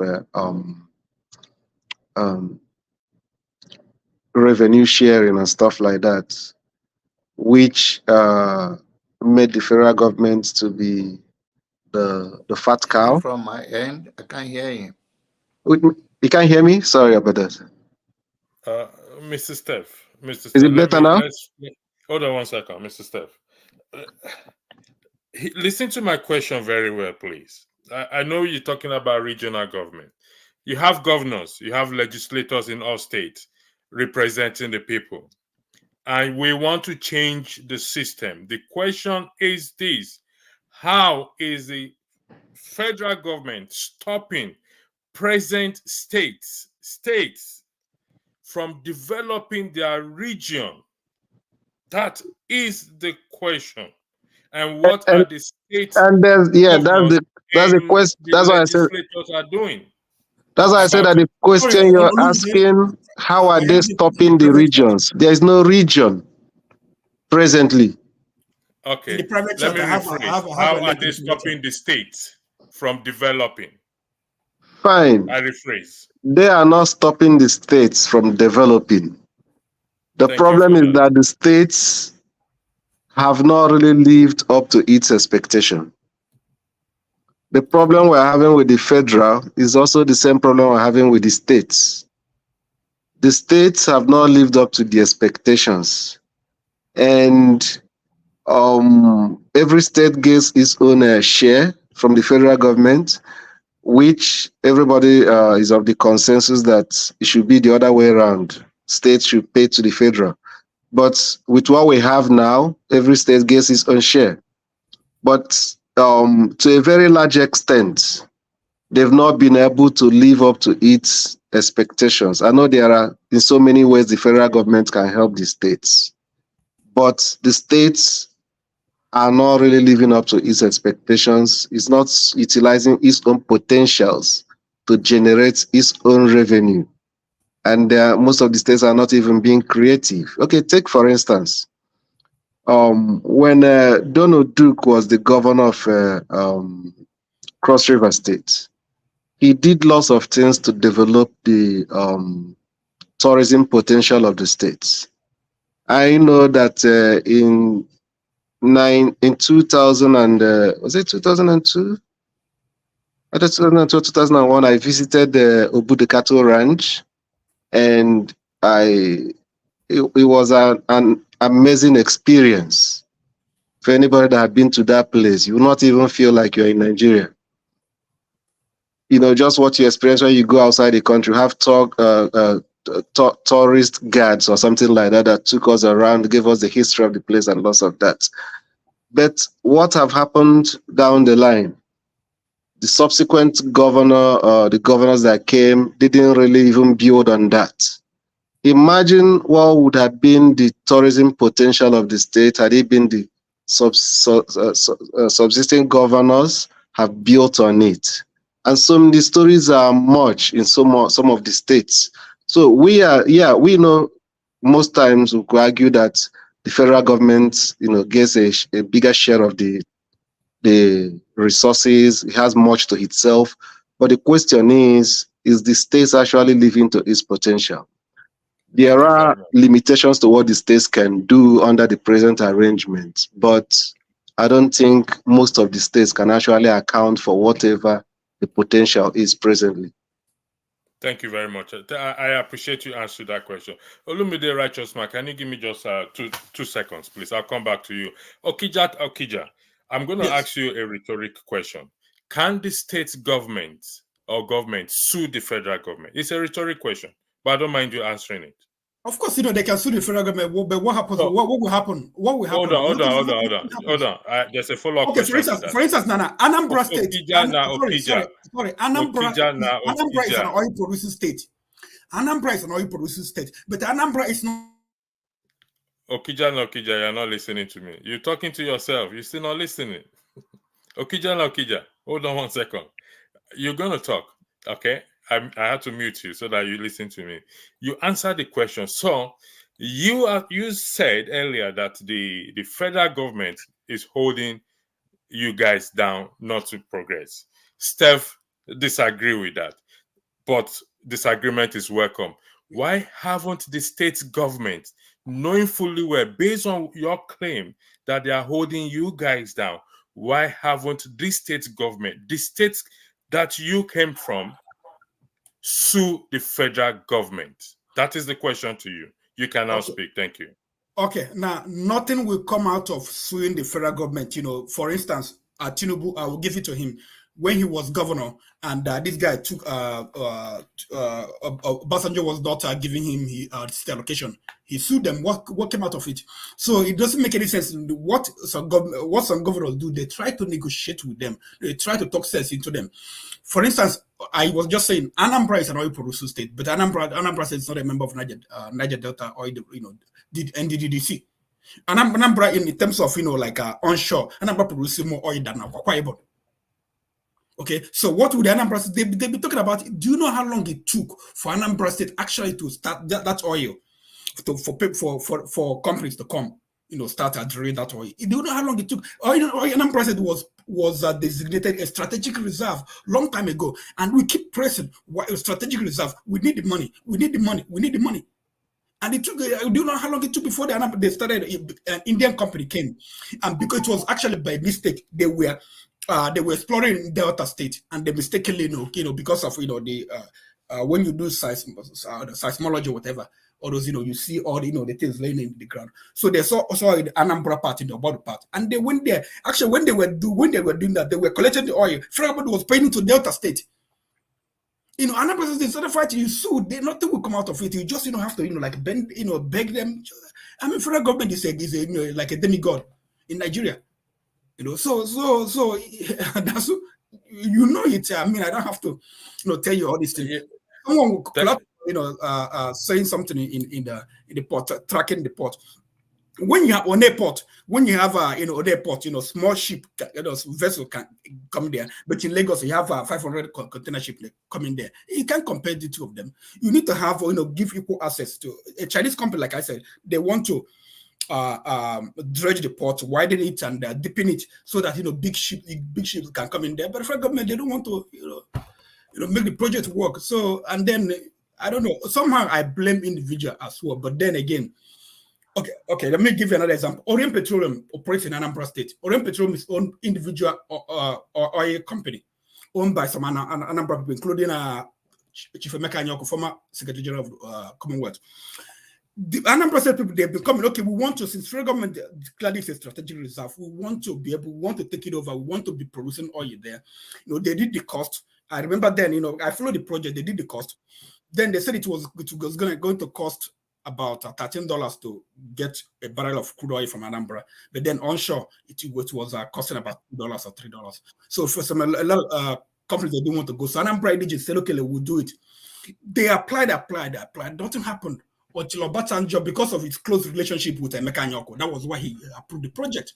So Orient Petroleum, they started doing it. So these are the things, like some guy, you guys probably, I've listened to these things. It's the things that happen. You sue them, nothing. Thank you very much. You guys heard the question I put on the floor. Olumide Jonaba Righteousma. Okay, Jonaba is a pastor, so she exercises more patience than every other person. I'll go to Olumide, then I'll go to Righteousma, then I'll take Jonaba. Olumide, the floor is yours. Okay, Olumide, please. Focus on the question. I will really appreciate you focus on the question. Thank you, Electricity, for the question. And so before I go ahead to really answer the question in detail, I want to please implore anybody with a legal background they can join the panel for the purpose of clarity to kind of help weigh in this situation. So I'm on a website, Nairaland. I just want to I want to define what we're trying to talk about here. Exclusive power refers to the powers of the federal government alone. For examples of exclusive power, federal power, are those regarding matters of defense, foreign affairs, overseas, trade. There are 68 items in this list. And two of the items that I want to focus on are policing and maritime shipping navigation on tidal waves, and also federal road, especially those deemed as federal road trunks, to make it 3. So, and then the concurrent list is defined as are those which are shared by the federal and state government, Both may act or intervene, but the federal government overrides the state if there's a conflict. Residual powers are those that are left to or designated to the state. In other words, everything that is left over. Example, residual powers are those regarding civil law, urban planning, property issues, I think, which the state can legislate on. And those are the concurrent list too. But they can still be overruled by the federal government. So not to talk of the exclusive list, which is the exclusive right of the federal government. So some of these things will require a political resolution. Because if we go to court, depending on how the state assemblies back their policies or their actions by the laws, they may win, they may lose if the federal government tries to stand in their way. But some of these things, I say, can be resolved by political solutions. The federal government is like a father. A father will listen to his children when they come with concerns. Before you give your child something, you will ask, what do you want to use it for? You ask all the necessary questions. If you think your child merits it, you give it to the child. If you think they don't, you understand? But if your child fairly thinks it deserves it and you don't give it to that child, especially when that child is matured, the child may eventually rebel and move, and we know what can, when it rebels, what can lead, the outcomes of rebellion, what it can lead to. So I'm just trying to kind of put that in kind of context for the sake of argument. Now, what I'm saying is that now we are now co-equal partners in this federalism called Nigeria. Every section of the country are co-equal partners. We should treat each other as equals and listen to each other. The eastern part of the country is saying that they want a seaport of their own for ease of economy, for ease of, maybe for a long time Lagos has been the main seaport, but for through federalism to occur, we need to be able to listen to them. They may not have the finances to do this seaport. Maybe purposefully the federal government has been stalling the creation of this seaport for political, not just for political reasons, for maybe for financial, pecuniary reasons. Oh, maybe if we allow them their own seaport, revenue in the southwest will decrease and we won't have enough money to share to do this, to take care of our own people. Maybe the north will think that, oh, if the east have their own seaport, they may want to bring in arms, tear the country apart. Maybe there will be less money to distribute because the east will not have a kind of revenue. See, we have to move away from all that. A true federalism will give opportunity to its people, regardless of their differences. The federal is still the federal. That idea that they will import arms doesn't factor. It's a wrong premise, because we still have our institutions at work. We have the Secret Service. We have police that will work, that will give information. If all these things occur, that will stop this kind of things occurring. And even if people are thinking of seceding, you have to listen to their cry and their yearnings to stop this and allow the system to play fairly. When you allow a free and fair election, it is the people who have freely elected a leader that would tell the renegade among themselves, no, we are not going that route. And we are not going that route. We are not going that route. Because this system has given us this opportunity to make these changes that we want to. But if you are pushing back, you're pushing back. What the money, when you tell them, go and, okay, the system has allowed you to create your seaport, they've never stopped you, go and create your seaport. But in law, has that truly happened?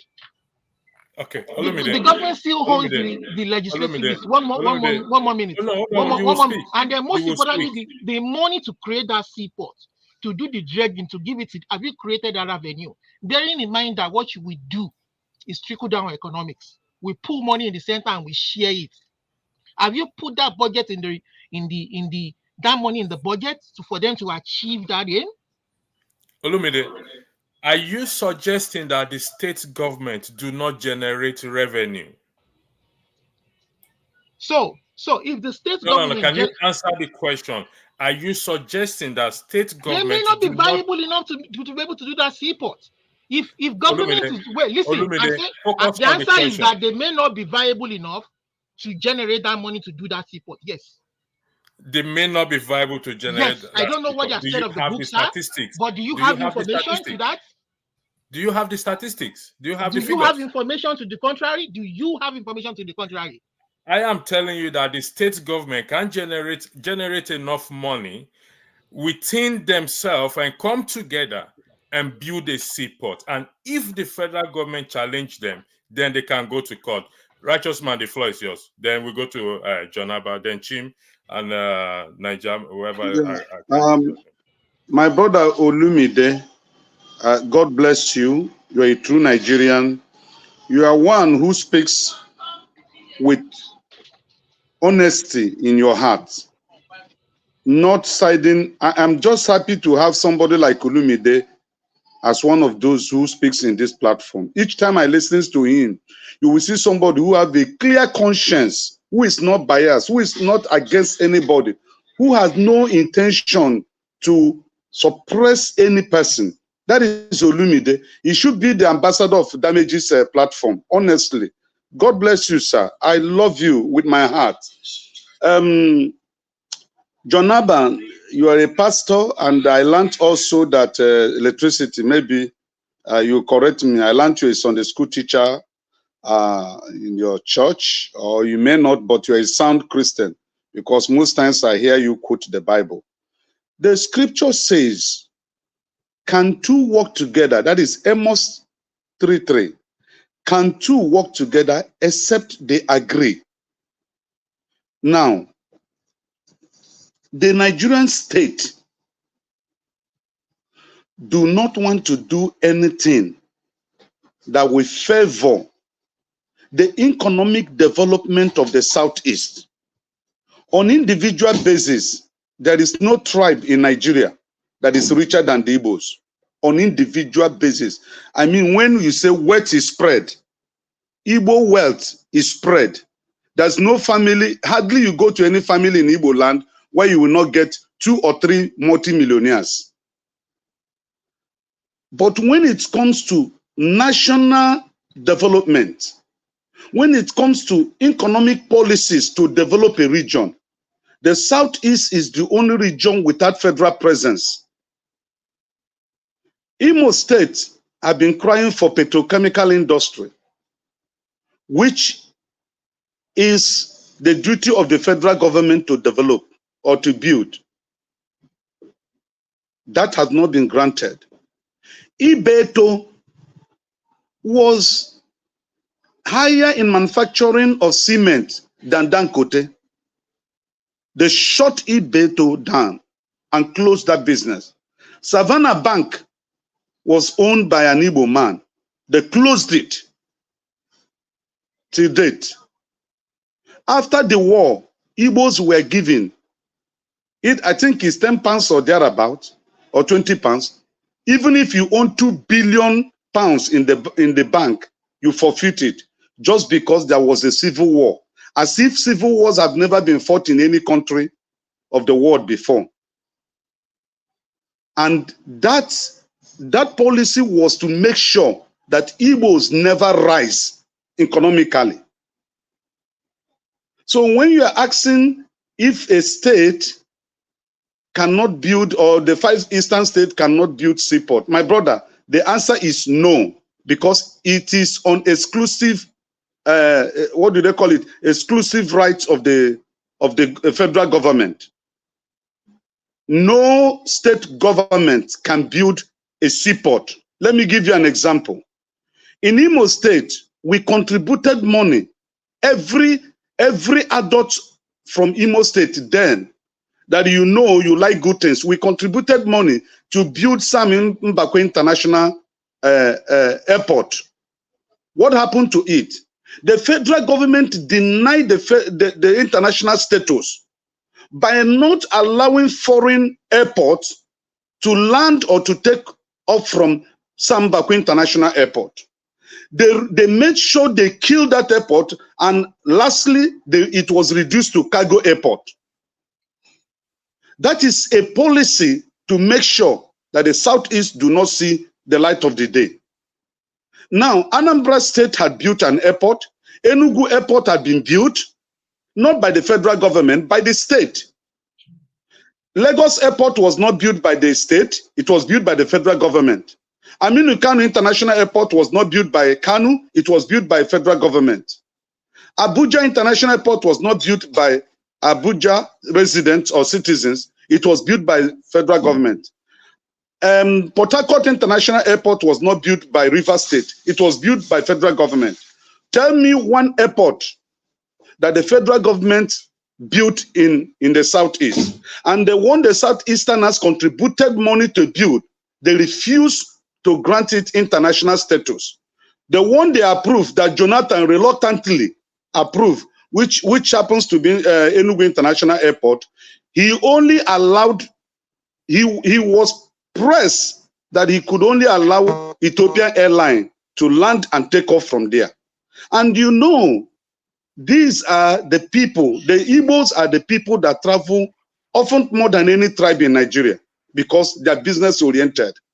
So when you are asking, can't the states construct or build a seaport? The answer is capital no. Even if they do that, the federal government will not give it that requirement or that approval that is required. And again, can they sue? If they sue federal government, nothing will come out of it. Absolutely nothing. Thank you. Thank you very much. For us to have a very strong institution, we have to challenge each other, federal, state, local government, and everything. However, if we continue with this, in fact, I am moderating, so I shouldn't give my opinion. I'm going to highlight two comments now. One is already there, but I'm going to put a question mark at the end of this comment. Imagine a question mark that most governors are stooge to the federal government. Put it a question mark there. Then I will now highlight the second one, which says here, is Dangote Refinery not private? Why is petrochemical industry up to the government? Now, during what's his name, Dangote's launching, opening, he thanked everybody, but particularly two people. Emefiele, who is an Igbo man, and what? Buhari. According to Dangote, quote and unquote, Emefiele was the one man that visited that refinery more than any other person. He's an Igbo man, okay? So he knows what is good. He helped Dangote to push that refinery, meaning that it is possible. So, John Abba, the floor is yours. Thank you. Thank you, Electricity and fellow panelists once again. On the issue of, I'm not the one that come up with the who is holding who down, so I will not go into that details. All I understand is that there is a port in Cross Rivers, and there is a port in River State, and is close to south or to the east, or they are all in the east zone. Also, you call it southeast, and it's closer than Lagos seaport. And I also understand that when Amechi was the governor, the federal government gave him the money to expand it and make it work. So as of that is the politics of the zone and Nigerian versus their people. Jonaba, sorry, I don't mean to interrupt you, but I think the question was about the southeast, though. I understand the question. And Electricity, are trying to say something. You're mute. Go. I had to mute Olumide. I had to mute. We have to apply the I understand the question. I think I'm answering the question. May not be the way you want to hear it, but I'm answering it to Olumide. So there is no, there is a seaport in River State, and there is a seaport in Cross River, which is closer to that area than Lagos. And if there is a political way around it to come to the east where it's close to their home, I'm not going to answer to that. I don't work with the federal government. But all I know, those things are very close, and there is no seaport in the north. And I can understand the northern don't travel that, don't do such business in a large way like Dangote, but and the other one has seaport.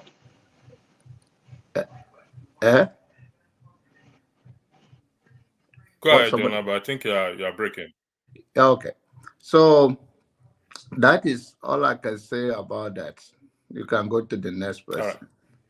Thank you. I think Nigerman was here before Chim, if I'm correct. Nigerman, were you here before Chim? I was here before, even before Jonah. Okay, the floor is That's not true. I was there before you. Good evening, everyone. Good evening. Are you hearing me? Yeah, we can hear you. Okay. Electricity. Stop looking at your TV. Just talk. You're trying to hear yourself. That's why. Okay. I think what we have to do, even the moderator, before you bring question like this, first and foremost, you will try and make some research and have your facts. Because we cannot just expect people will just come when you give you throw up a question. People doesn't understand. I think it's better for them to just say no comment. I don't know anything about it. Than just talk, come out and try and bring up propaganda and lie to the pit of hell, just to show their narrative. And when the more you bring that propaganda, the more you provoke some people have to bring something that is more worse than what you are doing to you. By the way, they will turn it to tribal something. Because people cannot just be giving opinion on what they don't understand, which is meaningless.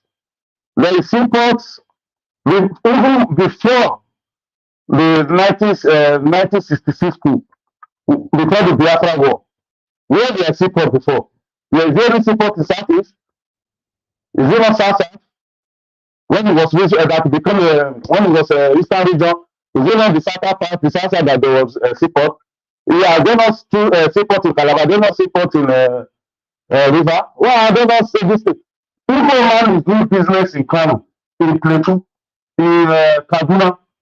If we take container from Lagos to there to shop, to go out in Kaduna, to Plateau, but you cannot take container from Lagos to East here that is closer to it. You say that is the problem.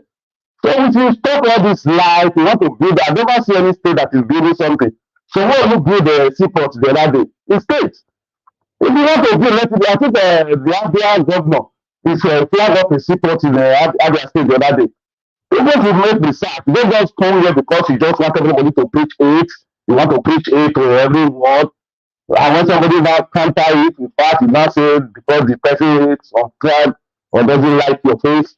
We cannot be doing something like this. We cannot be doing. If we are fighting for a cause, let everybody do it one way, let it be straight. And let everybody know we are going this way. Now you hide another something and you want to push a narrative to other people like this. There is two secrets in South. Why is it not? Why you come from there to take it to South? Is it the problem? Why are you not holding your governor, holding your legislature? All this way we are saying we are just causing things. Like I said, you don't have any power. You don't have power. You don't have power. I said there will be no support. It's my opinion. I can't do anything. You cannot do anything. It's only the legislator, the governor. Now we have to channel our problem to. That is why what electricians try to push to us to know that this is the people that we do it, that we're supposed to cry to. It's not good. We are not going to do anything. We're not going to be preaching it to ourselves. We can't do nothing. We can't achieve anything. We have to focus on our state. We have states. We have government that Tinubu is not the one that will come and give me water. He's not the one that will come and give me health care. He's not the one that will come and give me primary school or secondary school. It's my government, my local government chairman. It's not Buhari from Abuja that will come. It will not face the reality and just talk to the big propaganda, or somebody must preach what he wants, or must preach it. Everybody cannot be preaching it. And we have to balance the equation. We have to balance it. We are talking that there's nothing. So if you talk about this, we are talking about the civil war. The civil war, what the people do to my religion, that reach their own West Bank, I take it to come to your bank. And you are not saying that anybody, are you trying over that? Because you don't be letting somebody to be to remember the past. You should focus on the right thing and let it be realistic. Realistic, that is what they have to do. Every time they will drag innocent to be to every cycle and be after something. Eh? Because even they just leave people to just be doing anything, everybody will just like to talk whatever he likes and make sure everywhere is divided, everyone is behaved. Everybody cannot be like that, please. If you look your part, you don't have your part, your opinion is not, it doesn't matter. And then let it be flying here. That is my own. Thank you very much. Thank you, Niger man. Now, let me clarify myself. One thing I don't like doing is to tell somebody they're lying. But rather, I would rather put it in the form of a question. Giving the person the opportunity. Remember, is the flaw. And we check each other. It's our job to check each other. That was why I put the question to Okija Nakija when he said they are holding them down. And everyone has been weighing onto it, on it to say, okay, no, that is not true. And that is true. So, Chim, the floor is yours. Thank you. Okay, thank you, Electricity. I wasn't going to come on air. I wanted to be an observer and just watch, which is why I resisted the temptation of coming on when Mr. or is it Dr. Ogundamisi was talking. Now, on the issue of the question, does the federal government stop any region from developing? I'm not going to focus squarely on the Southeast. For anybody who wants to be fair, has been listening to me here, I have said it severally, not because of the Southeast, but for the fact that it will help engender development. Lagos is congested. But before I go any further, Okija is not here. Okija said Anambra State has oil and is not part of Niger oil producing states. Well, he's wrong to an extent. Wrong in the sense that, remember the concept of the oil producing states came up around 1999-98 under Obasanjo's government, and that's when they formed this is it NDDC that they're called. As at that time, there was no oil found in Anambra State. Anambra State oil was found in 2012. So what they need to do is to have started asking to be included. I don't know to what extent they've done that. That's just for clarity's sake. You can Google this, is on just Google it, you see it. Now, on the issue of whether the federal government is holding Nigeria, I think the federal government of Nigeria is the biggest institution that is creating lack of development. Now, Olumide, another correction. The federal government is not the father of the nation. That's the wrong concept. You don't use those kinds of concepts in the federal system. The federal government is part and parcel of a federating system, while all the other states are co-federating units. Don't worry, Olumide, don't worry. I don't want us to waste time. Co-federating unit.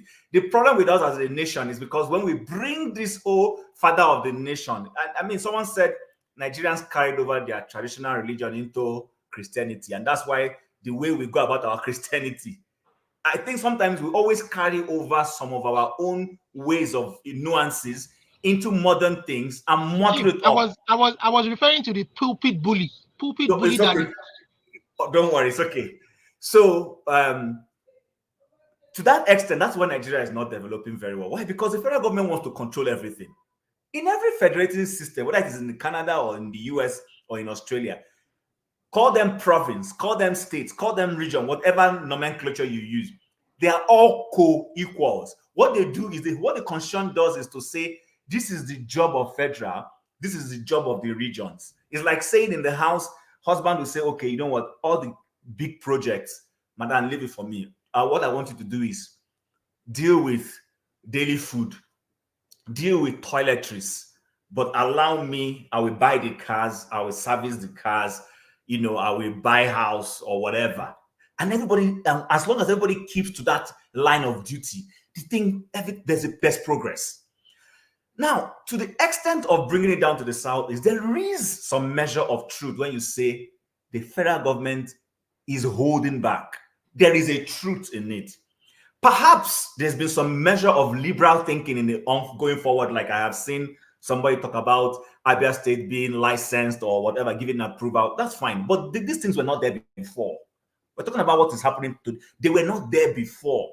And yes, the major seaports in the southern part of the country and in the southeast are predominantly in what we today call south. No doubt about that. Yes. But you see, those seaports also were limited to their operational capacity to an extent by the same federal government for a long time. Maybe those things have changed now, but to a large extent, everybody had to go and do major importation through Lagos and Tinkan Island. It is a fact that anybody who's been following Nigerian politics knows. The government closed certain things and said you couldn't do certain things in certain seaports, which forced businessmen to have to import through Lagos. While we're having this conversation, I was Googling things and checking. The Lagos seaport is overly congested because the federal government has not developed Onne, developed Warri, developed Calabar to the capacity. Like I keep saying, let people have choices. If me, Mr. Oguru, and I feel like, oh, I want to do my business through Lagos, perhaps my major beneficiaries of my importation or business activity are within the southwest axis and is of more proximity for me, I will do that. Canada has two major seaports. There is one in Vancouver, there is one in Nova Scotia.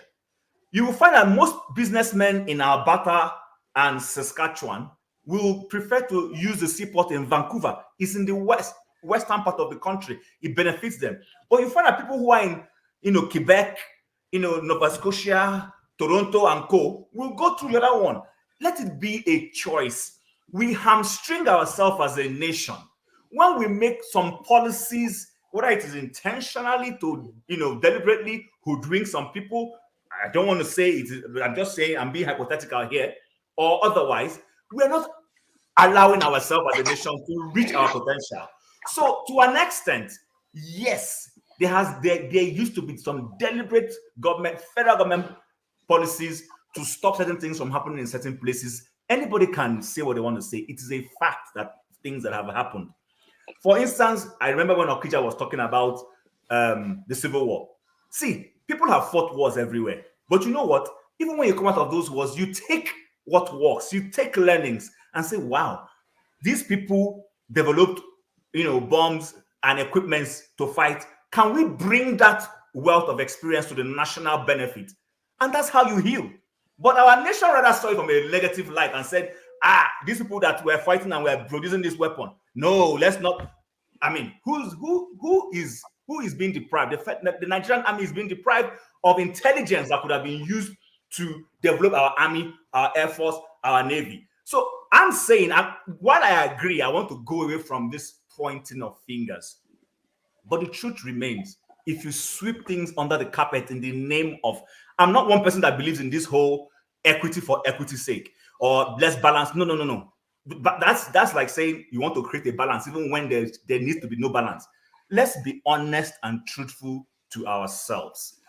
When Tinubu formed local governments in Lagos, even though it was the right thing to do, but the constitution as constituted at that time did not give him the powers to do those things, which is why Obasanjo went and blocked it. We might argue everything that Obasanjo may have had his own vendetta and co. Yes, but he went and blocked it. So I think in my summation, what will help us as a people is that the document we're using to federate ourselves, we've said it is faulty. When I say Nigerian constitution is faulty, I don't say it from the perspective of people saying, oh, it's the army that created it. That's not my own view. My view is that it is faulty to the extent that there are things inside it that are hoodwinking us as a people and not allowing us to make progress. Let those things be removed.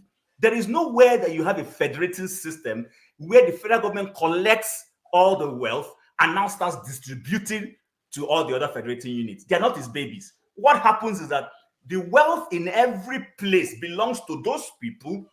Then there is an agreement to say for the running of this central government that we all control and have, this is a percentage you will bring. So what you're doing is you're bringing your contribution to the national table to run the federal government and not the other way around. So because of the other way around, that is why our society is not moving the way we should go. I'll come back later when you allow others to speak, to speak about what electricity. Can I quickly correct something? Well, no. AY. No, I need to make get to correction. your turn. No. AY. Just quickly, Go ahead, sorry. Chief. I would like to say something, but I'll come back later, not now. I'll let other people talk. No problem. Kulata raised a very valid point about petrochemical and Dangote. I want to say something about that, but I'll come back later for that. Okay. But before you go, Chim, just stay there for 2 minutes. The guest speaker, highlighted the National Assembly working on the Constitution. Now, Chim also have weighed into that there are indeed some certain things in our Constitution that need refixing. So this issue has been going on for long. And you know I enjoy this issue of Constitution amendment. So, gentlemen, Tone is your next step. You are the next online, then AY. AY, whatever you want to ask, just write it down. Let's apply a bit of decorum, please, so that we're enjoying this discussion. So, how do we amend that Constitution? Remember, the state governors are there. The legislators are there. We want a strong institution. And to achieve these strong institutions, there's bound to be conflict. There's bound to be challenges. We're bound to go against each other in a peaceful manner in the court of law. So, gentlemen, without ladies on the board, how do we fix this Constitution? Tone, the floor is yours, then AY, then we'll go around again. Thank you. Jim, that's the question I want you to have before you leave, so that when you come back, you weigh in on What was it? Can you repeat the question again, please? In respect to the issues in that Constitution that needs fixing, how do we fix it? Okay, so I'll be honest, I'm not going to say I have a superior answer. Jim, it's not your floor. It's not your turn. Okay. I thought you were asking me to respond. Okay, my apologies. No, Tone has the floor. Then AY. Then we'll go around again. Thank you. Hi, greetings everybody. Hope you guys are having a great weekend. Electricity, first of all, commiserations. Okay, you know what I'm talking about. I saw your updates on your phone. Can you hear me? Okay, and I'd like you to. Yes, I can hear you. Thank you. Yeah, and I'd like you to look at the private message I sent you as well on here, on the live, please. We need to deal with this thing because it's just getting annoying. Okay, right. I've been listening partly in the background earlier today, and I didn't want to get in and start losing my cool with people like unfortunately, we have people like guests that we have today. I know that still think like that, and how with people that still think like this and then say is their right, is their constitutional right to support illegality. How do we then form a very strong institution? It's not possible. Because when you have people with the dodgy character, their character is tainted. They don't see what they are supporting as evil. We can't move on.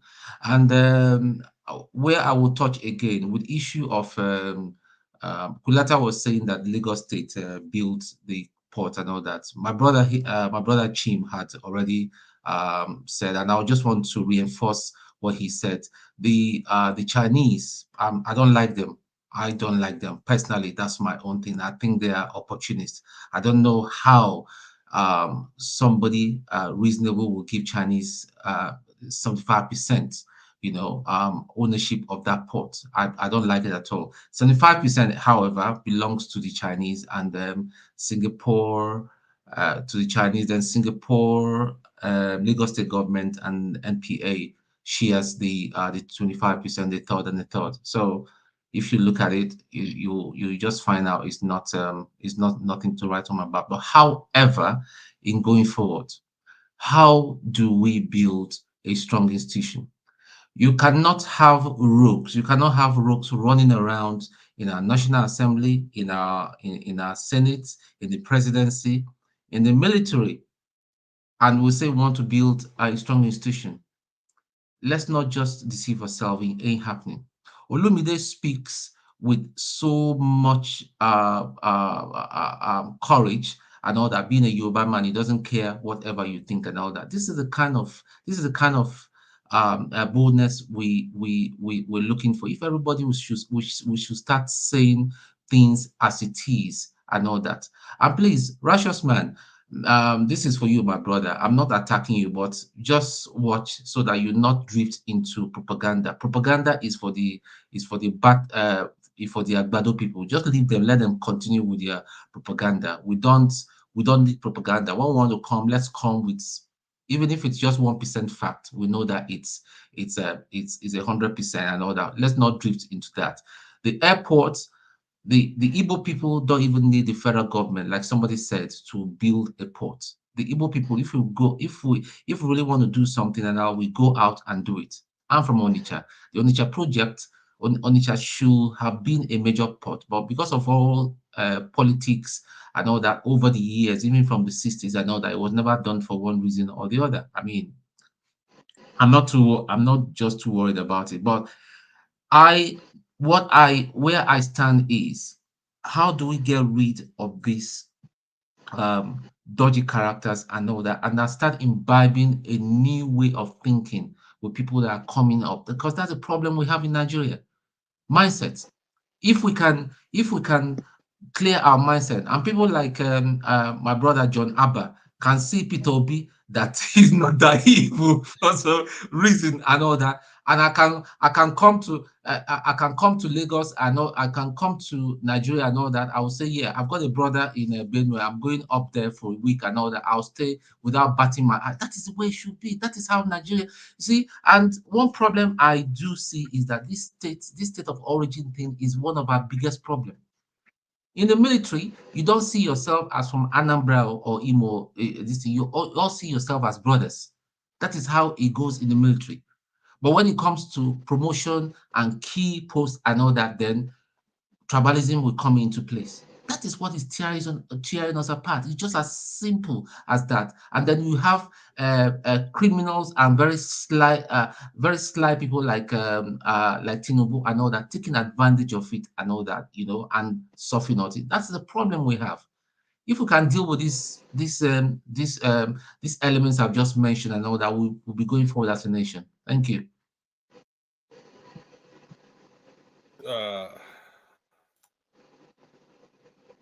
I muted myself again. The question is this: Tinubu will come and go, just the same way Buhari came and left, Obasanjo and everything.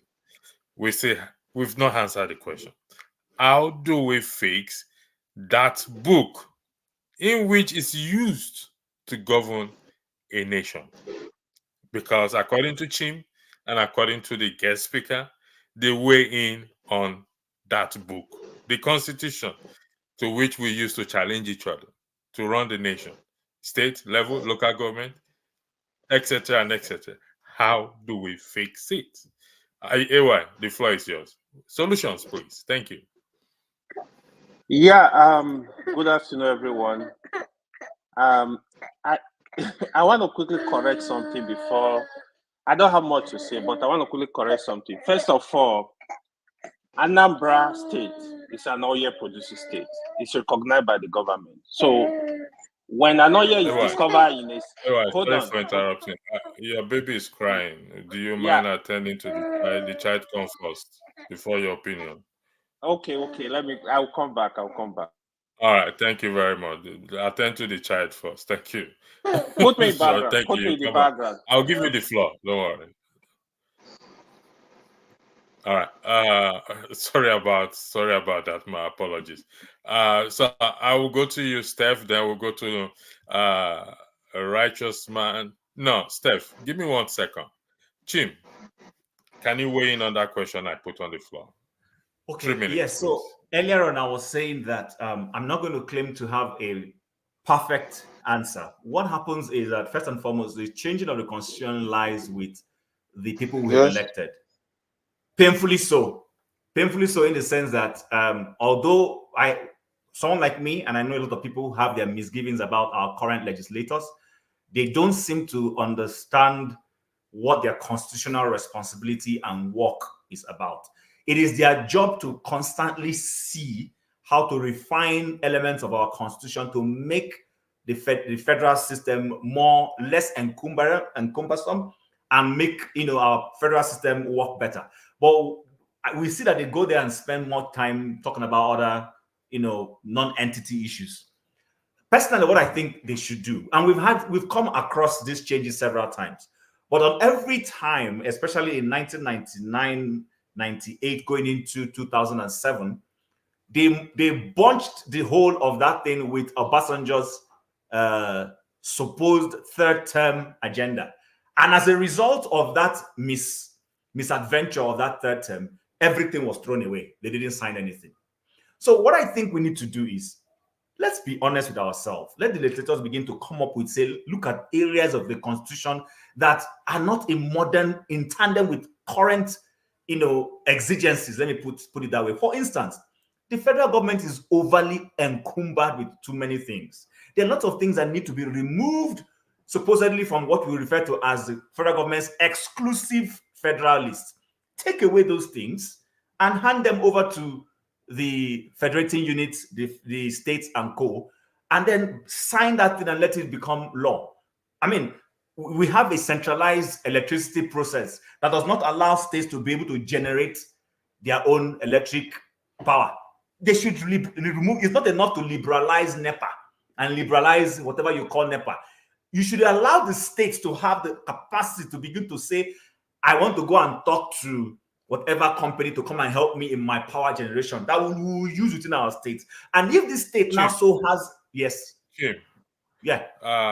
Before Buhari left, he signed that into law. Do you remember that? States now have the power to generate their own electricity. Okay, I just use that as an example. And what I'm just saying is, I just use that as an example. There are other things that that are encumbering the federal government. The federal government, I repeat again, is not the father of the federation.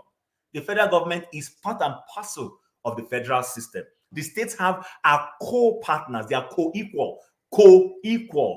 The only thing is there are certain responsibilities that, serious people come down and say, these kind of things are not things we're going to leave for each of the federating units. These are things we're going to hold common. For instance, national defense, the army, foreign policy, and certain other things that you need to, those are the things you give to the federal government to go and talk on your behalf when they go international. Every state cannot be allowed to go international and talk for itself. That will turn to a bazaar. But you give the federal government those sorts of powers to do those things. But there are other things that touch the lives of the everyday man. You don't hang those things at the federal system. You keep those things closer to the people. Electricity, for instance, like we mentioned, though I know you have said that one has been signed, is now at the state level, and many other kinds of things. You give those things to the state government. So those are some of the things that I think our legislature need to begin to talk about. And then lastly, one of the other things, let's be honest, that is holding us from changing this constitution is oftentimes this North versus South divide. So there are certain things that you will want to change. The logic will be there to change it. But the Northern senators will say it doesn't favor them. And because they have more states, plus 3 times the number of states they have, they will use their numerical strength when it comes to voting on those issues, and they will kill it. So until people start looking at things from the prism of what is going to help us, not just, listen, the sky is wide enough. Do you know how many airlines we have in the world? Do you know how many aircrafts are flying in the sky and no one is hitting each other? Why do we always believe that if we allow Benue State to be vote a law that will support Benue State's agricultural industry, therefore, my own will not? Why do we always have this mindset? I think that's the mindset that is not allowing our senators to be able to say, you know what, I come from Zamfara, but I can see that if I can push a bill that will help River State enhance whatever, I don't know, I'm just being hypothetical now, whatever it is in River State, is going to be in the interest of this nation in the long term. We need to start having such politicians that look at things not from the prism of myopism, but from a prism of, look, in the long run, it's going to benefit the nation. That's what we want. Most of our states are not viable today because many of them want us to have this go to the federal government concept, because some people believe that the only way they stay relevant in this nation called Nigeria is if we have an overly strong federal government. They believe they benefit more through that process, rather than having a more liberal process where the states have more powers and are enabled to do more, as against having the federal government do those things. So when we start looking at things from this perspective, that even if I support what is going to favor Zamfara today, tomorrow, who knows, it may come down to favor me. I end by saying this. We say that oil belongs to Nigeria. Beautiful, that's fine. But the gold in Zamfara does not belong to Nigeria. The gold in Nigeria, in Zamfara, is being mined by private persons. The state is getting its own, and nothing is coming to the coffers of the federal government. Is that a constitution? Why don't we have a constitution that recognizes that gold? Why is it that the constitution recognizes our oil but does not recognize that gold? So I leave that as another question for us. That's why I say the constitution needs to be changed. I don't have all the answers, but we can start from somewhere if our legislators are genuinely willing to make those changes. Thank you very much. I want to answer that question by buttressing Chim's point too. I just want to buttress his point based on the question you've asked. I agree with everything Chim. Apologies, please. Let me just. You have 2 minutes, please. Go ahead. Okay, thank you. You said you want to buttress Chim's point. Yeah, I want to buttress Chim's point. With everything is said, I agree with him. But the only thing is that the reason why, the only point that it would have been, it would have been ideal if our legislators can take a look at the constitution and say, okay, these are the major areas right now, based on current situation that is hindering our development and our progress. If they can look at those areas like policing, you understand? If some police, like the Rivers State, Lagos State, can afford to employ their own police to take care of, complement the federal government effort. Some states might, so that federal government can devote resources to states that are not viable enough to employ their own. The electricity, they've done that. Maybe they'll start to take advantage of that. The shipping, the federal trunk roads, federal government should leave majority of these roads for states to take care of, because these governors are using excuses to say, oh, it's the federal, we're not touching, and the people are left, to live to endure this hardship or transportation. And then 3, you understand? But the basic issue is that if they could look at all this, and devolve, and then more importantly, resource control. The reason why most of these states are not viable is because allow them control their resources and let them pay taxes to the government. Government can hands off and focus on the listen. Wait, don't be rude, please. On the exclusive legislative list, there are so many things there. They can deal with security of the country. They can deal with immigration. There are so many things that they can leave. And when people are asking for maybe a particular thing that will make their life easier, listen to them. Don't say, oh, you are from this section. You are from this section doesn't mean we must all cry for the same thing. Don't be offended by that, because look at it holistically. Do that thing impact on the rest of the people? Steph, I asked the guest speaker, when he weighed in on the National Assembly, I asked him the question.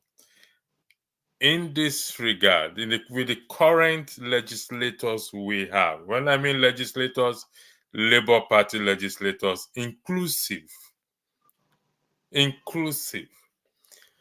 with the current legislators we have accepting tokens, SUVs, signing off ridiculous amount of money, how can the people, the citizens that are supposed to perform checks and balances on this list, how do we fix this problem?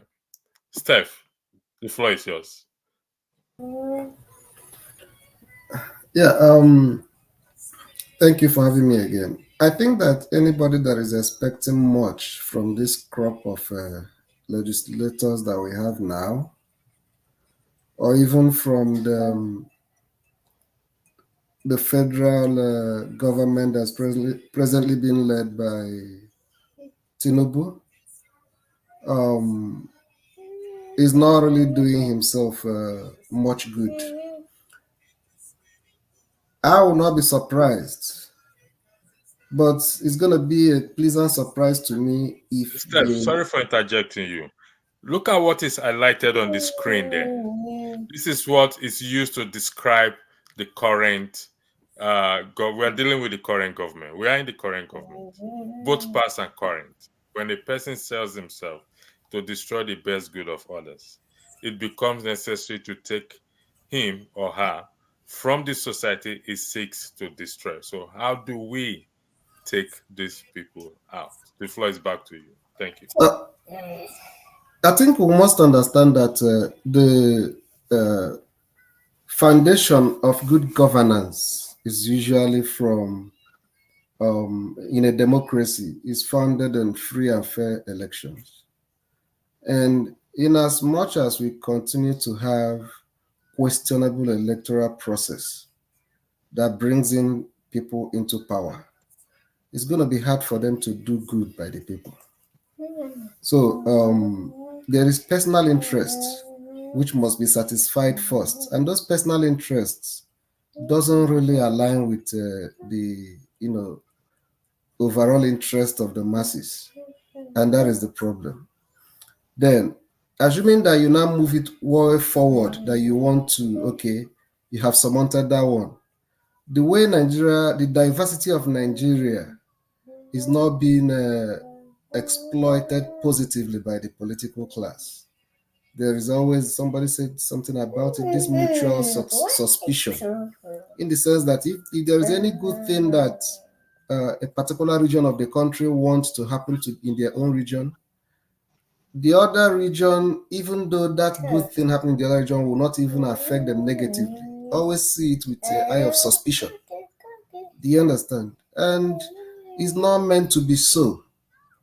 But that is the true reality that we cannot shy away from. And that is the reason why it's been difficult to have any constitutional amendment, any reasonable form of constitutional amendment since 1999 to date. So, but there is much that the president can do without necessarily constitutional amendment. Maybe we can...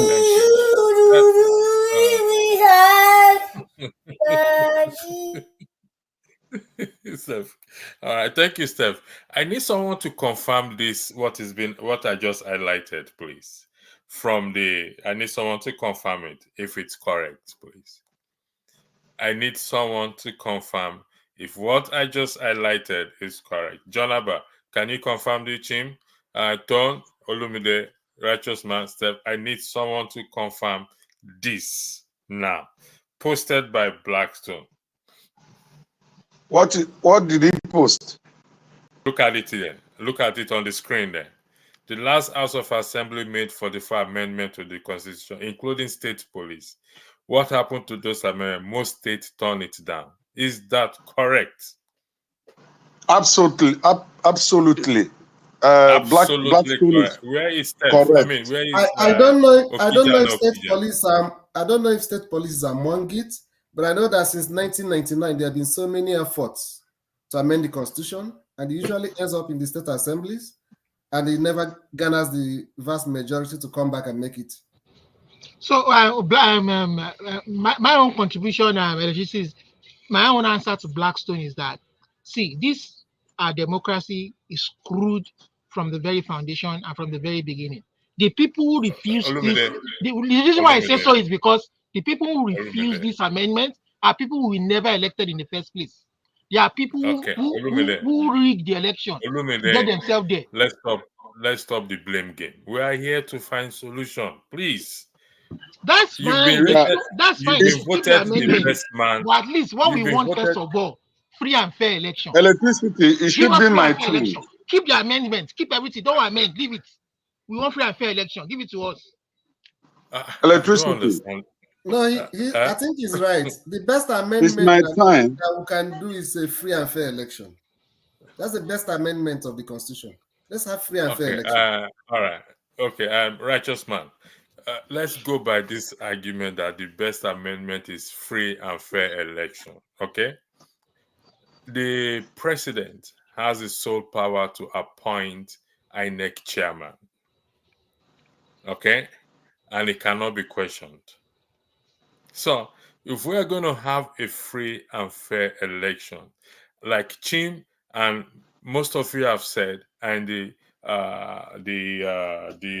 guest speaker said, too much power is in the hands of the president.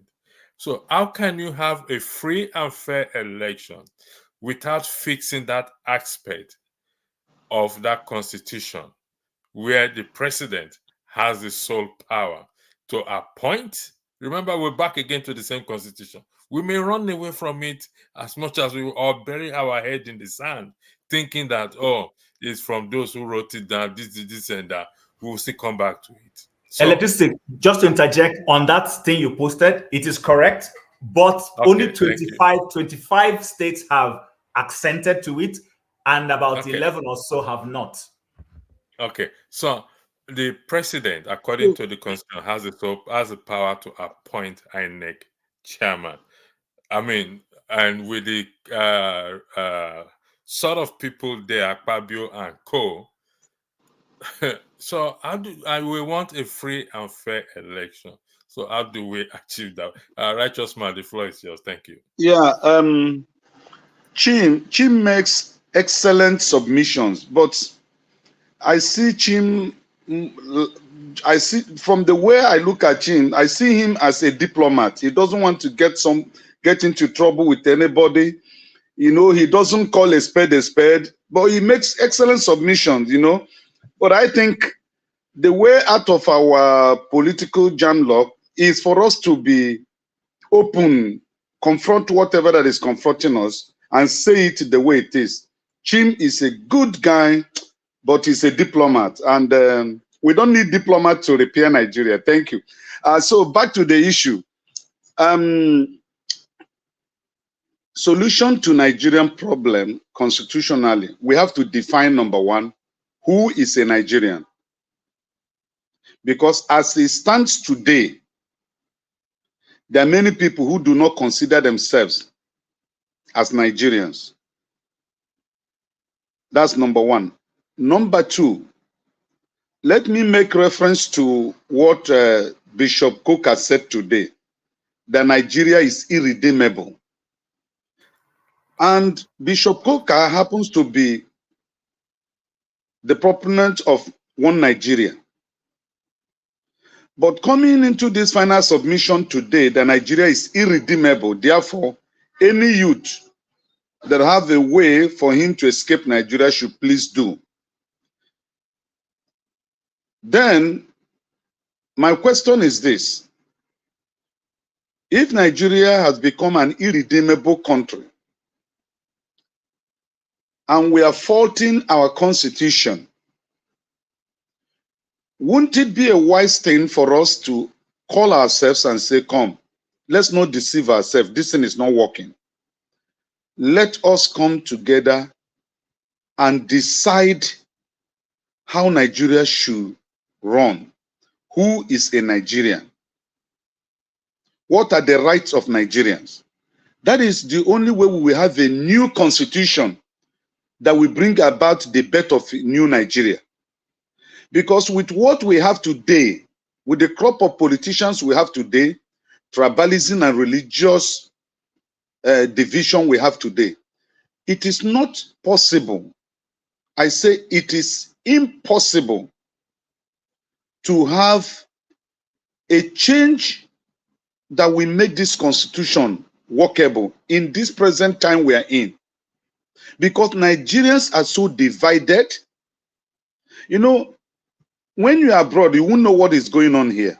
I'm telling you, it is when you go to the market, when you associate with friends, when you have contracts or contacts with people, and you discuss, you will discover that Nigeria is so divided. So moving forward, we need a new constitution. And this is the only grudge I'm having against President Jonathan. This man brought us to this calamity and we are in now. He had an ample opportunity when they had constitutional conference. Why didn't he sign it into law? Even why didn't he bring a change in the issue of INEC. He had every power to do that. He had the support of the people. For 6 years plus, Jonathan wasted the future of Nigerians. Somebody may challenge me and say it's not correct, but if you're looking at what, if Jonathan had done what he's supposed to do, there wouldn't have been Muhammad Buhari as president. There wouldn't have been what is he called, Tinubu, governing Nigeria today as president. He failed, and his failure produced That's unfair. Buhari and Tinubu. That's unfair, righteous man. It's not correct that Jonathan had the opportunity to sign constitutional conference into law. He doesn't have such power. He conducted it. But he has He no power to sign conducted it to it. become law. That's what I'm saying. You say you can rebut later on at your because if But he submitted it to the House. He never pushed forward to sign it into law, and people accused him. He had the opportunity, sir. He was the president. Righteous man, you said he submitted it to the House. Yes. And did the House approve? I mean, voted on it?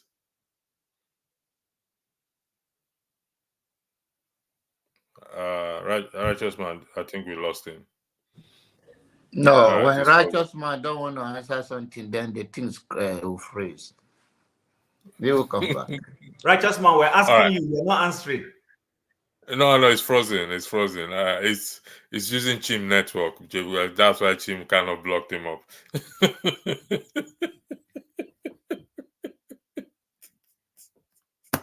All right, gentlemen.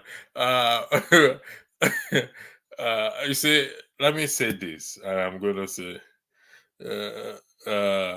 let me say this. No matter how we dance this dance, we will still come back to the same point, which is fixing that paper or that book that we use to govern ourselves. I have something to say. I have more to say on that, if you permit me. Yeah. We cannot continue to bury our heads in the sand. And I keep arguing that a lot depends on the people. And you know my slogan or my second name after electricity, Section 68 and Section 110 of the Constitution. So we'll still come back to the same thing. So it's whether we say the fraudsters wrote the Constitution for us, or Chim, the diplomat person, wrote the Constitution for us, or John Abba, the pastor, inserted his own this thing into it, or Steph or whatever, we will still come back to the same point. And the power belongs to the people. So, in respect, before you speak, can somebody confirm the claim that Righteous Man made in respect to the bishop that said Nigeria is beyond redemption or cannot be redeemed? Is that true or false, please? I need confirmation before we. What bishop was it? Did he mention the bishop's name? Bishop Yes. Kuka, right? Oh, Kuka. Yeah, Okay. I need. I need that. Yeah, I think I saw. We need to confirm it. Wait, Tone. No, I saw need something that to like that. But yeah, I saw something so like that that. so that we can say either the record should reflect it or not, because I saw something like that. But when I checked it out, is one of these dodgy tabloids that you can't really depend. So I took it in with a pinch of salt. So we can always go back and check before the end of the comment. I cannot really confirm the irredeemable, but I heard Bishop Kuka say at the convocation of Zacarias University, he was telling the convocation students that any of them that want to travel is free, that he's encouraging them to travel, and those that will stay behind, that he also wished that by the time the other people will settle down, people that have traveled, they can be able to also compete favorably with them that have traveled. So the So word is it that Bishop Nigeria is Kuka or Bishop Koka? Kuka. But the word that Nigeria is irredeemable, I didn't hear it, and it seems like it's the same occasion that Righteous Man is citing. Okay, so the man did not put it in that way. So people phrase it in that was why I said it's one of these tabloids that bends facts. Okay. For the record, given to the integrity of the channel, that claim will be disregarded. I wanted us to weigh in on it, but just for the record, until such time that it is proven that that is the way the man said it, then it will be we can talk about. However, Reno Omokri years back made this claim, which I read. John Abba, are you agreeing to that, or you are praying? No. Which one are you doing? I'm just listening to you guys. The way you are shaking your head, whether you are the spirit, I don't know yet, but sometimes you have to stay here with manage your stress. So if you are not doing something, then you shaking your head. And if you are not, you don't have medication around you. All further was supposed to have promised. So I'm going to yield the floor 5 minutes to every one of us for your closing argument. So I will start with Olumide. You have 5 minutes. Hopefully, forefathers will come in between that time. So Olumide, the floor is yours. Then we'll go to Chim, Steph, Tone, and John Abba. No, you have to be from Lamide Chimi because you've been bypassing me. Okay. Olumide, Chim, John Abba, the pastor, Tone, and Steph. Go ahead. So I will round up in saying that. So like I was trying to say that I agree with most of Chim's submission the last time, but fundamentally the reason why some of us are clamoring for a new constitution is the fact that some of these changes are difficult to achieve because, like you rightly said, some part of the country have a superior number that the rest of us were not aware of when that constitution was drafted. You understand? Did we agree for them to have a superior number, and on what premise, on what basis, which is hindering the kind of support we need to garner progressiveness all across the country. You understand? Now, Nigerian man before he left is saying, oh, the focus should be on election. The focus should be on state government, local government. That is true. The focus should be on state, local. We are also saying that fundamentally our laws that govern us as a country is also affecting us. And then when you tell the people that this is affected by not to cry out and speak their mind, just because we are one, it doesn't stop us from being one country, one Nigeria. We're only saying recognize our diversity, recognize our different landscape. Naturally, somebody will not come and call for a seaport. You understand? Because it's dry land, so it doesn't make sense. But there may be something they call for later on in future that would help their development. So naturally, we should listen to them. We know what advances may occur. Now, that is why America was able to amend their constitution as time went by to reflect the current happenings or the current realities. So we should learn to listen to each other. Don't just come and say, oh, we are one Nigeria. Don't blah, blah, blah, blah, blah, blah, blah. 1966. This you did you looking at ourselves with suspicion. Yes, you are one Nigeria doesn't mean you should force your own opinion on the rest of us. The people from this part are saying they want this. Listen to them. The people from this part are saying, and then we need to look at the issue of resource control.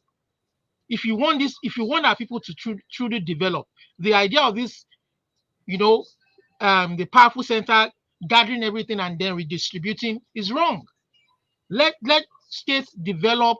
So, like some of these things they are devolving now. How do you want the states to develop them? Now the excuses they will give is, at least we have hands of electricity. What are you? It is capital intensive. Some of the resources you are collecting from some of these states and redistributing to others, they can use it to develop that electricity that you have devolved. You understand?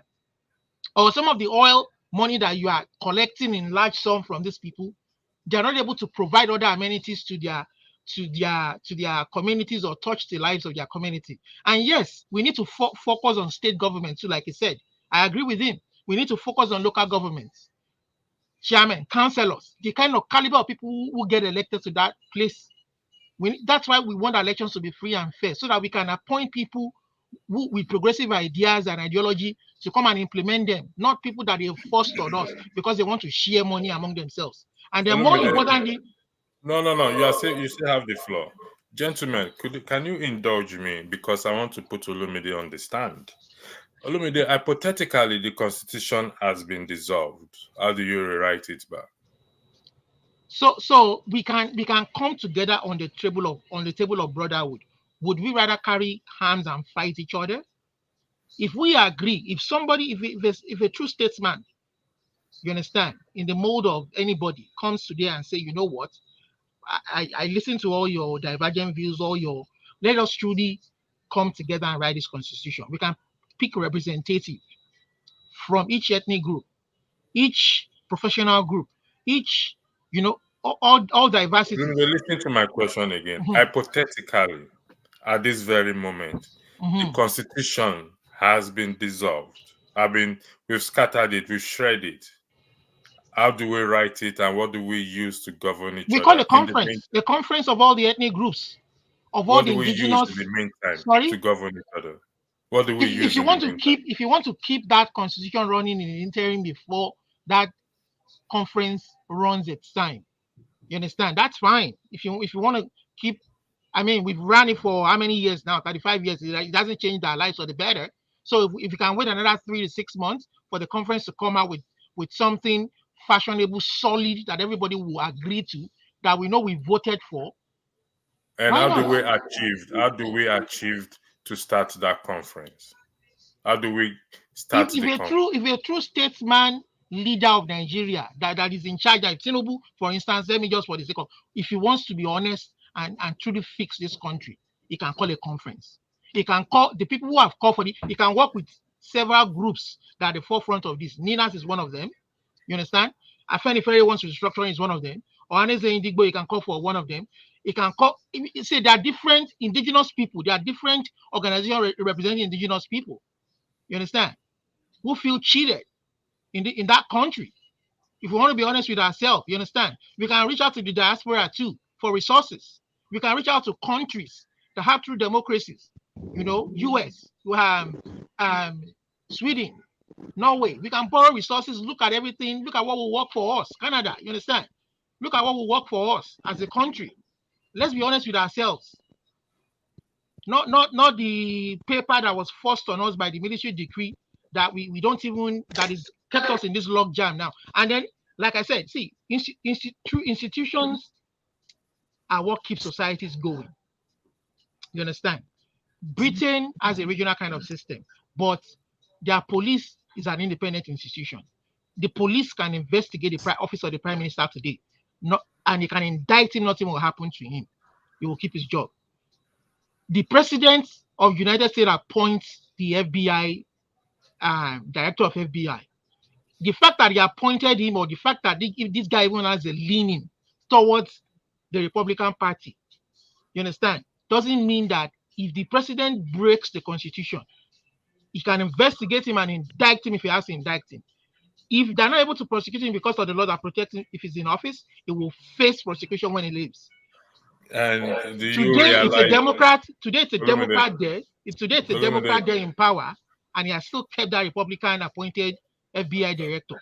We have to build strong institutions. When these people who head our institutions in Nigeria are afraid of taking decisions because they believe the president would sack them or will do this or do, they themselves have something to hide if they cannot be independent minded.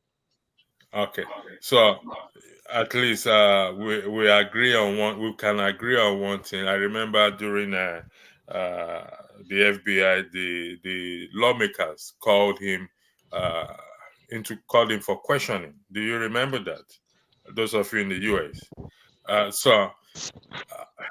Momodu was appointed by President Buhari.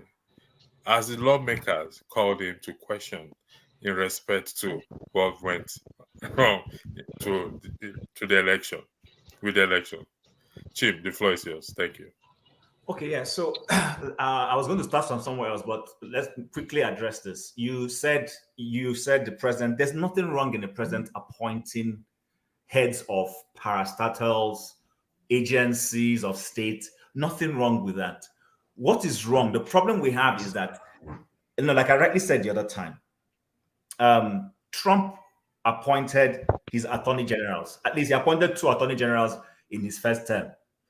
He appointed the guy from, I'm forgotten that man's name, the one who recused himself when they started, investigating Trump. He recused himself and set up this thing. And because of that, Trump made his life difficult and he resigned. And then Trump appointed, what's the other guy's name, who finished his tenure with him. But that one also set up the special counsel that investigated Trump and came up with a report. So the point I'm trying to make is this. Nigerian system, there's really nothing wrong with some of our laws per se. What is wrong is in the application of those laws. So the president can appoint the INEC chairman, but when there's a strong National Assembly and that INEC chairman knows that the National Assembly and the judiciary will hold him accountable if he tries to show favoritism towards the president that appointed him, he will be careful and do his job very well. To that extent, he will run an election that will be free and fair. He will come and tell people that there was going to be a BVAS, and he will stick to using the BVAS. He will not come and say BVAS is going to be his major instrument, and then turn around and say, you know what, I'm at liberty to use paper and sheet of paper and co if it doesn't work for me. And and that working himself backwards. What we have right now is that the National Assembly, the judiciary, and the executive are working in cohort to deprive Nigerians of what democracy is. That is why people keep saying that there is a state capture, and it's a clique of people who are helping themselves. When somebody does not qualify for an election, they will help him through the judiciary, the same set of judges, and rig him in. And then the person will go to the National Assembly and do their own bidding for them for the judiciary. That is what is going on. So there is no clear-cut independence. But when we have that independence, we will not be worried that if the president appoints INEC chairman, that there will be any issue. We will be sure that if the INEC chairman starts breaking the law and some citizens take him to court, judiciary will pass the appropriate judgment that will sanction that INEC chairman. So I want to say that. Then the other thing I want to bring about this constitution is I Googled right now. It's a 2022 report. And it shows that 11 states out of the 36 have responded to those 444 amendments, and they've voted on it. But 25 have not. And those 25 that didn't vote, what reason did they give? Those 25 said certain issues were not in that 44, and that's why they are holding their own accent. Top 3 or top 2 of the items they're mentioning is state police is not in that 444. So they're asking the National Assembly to include state police. And the other one is they're saying the National Assembly should also include state judicial council. What we have right now is a federal judicial council. So the federal judicial council has responsibilities over the state. Those of us who are here who know what federalism means know that in other states in America and Canada, they all have their state judicial councils. They all have judicial systems that they fall back to that address issues within their jurisdictions, not necessarily waiting for this Chief Justice of the Federation in some instances. So that is why they are holding it back. And they're saying that until the National Assembly includes those other items, I only picked 2. There are many of them. I picked the 2 ones I felt that were required to talk about here, that they will hold their accent. So they are not holding their accent because they don't want to. And I can mention the states. So someone who said some northern states do not want to vote. No, Kaduna State has accented, Kogi has accented, Katsina has accented, and the majority of the other ones are from the south, east, south, and southwest. So to that extent, you can see that, I'm not here I want to follow facts. So those who are accusing me of being diplomatic, I'm not being diplomatic. I'm not going to accuse somebody for no reason. And I will try as much as possible to be honest.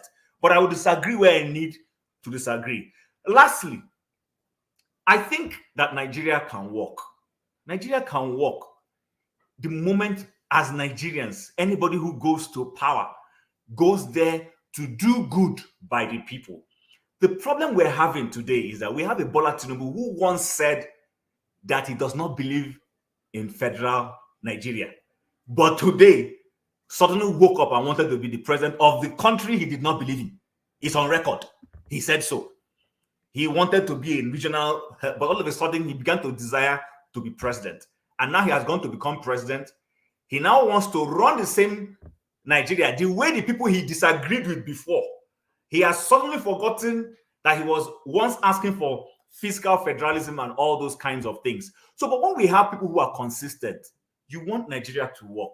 You get there, you begin to ask yourself, within my powers as president, what are the things, like you rightly said, electricity? There are certain things that the president does not need the National Assembly for him to do right by the people. Do those ones. And then the ones that you need the National Assembly, you respect that National Assembly, accord them the respect they have, and lobby them the way politics demand that you lobby them to be able to see reason with you, get majority votes to pass or accent to your programs or your changes. That is the only way Nigeria will work.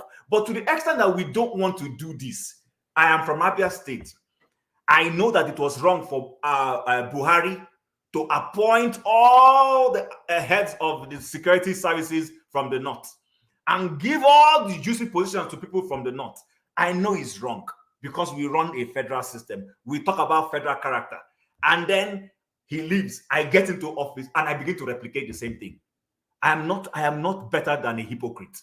So that is my own view. I think what Nigeria is facing right now is that we have people who are hypocritical elements who get into office and begin to further their own personal interests. They suddenly do not begin to see Nigeria from a bigger picture. Like I rightly said, and I'm serious about it, if there is a project in Katsina State that I know is good, there's nothing wrong in saying, you know what, this thing is nice.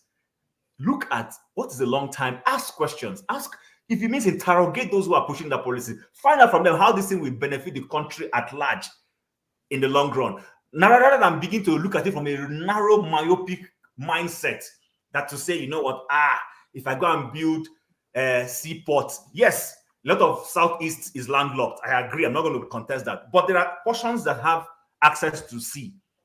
Develop the sea, the port there. Let it help decongest Lagos. I will continue to say it. It will decongest Lagos. There's so much concentration on Lagos State that is not even healthy for the state in itself. Everybody who finishes and graduates from anywhere runs to Lagos. Every businessman that wants to go into importation runs to Lagos. It doesn't help for the aesthetics of that place in the long run.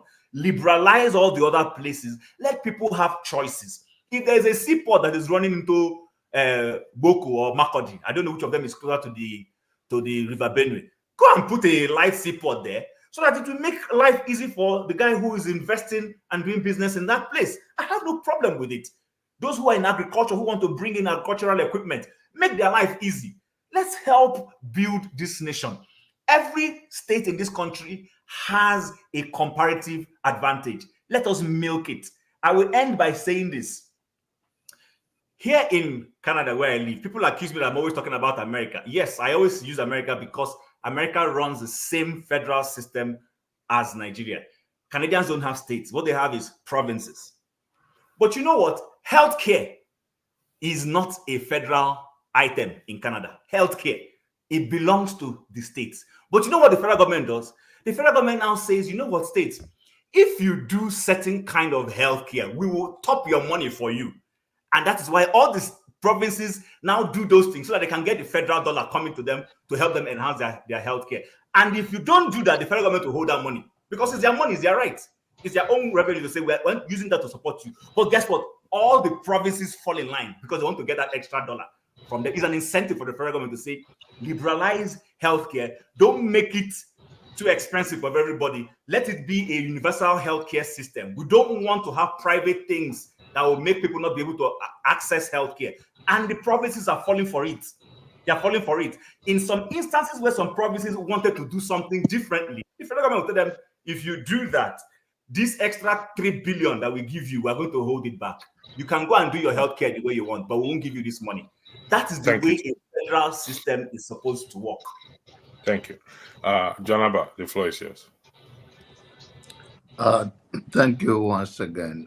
I think on the issue of the changes of the constitution, the legislature that are singing on your mandate to stand, including the LP and PDP, I don't think they will do anything to change, to vote on anything, but it's the duty of the citizen and the opposition party, which we are lacking right now.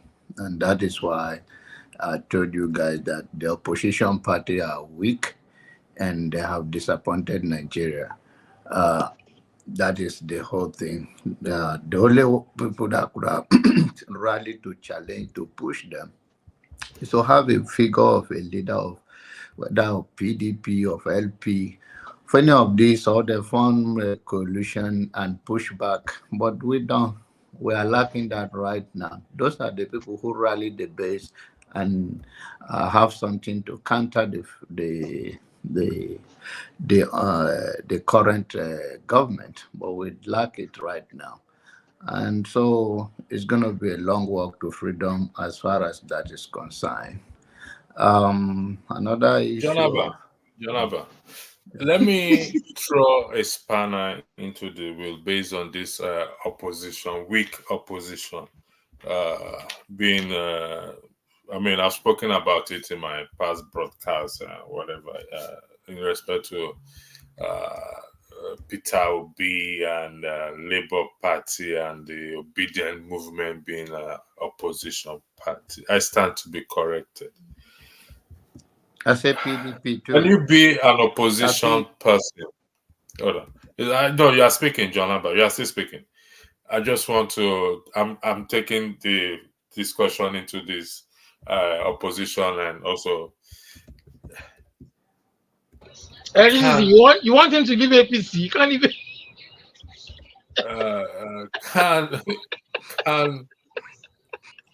I mean, opposition party, opposition. Yeah, honestly, I don't have to. I'll put him back. John Abba went to night VG. What the guy's talking about? Peter Obi said going forward, the Labour Party and the Obedient Movement are the opposition, and now the opposition party. We must give him credit that he was able to galvanize the people prior to the election. However, appears unable to galvanize the people after the election or the Supreme Court upholding the lower court judgment. Is that viable, the opposition party? Go ahead, John Abba. Is it viable? No, sir. Right. Okay. If you want to say something further on it, go ahead. I'll go to Paul. Yeah, and one of the things when we make all those references and speak into the issue, I think sometimes we don't put things, and I think many of us here are not aware of so many places in Nigeria. Maybe you cut off with your east, south, and west, and Jim mentioned and concord with people say, for instance, if they put up something, the North will say no. I want to ask Chim, what is that legislation push forward? Mission one that the North, that was the Northern senator or lawmaker say no. Do you know any of such things? I'm not asking you, righteous man. Wait for Benway Yam first.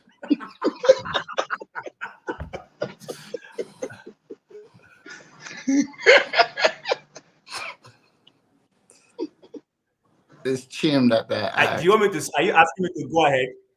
I asked you a question, right? Because you mentioned in your submission that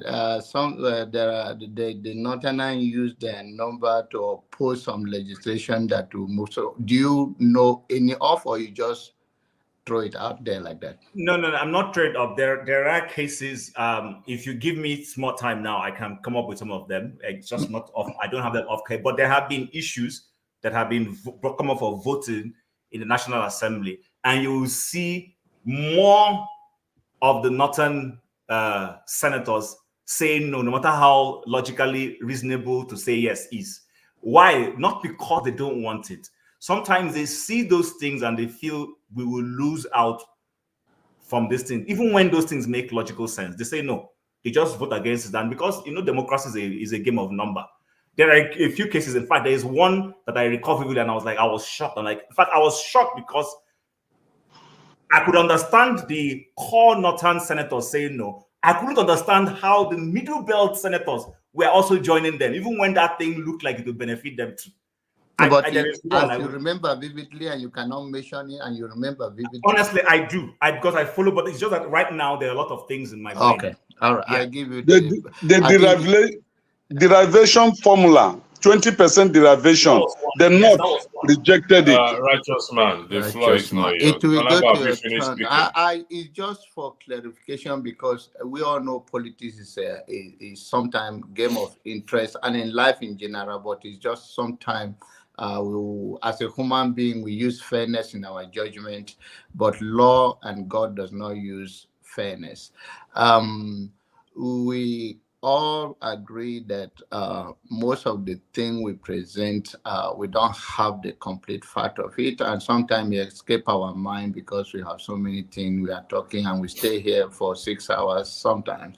But I don't have so much to talk into this. I already said that the lawmakers, they're not going to do so much. In their mandate, they stand, and it's sung across the board by all the parties, whether it's PDP, APC, LP, that are elected there. So that is why I told you guys, don't invest so much into this politics or your emotions. They are all of the same.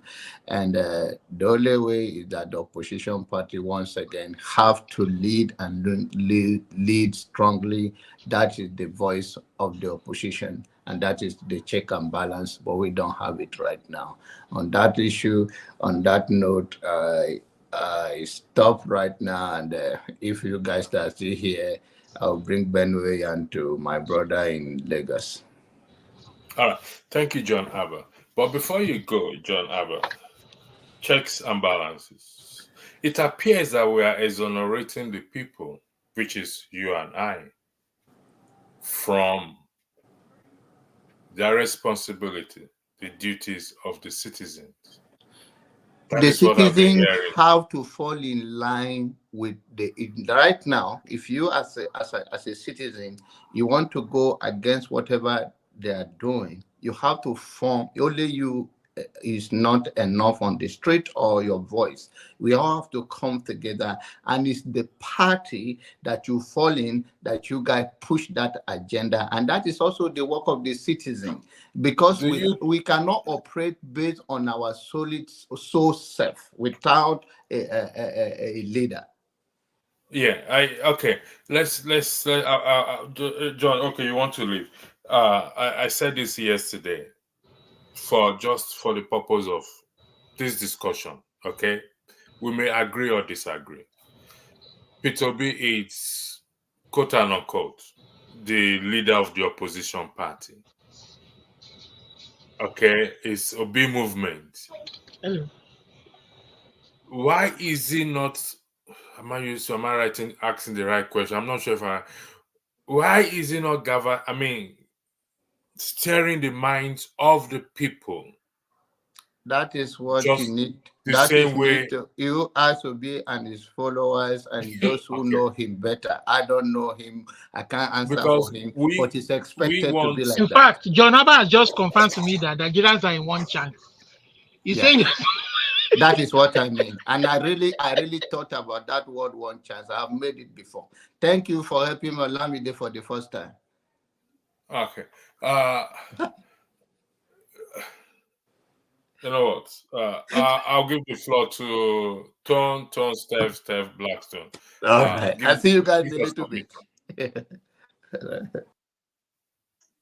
So the floor is Hi. yours. Everybody has spoken very well so far, but I feel that all we're speaking, it's not going to happen based on the bunch of politicians we have now. And now I'm not referring to the north or the south or the east and all that. Every geographical location I've got criminals. It is how to start getting rid of them that is the biggest issue. All that we have proposed is we can only get in a near utopic state of Nigeria. We're not even anywhere near utopic states. See, the way the arrangements we have right now suits them perfectly so that they can execute their scam and bleeding the country, scamming the country every election period. I mean, just like a thief that's got the DPO in within his payroll. Do you think he will want, he serves his best purpose for that DPO to be deployed? No. He'll be happy for that DPO and the bunch, the management of that police station or that police area to be in place so that his calm, his thief-free will be supported. So all these things we are promoting cannot just work. These people needs to be kicked out. APC needs to be kicked out. Tinubu needs to be kicked out with force. It's not nice, but I'm sorry, that's what it is. He needs to be kicked out by force. So all these things that we come here, we are speaking big grammar and pontificating and all that kind of thing. It's not going to work. It's just going to be by force. It's going to be by force. They will continue. They will continue all their criminality. Continue all their criminality without being questioned. Now Tinubu thinks now that he's in charge. Nobody can question him. You know, nobody can question him. He goes about. He's doing whatever suits him. I mean, how can somebody be telling multinationals that have been there, even I've been hearing of them since I was a kid in Nigeria, are leaving Nigeria? It's not that pathetic. Or the best thing he can find to say is that, please stay, we need each other. You need who and who? Do you think these people are stupid? They read the papers. They know Nigeria. They know what is going on. Why won't they leave? Are you telling them to stay? Every day you're hopping the jets and all that. Say that you're looking for what kind of investors that want to come to Nigeria? So the thing is that this guy and his bunch of thieves are just there to steal. And again, another thing that came to mind whilst everybody was talking is our census data. Our census data is criminal, because they've bent it to favor the northerners during the election. I think a credible census needs to be done. How do we do it? Again, the north will not. Most of the powers that be in the north will not allow this. The census data is a scam for the northerners. It's a scam. We have vast land and all that, but not populated as it is as represented on the census data. So these are critical things that we need to start dealing with in order to get the country back on its recovery and all that. Without these things, we're just wasting our time. It's just not going to work. It's not going to work. They already I tell you, they're already planning for the next election to how they're going to rig it. They're already planning, and we're here every day. Peter Obi, I'm believing God that he will come one day here and all that, because I want to tell them. I want to tell the man some certain things, and maybe somebody else must have told him. I want to put him on it. See, Labour Party it's even in a mess. There are a lot of saboteurs, there are a lot of idiots in the Labour Party that needs to be kicked out. Personally, if I was Peter Obi, I will right now that it's hot and all that, I will carve out another party. You could call it the Reformed Labour Party and all that. So people, characters, and they're like Robambi, Papa and all that would automatically you guys are claiming the Labour Party. Okay, hold the original Labour Party. Do you have to wait in the next 4 years before you do that? There's Labour Party is in a mess. No, let's not pretend about that. Thank you, Tom. Steph, the floor is yours. Thank you, Electricity, and my brother too. Now, some of these things we are just is something that we all know. The Labour Party you talked about is the same as what they call is a zero-sum game or whatever. It's the same thing when PDP was in power. It will sponsor crisis in other parties and stuff like that. It's the game. It goes on and on and on and on and on and on. I think that we all understand the problem. And, Steph, sorry for interjecting. I'm going to throw a question to, I used to continue. What is stopping Nigerians in diaspora coming together, forming a new political party or a force? How do you call it? How do you call those names again? Opposition? No. Chim, help me with the grammar, please. Borrow me the English. Group? Is it pressure group? Pressure group. Yeah. Thank you for borrowing me the English word. I'll give it back to you maybe next year. Why those in diaspora not come together? Because really we talk and we've spoken. If they quantify the amount of time, hours, speech, words, sentences we all have spoken, I believe I don't think any book in the world will be able to contain it. So the floor is yours, Steph. Yeah, you're right. And when I joined this forum, that was actually one of the things that I had in mind, but that have not happened. But I believe it will eventually come to that. I will not be open to forming a political party, if that's what you alluded to. Then what I will be open to is for those in diaspora that have, it's not going to be everybody, because we also, all of us have our own divergent views. But I think that what is eventually going to happen is that we should be able to begin to, coordinate ourselves and bring our opinions together, those things that we agree on.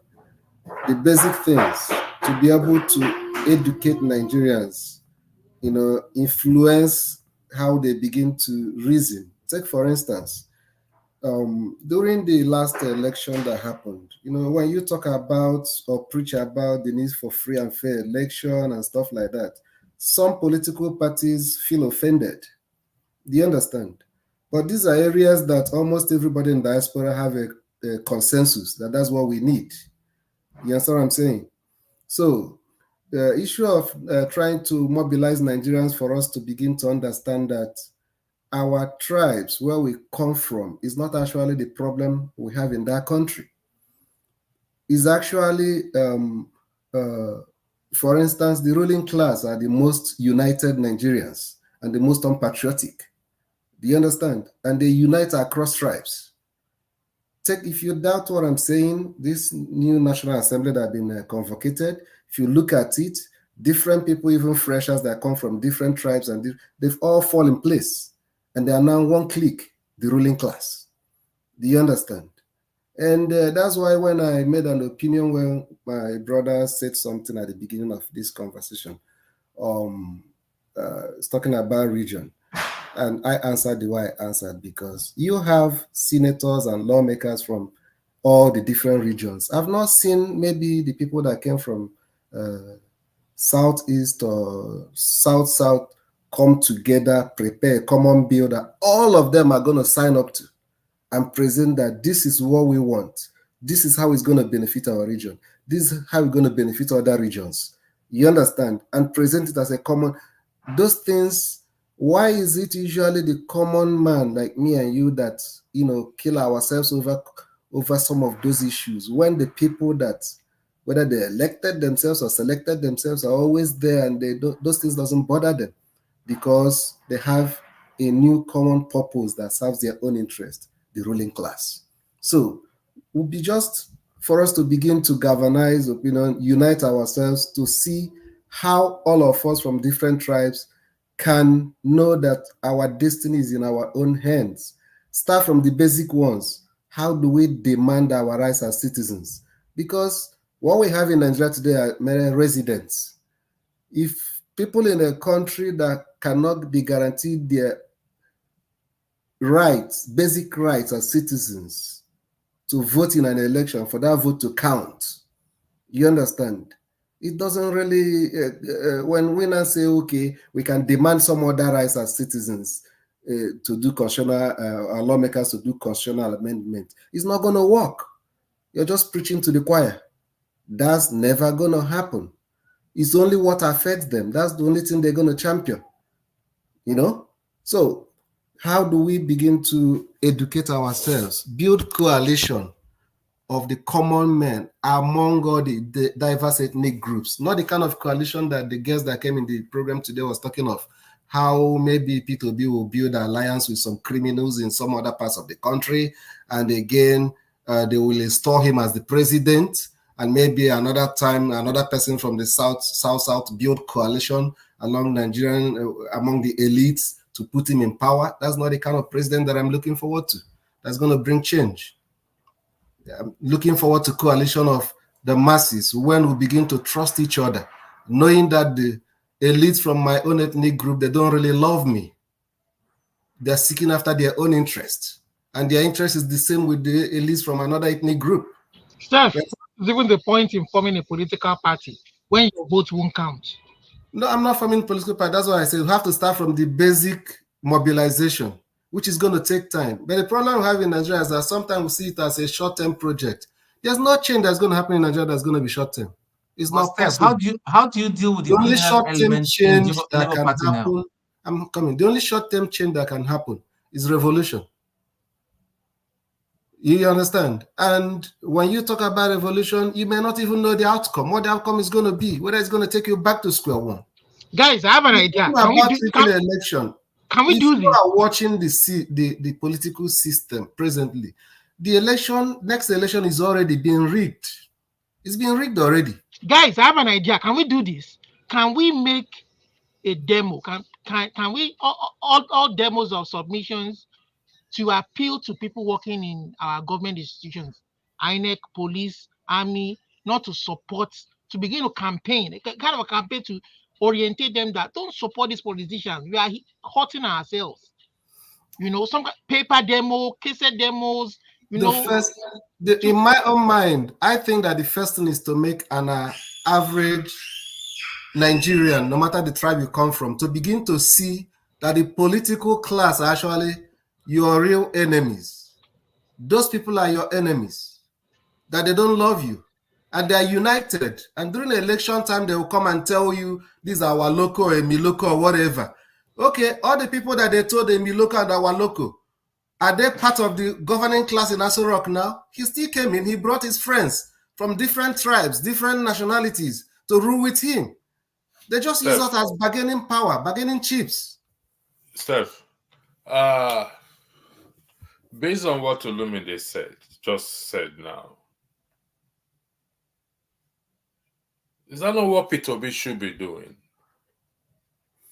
I understand what you asked about P2B, and the reason why I don't want to delve into based on what Olumide just said, I still want to give him the benefits of the doubt.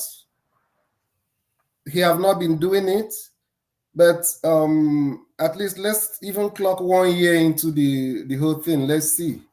I don't want to run into conclusion on what he can do and what he cannot do. Righteous man, please don't fault the guy. If I was Peter Obi, I would just retire and resign from Nigerian Wahala. Leave the guy. Yeah, we'll never know. He's just one Nigerian like any other Nigerian. So no, you see, this is where I'm going to insert myself into this discussion. And this is where I disagree that it's just one. Yes, it's the citizens' responsibility, our responsibility. But we can't deny the fact that we equally also need someone that will lead, that will galvanize. Like yesterday. We need it like yesterday. But I'm not disappointed only on P2B. I'm disappointed on so many other people. That's what the point I'm trying to make. See, let's like I said, I want to insert myself into this discussion. I'm looking at the present now, and nobody's going to weigh to the side of Atiku. Yes, Showore is there, but it's shaky. The person gaining attention now is Peter Gregory Obi. He is the center of attention. He is the one that people lean towards. Should it not be the one on the fact that he's an opposition, or I say he's an activist, because you can't be an opposition from outside. You have even the ones that are inside. Your members or your senators are all collecting SUV and tokens and singing on your mandate we stand. So that is, they can't be opposition. But he still has his reputation intact outside. Should it not be the one galvanizing the citizens now? I am not faulting you. You're right. 100%. I will give it to APC. I don't think there's any other party that can play the kind of opposition they played before they came into power. They know their job. And any other political party that say you want to be an opposition should go and study APC before they came to power. They did a good job. What they did with the power is a different ballgame altogether when they got it. But as an opposition party, they did excellent job. We have to give it to them. But what I'm saying about P2B is that, yeah, he should be doing it. And I'm also calling on any other Nigerian who have intention of wresting power from this ruling party to also stand up now, not to begin to come around in 3 years' time. Stand up now. They are doing everything and they are appointing resident electoral commissioners. It's as if it's being whispered. There's no strong voice that is actually speaking against it. Both P2B and any other person that will come tomorrow. Elections are usually rigged before the election day. That is the sad reality in Nigeria. But we are letting so many things go now. They are not mobilizing. They are not leading the campaign against some of the things we believe that doesn't supposed to be happening. It's wrong.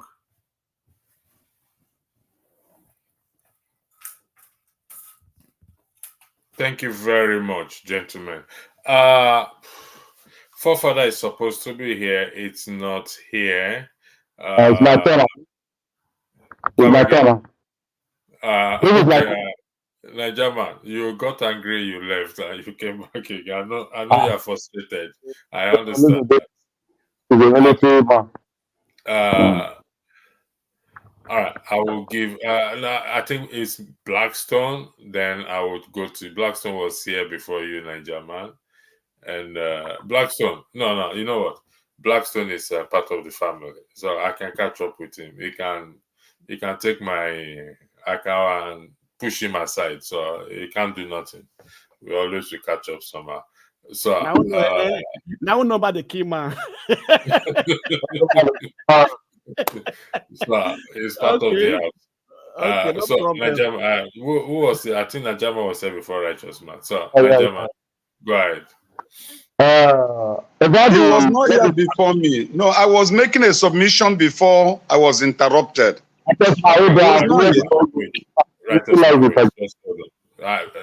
You're a righteous man, so let's behave like a righteous man. Give the unrighteous man the opportunity for. So Najama, go ahead.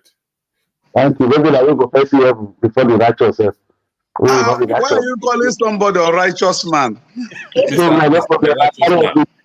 is comedy. We must allow comedy on this floor. What we are saying about electoral constitutional amendment, like the way people are putting it, I don't understand. Mostly limited. Are you suggesting that we can even the electricity? Are we going to tear the constitution?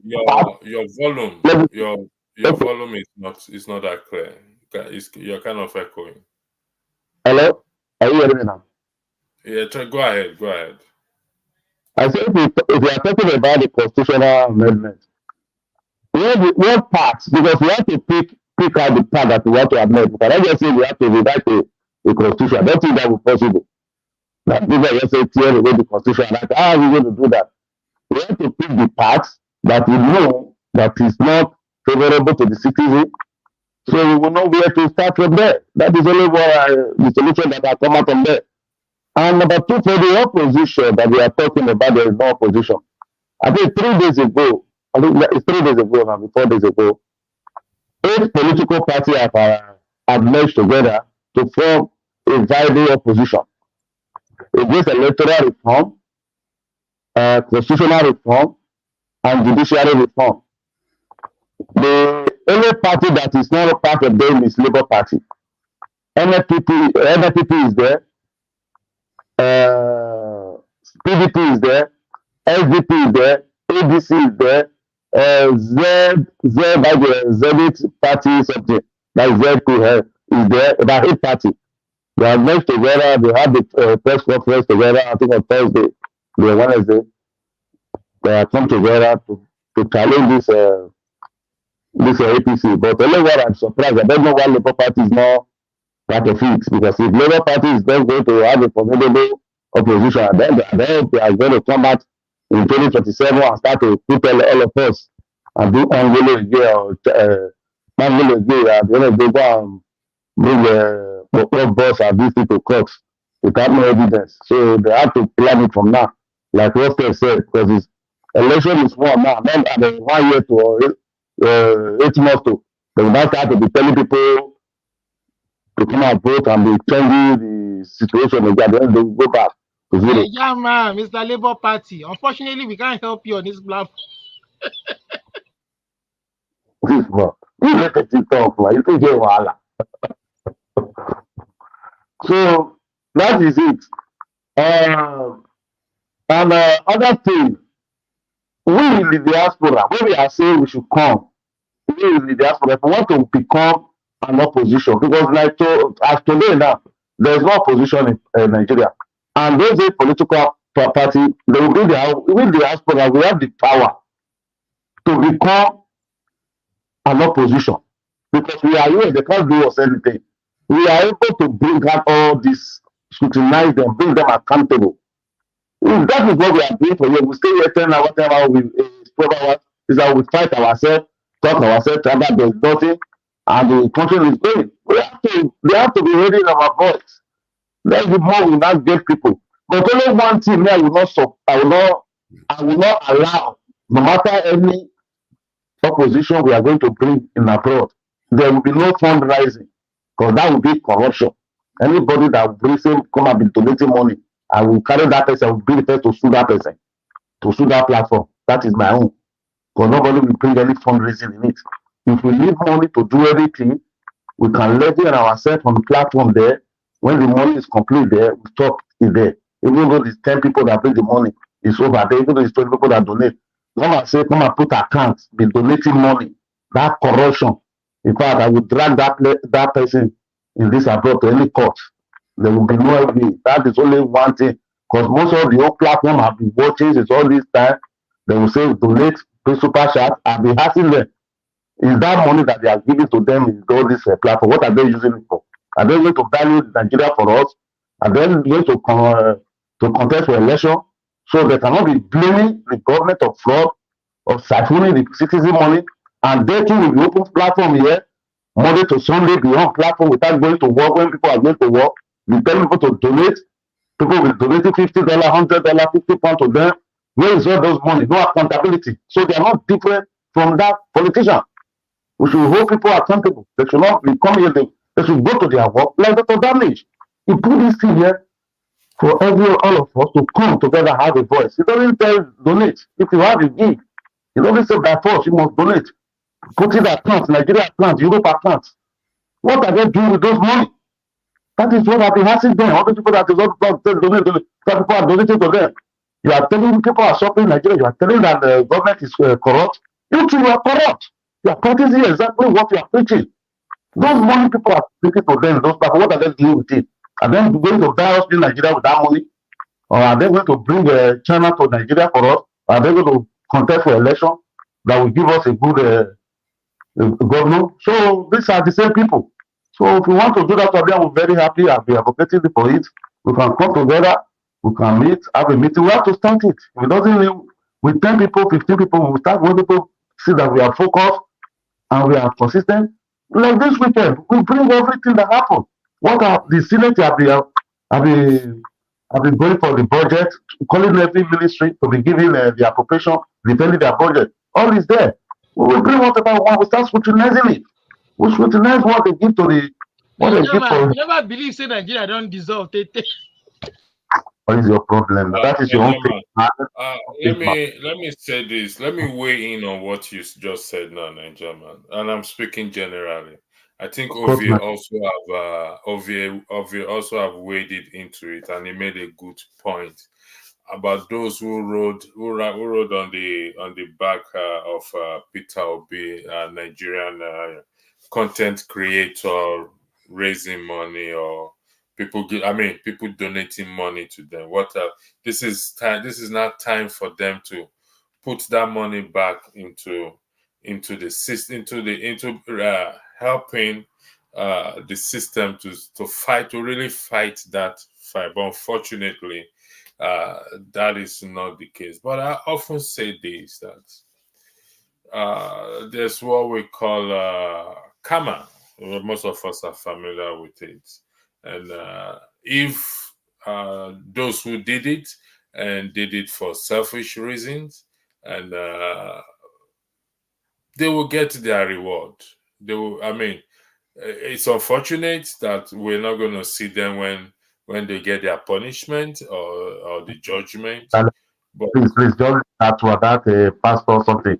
People are taking money. You are saying they are getting their reward. Money have leave my account. You are saying they are getting their reward. What can you do? You can't go and collect the money back from them. Can you go and collect the money back from them? That one can never happen again. Nobody can bring that one. If you want to be a patriotic citizen to your citizen, you can serve with free and voluntary. You don't need to collect money for it. That is how a patriotic citizen is. So everybody all want to come together, you will be donating money, we should open an account. That is fraud, and I will sue that group, and I will sue. What's your name, Nigerian? Listen. What's it that they collect money for? With self. For what they come? In life, okay? In life, whatever we want to do, we need money. Though YouTube is free. No, let me finish. I will drive the position. I am not advocating for people to collect money, but what I'm just trying to tell you is that in life, if you want to do anything, even you just said that if it's 15 people that came together and we put money together, we can do something. Those are your words. So I say we need money. We levy ourselves, but not to becoming a monthly donation to work every hand. You can't stop that. You must have a basis, a legal basis to stop it. You say you go to court. At the end of the day, want to go and be that, want to go Nigeria. The bad day that will now be driving roads that I beg, let's forget all those things. Nigeria, the same thing we preach, the same thing parties. That criminal activity. Criminal activity. Blackstone on the floor is yours. Thank you. Thank you very much. Good evening or good day, wherever your location is, right? So before I go to the point, let me correct Righteous Man. Reverend Coker did not say Nigeria is redeemable. Said Nigeria is not irredeemable. So that's what he said. That was his own topic for a lecture he gave in Abuja, in one of the universities. So said Nigeria is not irredeemable. So that was the actual topic. Let me correct that. So second thing is that Mr. Chin, I come to you when you talk about the amendment to the Constitution. I believe that amendment to the Constitution are done gradually, step by step, right? So if the amendment that were proposed in the last assembly, which was 44, right, and they all agreed, and it was sent to the states, right? At that time, everybody was clamoring for state police, and state police was one of the major ones. And according to the Nigerian Constitution, 24 states must approve that amendment before it can become law, right? So most of them declined, So we cannot just amend the constitution once. At least those things that are present at the moment should be things that should be amended, and the state should understand that all these are pressing factors, right? And they can amend it. Then the others are coming later from maybe the next House of Assembly or 11 or 10 Assembly or 11 or things like that. So I don't understand why Nigerians, when they are clamoring for things, when the things is not amended the constitution, they now also turn it down. So that's what I don't understand. Right. Sorry, Blackstone. Sorry, I'm trying to understand. Did anybody say the whole constitution should be amended at once? I didn't say, oh, no, I didn't use that word. I said constitutions are amended.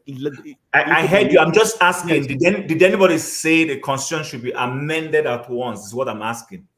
I didn't say nobody said so. I didn't say that. Said the constitution should be scrapped in its entirety. Scrapped in entirety. That's what I said. And let's also remember that even the American Constitution was written by very few people. Was written by who? Written by the very few people. I think about 4 or 5 people. For a monolithic society, they wrote it for themselves. At the time they wrote before they started now accommodating other people. Olumide, what are you talking about? Olumide, I'm talking. We are made up of over 300. Olumide, I'm talking. It's your time. Okay. So the time they wrote the American Constitution, was it a monolithic society? So let's understand that, okay? So I'm not after that, right? I just want to say that at least there are some amendments that can be accepted, depending on the situation at hand or what the people are galvanizing for. If those things are approved to be amended the Constitution, the state should also accept it. Right, so that is also one thing I want to point out also, because I think it should be done step by step. So I come to talking about Nigerians in diaspora. I don't know if any of us know NIDO. NIDO was a Nigerian organization, what a Nigerian diaspora organization, something like that. During the time of Jonathan, they were very active. Now it was it was an organization for all Nigerians in diaspora. They have state chapters from country to country, and they were very active during the time of Jonathan, and these were Nigerians who are in diaspora, but after Jonathan, I don't know what happened to it, and now it's no more active. So what I'm trying to say is that when Nigeria comes together, we have to know, first of all, the interest. That is it a personal interest or for the interest of the country or the success of the people? Right? In Nigeria today, we have so many NGOs. What are their interests? What is their basic interest? Why they are establishing themselves as NGOs? That's another thing. So we have to understand that also, that most of the time, when Nigeria comes together as an organization, the first thing they have in mind is, what is my profit? What am I going to gain? You understand me? That's why all of them fight to be the head, the chairman, or the president, or the leader of that group. That's why they all fight themselves to come in there. Like Nigerian man said, at the end of the day, they're not asking for donation. People should donate and everything, and at the end of the day, nobody knows how that money is being utilized. So these are some of the things I see with Nigerians coming together, right? It's not bad to come together, but we have to come together with a single purpose. And that purpose for which we are coming together should be spelled out, should be cleared. And we know that is the purpose. And once we are not going in that line, we should stand up and fight against it, right? Because I know most of the time when Nigeria set up an organization, after a while, they begin to deviate from the original purpose and begin to bring in their own selfish interest into it, right? For me, having a pressure group, a diaspora pressure group, is very good. It will help to fight against the criminality, the useless politicians, the self-centered politicians in Nigeria. It will help a lot. It will help to that extent. Even sometimes it will also help even to create programs and help Nigerians to be a part of that organization. That's okay. These are the people who have interest who have our interest in heart. So to be a very formidable something, which I will prefer, I will like, and I'll be a part of it. So who is going to start that? And how are we going to organize ourselves all around the world to say that, okay, this is a one body, no matter where you are resident in abroad, but you belong to this body, belong to this organization. Thank you very much. Yeah. So what is the purpose? What is the purpose of this? Olumide does not want to apply decorum, and so I think if you're ready to be silent and wait for your turn, I will bring you back in. So I'm going to bring you back in, but you have to respect others, please. Thank you. Let me say this in general. But I was just going to ask a question. Can I ask? No, you cannot. You can wait. You can wait. You can ask a question, but you can ask a question, but it has to wait. Let's be realistic. One of the major problem we have is accountability, being able to hold each other accountable. But you see, the Democrats, the Republicans, even you see recently in the US, Judge Santos raised money. Unfortunately, he misused the money he raised. Are we saying that we can't trust each other, even those of us in diaspora? I mean, in the context. Wait, Nigerian. Nobody trust. Hold on 1 second, please. I have to tell Olumide to hold on. Do you mind just you get it? No trust at all. Just hold on, okay? See, okay. We can't stop it. That's just the truth. We may not like it, but however, to achieve anything, it requires funding. But we have to be able to hold each other accountable. That is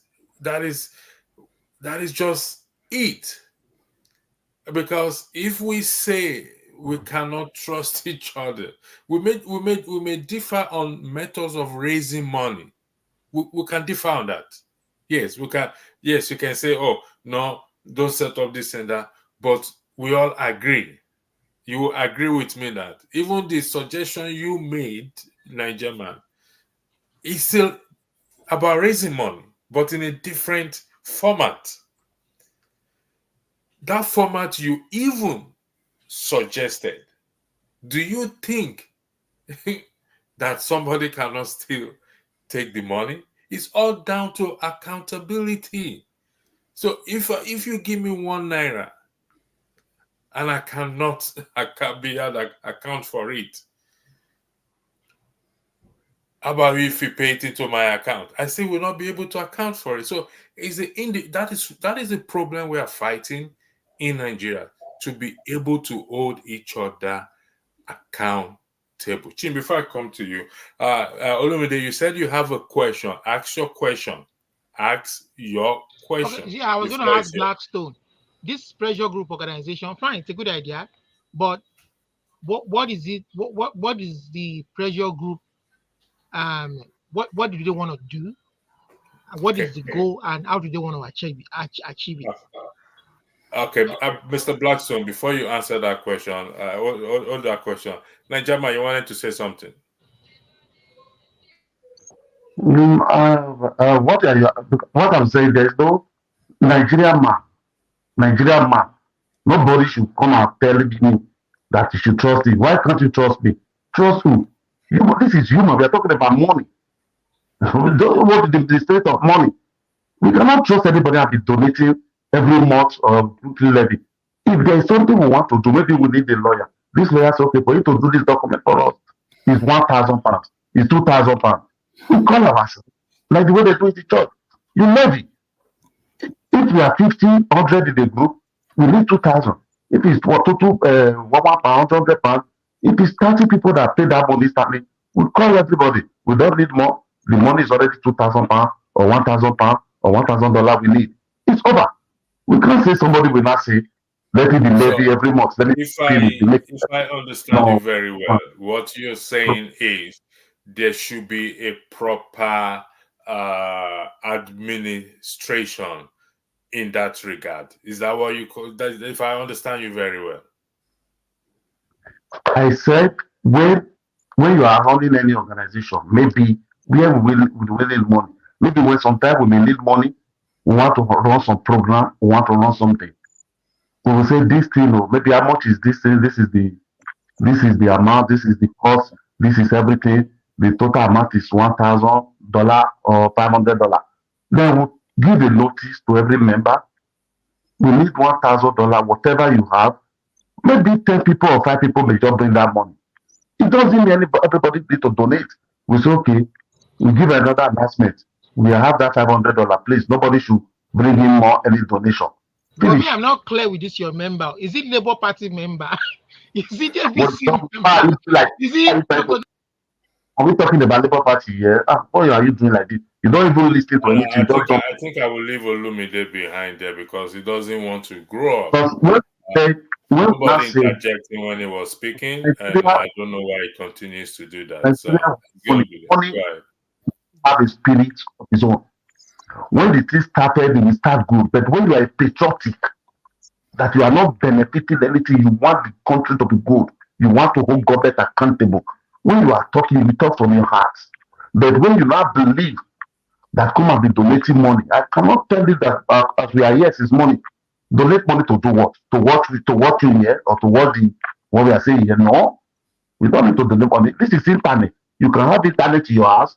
You can host everybody. We connect on you. This doesn't need money.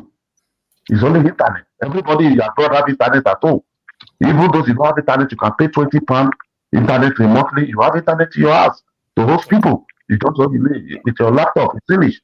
So why are we going to be donating money? We come with idea. If we need money to go to do something, maybe we need a lawyer or we need to finance some pressure group to go to for protests in Abuja. We have a meeting on it. We calculate the expenses. Then we know how much is it. We raise that money. Then we do. But what I don't want, that we say we'll be donating money every month. One person will be keeping it, will become a treasurer. One will become a chairman. One will become a head of this thing. No. That is fraud and will be fraud. There will be no accountability. The beginning 1-2 months, there will be first. From there, when you now start ask of money, look at all the organization that they are hard.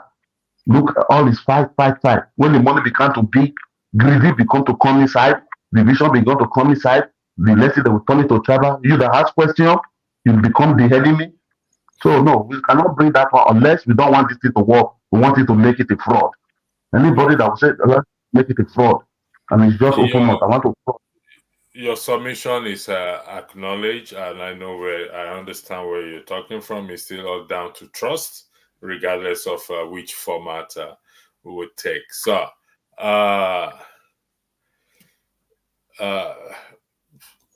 Jim, 1 minute if you can. Okay, I'll try. So I really don't understand where this whole issue of money and association. I mean, I think this was just a suggestion. It's not like anybody's forming any. No, nobody's forming exactly. Just a suggestion. Okay, all right. That's part of the discussion. 2 things I wanted to bring up. One is something that the Blackstone mentioned. First of all, we always run into, maybe that's also why we've made some mistakes as a nation when it comes to our constitutional issue. We saw America or wherever it is we borrowed our political system from, and we just went and lifted what they were doing. We didn't think about localizing what we had seen in such a way that it will work for us. So when someone tells me that a few people wrote America's Constitution, yes, a few people wrote America's Constitution, but they didn't just wake up and dominate and say they are writing that Constitution. They were the people who were also at the forefront of fighting to push the British out. And then they sat down and said, okay, let's write a constitution that will serve our society, which is why they wrote a constitution totally devoid of what was in Europe, which was monarchy. They didn't want a one man dominating them. They wrote that constitution to suit that time. I was having a conversation last week on a WhatsApp group when somebody posted one Nigerian, motivational speaker that was talking about that it is individuals that build nations and not government. And I said, what's this guy talking about?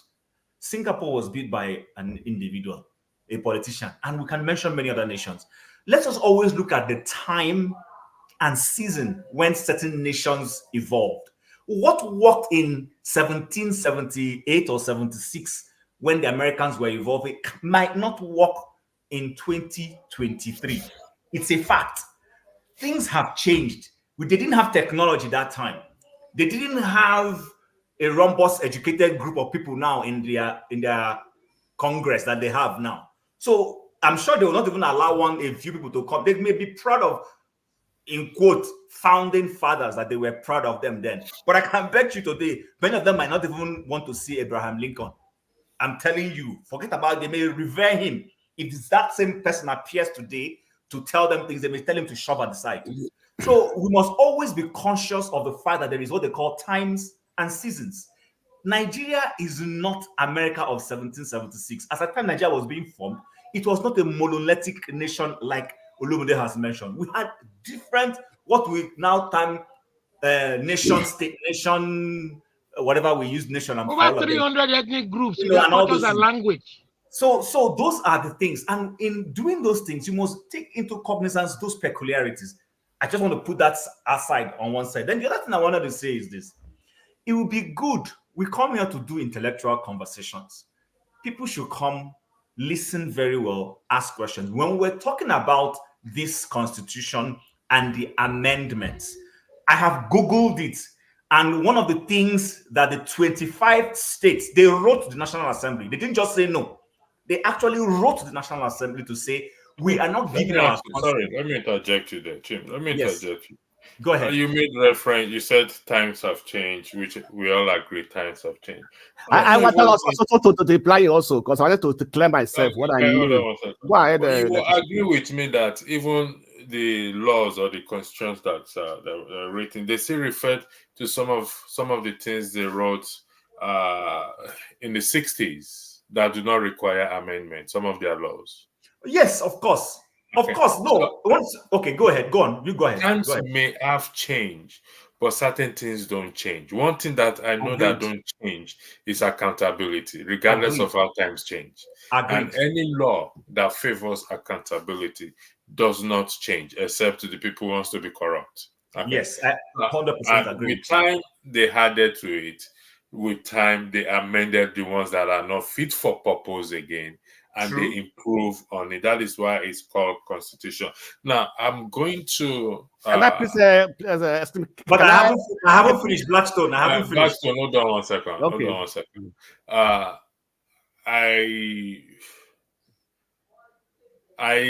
We need to come to an end now because I've gone past the time I'm supposed to stay. Your forefather was supposed to take over by 9 o'clock. I have things to attend to. It's now 10 o'clock.